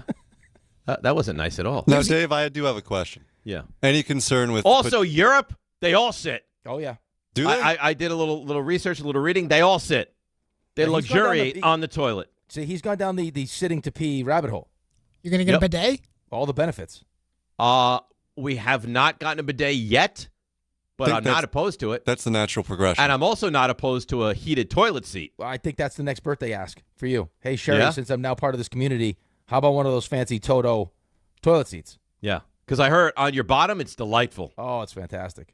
Now, any concern falling asleep on the toilet? No, none. Zero? None. This is not, you're not talking to Don who reads a whole book on the toilet. No, I'm not going to sit on the toilet and do work. I'm going to sit on the toilet, pee, get up off the toilet, and get back into bed. Even with a warm toilet seat? No. Joe, it's not that comfortable, Joe. I mean, there's a real chance Don has hemorrhoids the size of mandarin oranges with how long he sits on that thing. No, I can't imagine luxuriating on the toilet. Yeah. I mean, I understand, like, once in a while, like, maybe a couple extra minutes because, it's nice, private, get some quiet. But no, falling asleep on the toilet. I mean, what are we talking about here? I'm just asking a question. You're going to the bathroom in the middle of the night, warm toilet seat. When was the last time you fell asleep on the toilet, Joe? I can't say I have. Right. Exactly, because it really doesn't happen. Dave's also almost twice my age, so. So you think because I'm older, I can't keep my eyes open and I'll fall asleep? You know what? I hope your marriage doesn't make it. I'm just asking that. questions. Why would you say that? Well, because would Dave's also half my age? Yeah, what is that? He started. What are you, a prostate elitist? I would go prostate for prostate. I think he literally is half your age. Forget the Captain Crunch. I want a prostate off. I think we bring someone in here and we see whose prostate is better. What's Joe? 27? I think he actually is half your age. You know what, RJ? You're supposed to be on my side. Yeah, what are you doing? He's filling in. You said he can't even do the full 5 days in the morning. So I think he's been. It'll kill him. I think he's been very mean to you. He earlier said that you're not worth the price of postage. But to say you hope his marriage doesn't last, I mean, you can't take that back. You know what? You're right. Joe, even though RJ said I can't take it back, I'd like to take it back. I shouldn't have said that. I'm sorry. Apology accepted. Thank you. Wow, that was easier than I thought. That was not nice. That wasn't nice. But you know me, RJ, I get emotional quickly. No, I do think that was wrong. I take more umbrage with him saying you're not worth the price of postage. I've sent you many things, and I think it's worth it every time. I think that's meaner, actually. I'm great at accepting mail, too. Is meaner. Yeah, a stamp is like 75 cents or something. Right. But just financially, if he sends say it's a heavy invitation. Right, but that wasn't even what he meant, though. He just meant it's more like just a statement about how he feels about you. He doesn't like me. What you're worth. Right. Ben V emails in, been listening for 4 years. Dave sitting to pee is easily the greatest character arc during this entire stretch of time. Thank you. All I know is that, and this is not to toot my own horn, I feel like I've had a tremendous positive effect on you as a human being. Look at you right now. You've never looked better. Right. You got drip. Yep. You sit down when you pee. I will, yep. You're doing morning drive. I mean, who's better than you? No, I got 65 or sooner. Yeah, I mean, you got John Harbaugh. You got Jackson Dart. Right. Things have never been better. Hey, let me ask you this. Yeah. Who is this person that Raymond sent a photo of yesterday? That's supposed to be Brian Cashman. Yeah. Yeah, it's funny. It's supposed to be Brian Cashman. Okay. Now it all makes sense. You get it. Yeah, now you get it. This is a phrase that I use all the time with my guys. He also thinks you overstepped there, and you. I apologize. Especially mean, but you can't take it back though. It was already said. But Joe accepted my apology. Yeah, which I mean, it's crazy that it was that easy. But Joe, you understand? Like I got emotional in the moment. I thought you were being very mean to me, and I attacked, and I'm sorry for that. You lashed out. Yeah, I get it. He understands. Joe's a nice guy. A really nice guy. I've enjoyed working with Joe the last 2 days. I don't think he could eat a whole box of cereal in less than 30 minutes, but that's just... we'll never know. Because we're not allowed. Let's go to Dan in Jersey. Dan, who I also like very much. Good morning. How are you? Good morning, Dave. Good morning, Eric. How are you guys today? Not as good as you after that aggressive trade deadline for the Yankees. Oh, you really got to just pour salt right in the wound. I'm very annoyed. I just think because you have this generational player in Aaron Judge, you have this generational starting pitcher in Garrett Cole, and you don't know how many cracks at this you're going to truly get. And in a very weak American League, and you don't know what's going to happen with baseball, why don't you go all in? And think about it realistically, how many of these guys that Brian Cashman's traded away in the top 10 have panned out anywhere else? Can you name me one? I don't think you guys can. I just don't understand. Your bullpen needs help. Hedrick and Bednar have been fantastic. But you need more. In a weak American League, the Dodgers go out and get Tarek Skubal. The Red Sox go out and get Adley Rutschman. And the Yankees get Heliot Ramos, who's got a 104 OPS plus and is worse than Dominguez defensively, from what I've heard. I just don't get it. It's just unserious. Right, but it's not the nature of what he does, though. And the reality is, as much as you want to be the Dodgers, no one's the Dodgers. But you could be the Dodgers. Yeah, right. There's other teams that could be the Dodgers, too. I mean, there were other teams that could have traded for Tarek Skubal. But no one did. The Dodgers did. Right. But the Dodgers always do. I think it's hard to change someone's mindset. Like Brian Cashman is told you this year after year, as much as Yankees fans don't want to believe it, like they're still like the whole George Steinbrenner years where it's like, we'll do anything to win. That's not who he is. If he really believes that this is a crapshoot, even when you have Aaron Judge playing it at MVP level, if you think even in those years that it's still a crapshoot, what would make you think that this year, as bad as the American League, would be any different if Aaron Judge is not playing? Right, like you haven't. I mean, if you think it's a crapshoot when you have the best player in baseball, why would it be any different now when you don't have the best player in baseball and you're not sure if he's going to come back or not? I guess the only reason is your starting rotation is so dominant. It's so special. It is. I don't disagree with you. I just the offense is not putrid. Good. It's putrid. It's wild to have such a dichotomy where your pitching is so insanely good and your offense is so bad. Right, but this team wasn't built to not have Aaron Judge or Cody Bellinger or Giancarlo Stanton. Stanton, I guess. I mean, Stanton. You knew you weren't going to have Stanton, right? Like he even knows. He said it before. Like Stanton's going to miss time. My bigger problem is that even when Judge comes back, if he comes back, you still have a team. Now, will it get better with Judge? Obviously, it should if he's Aaron Judge because he's that great. But there aren't a lot of players in this team that are having good seasons anyway. It's Ben Rice. That's it. Offensive players, it's Ben Rice. Maybe Goldschmidt, but, I mean, outside Bellinger, no. Grisham, no. No. McMahon, Rosario, Jazz, catchers, no. Chisholm, no. No. All right, let's break. We'll come back, put a ball on this, hand it over to Carlin, live in studio. DNR with you, ESPN, New York. There you were, surrounded by fans. Everybody remembers the game. Nobody remembers the guy coughing behind you. Till a few days later, at 2 a.m., you wake up with a fever and your throat's on fire. Now what? Urgent care? Closed. ER? Slammed. Telehealth? Maybe, but the pharmacy's closed. You needed a medical emergency kit. These aren't first aid kits. They contain essential prescriptions used for over 30 common conditions. Sinus and ear infection, UTIs, stomach bugs, traveler's diarrhea, and more on hand before you need them. Use your doctor-developed guidebook to select the right prescription or call their telemedicine doctor standing by. It's like an urgent care and drugstore at home. When you're sick, traveling, or stranded, you'll wish you'd ordered a medical emergency kit. Order online in minutes and it's shipped to your door. And save $45 with my promo code 880 at urgentcarekit.com/880. That's promo code 880 at urgentcarekit.com/880. If you've been injured on a construction site, then you need a lawyer who knows New York's unique labor laws. At the Parisman Firm, they have decades of experience handling construction accident cases and a proven track record of delivering huge results. Their team has already recovered nearly $1 billion for hardworking New Yorkers. From scaffold accidents to slip and falls and equipment failures, they've got your back. Call the Parisman Firm now at 718-WORKERS. That's right, 718-WORKERS, because your case is their cause. Get the justice you deserve today. If you love to travel, Capital One has a rewards credit card that's perfect for you. With the Capital One Venture X card, you earn unlimited double miles on everything you buy. Plus, you get premium benefits at a collection of luxury hotels when you book on Capital One Travel. And with Venture X, you get access to over 1,000 airport lounges worldwide. Open up a world of travel possibilities with the Capital One Venture X card. What's in your wallet? Terms apply. Lounge access is subject to change. See CapitalOne.com for details. Every 40 seconds, a child is reported missing. Find the Children is a nonprofit organization dedicated to helping find missing kids. You can be a part of their mission by donating your unwanted car. Call 1-800-294-0222. You'll receive the maximum tax deduction, and we provide fast, free pickup. Call 1-800-294-0222. Donate your unwanted or unused car. Call 1-800-294-0222. This advertisement was paid for in partnership with Cars R Us and Find the Children.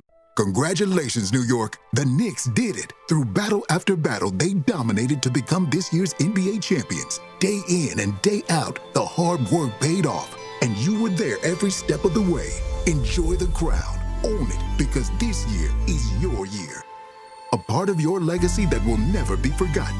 So celebrate this moment, show your pride, and shop the largest selection of official NBA gear at NBAstore.com. A Fanatics experience.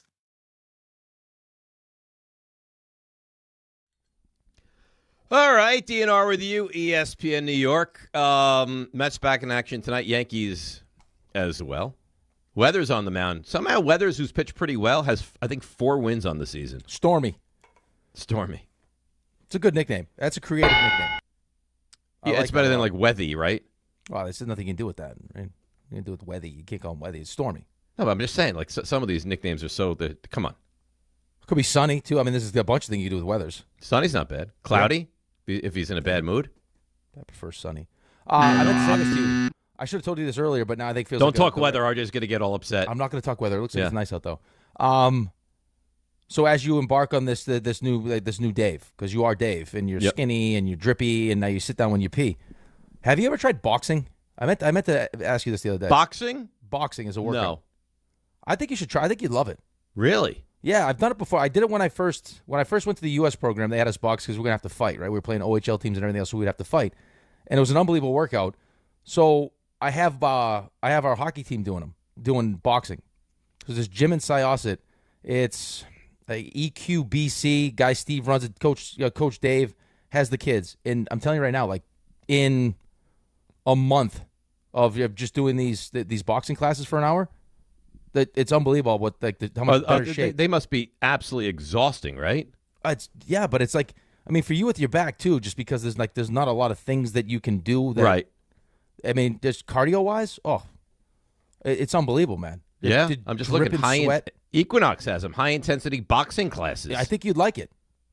Well, maybe I'll look into it. I'm not going to get punched in the face, am I? No. It's like, I mean, you're doing combinations, you're hitting the bag. Yeah. Hey, it's some good speed footwork. work? Yeah, some speed work. Toughen you up a little bit just in case anyone tries you. Yeah.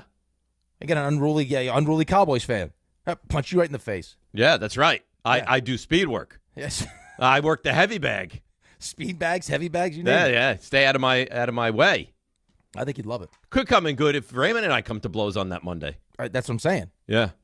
And then you got to worry about RJ with the whole Niners situation. Yeah, I think I could take RJ now, though.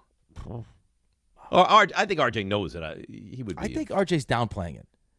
I think you think RJ's like a street tough and he just plays like this? I think RJ is a bit of an animal if you let him off his leash. See, I think RJ verbally can take you down like a pro wrestler. Yeah, now you're fists. Yeah, I don't know about those. Yeah. I don't think they're going to inflict much pain. Verbally, RJ, you and I go at it in a physical confrontation tomorrow. You would think I would win, no? I think you'd win. I also think you have an element of crazy. Like if by chance I were getting the better of you, you'd take like a computer monitor and break it over my head or something. By any means necessary. I don't disagree with you. I mean, we're out to win, no? Yeah. I think I think that's the Don LaGreca approach. Yeah, but I don't see Don. I don't know if is the crazy part more than like you'd have to kill him part. Oh, Don's nuts. Yes. Yeah, like I would never mess with Don. Never. Like Don won't stop until he's actually dead. Until one of you is dead. Right. Like I wrestled with Don one time in the studio, and he has unlimited energy and strength. It's just he just wanted to keep wrestling. Yeah, he's like a puppy. It's unbelievable. Joe Leo? Yes, Dave. Have you enjoyed these 2 days? I have. Well, that's nice to hear. A pregnant pause wasn't great. Yeah, it took a long time. Put my water bottle down, sorry. Okay. Did you not realize we were going to do 3 stars at this No, that's why moment? I was drinking water. So Are you ready for the 3 stars? You make him so nervous that he has to. I don't think that's true. Are you ready for the 3 stars? I am. Let's go. Today's 3 stars. Number 3. Today's been a very fun show, and it started with maybe a new side hustle for Dave. You're going to be an honesty broker. So, Dave, what's your office going to look like?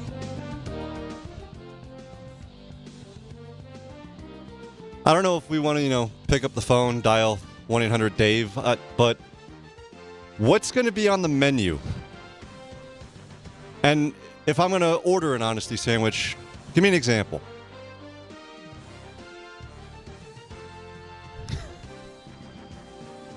That's troubling. Number 2. We have a lot of talk about cereal on this program, thanks to me. And Dave, you have a proposition for later in the week.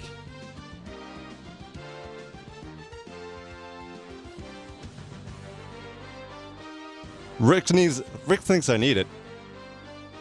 I've been called worse, but I don't think my girlfriend's going to be too happy about this.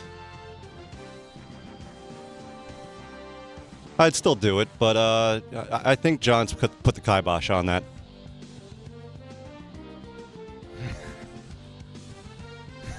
I'm still up for it if John, changes his mind at some point.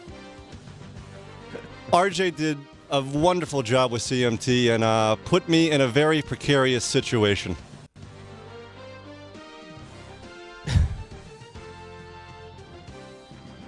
Yeah, I still stand by it. And Dave, I don't think you got too happy about that. You are trash, Dave, at least in this situation. And, at least you got weddings for you. I think we can now officially call that the Rothenberg. If anybody declines a wedding invitation and sends a gift, they've done a Rothenberg. So, Dave, at least you got that going for you. Which is nice. Thank you, Joe. Good job as always. It's Rule 76. No excuses playing the Knicks. It's DiPietro Rothenberg and everybody. Right here in ESPN New York and on YouTube. I will be urinating sitting down.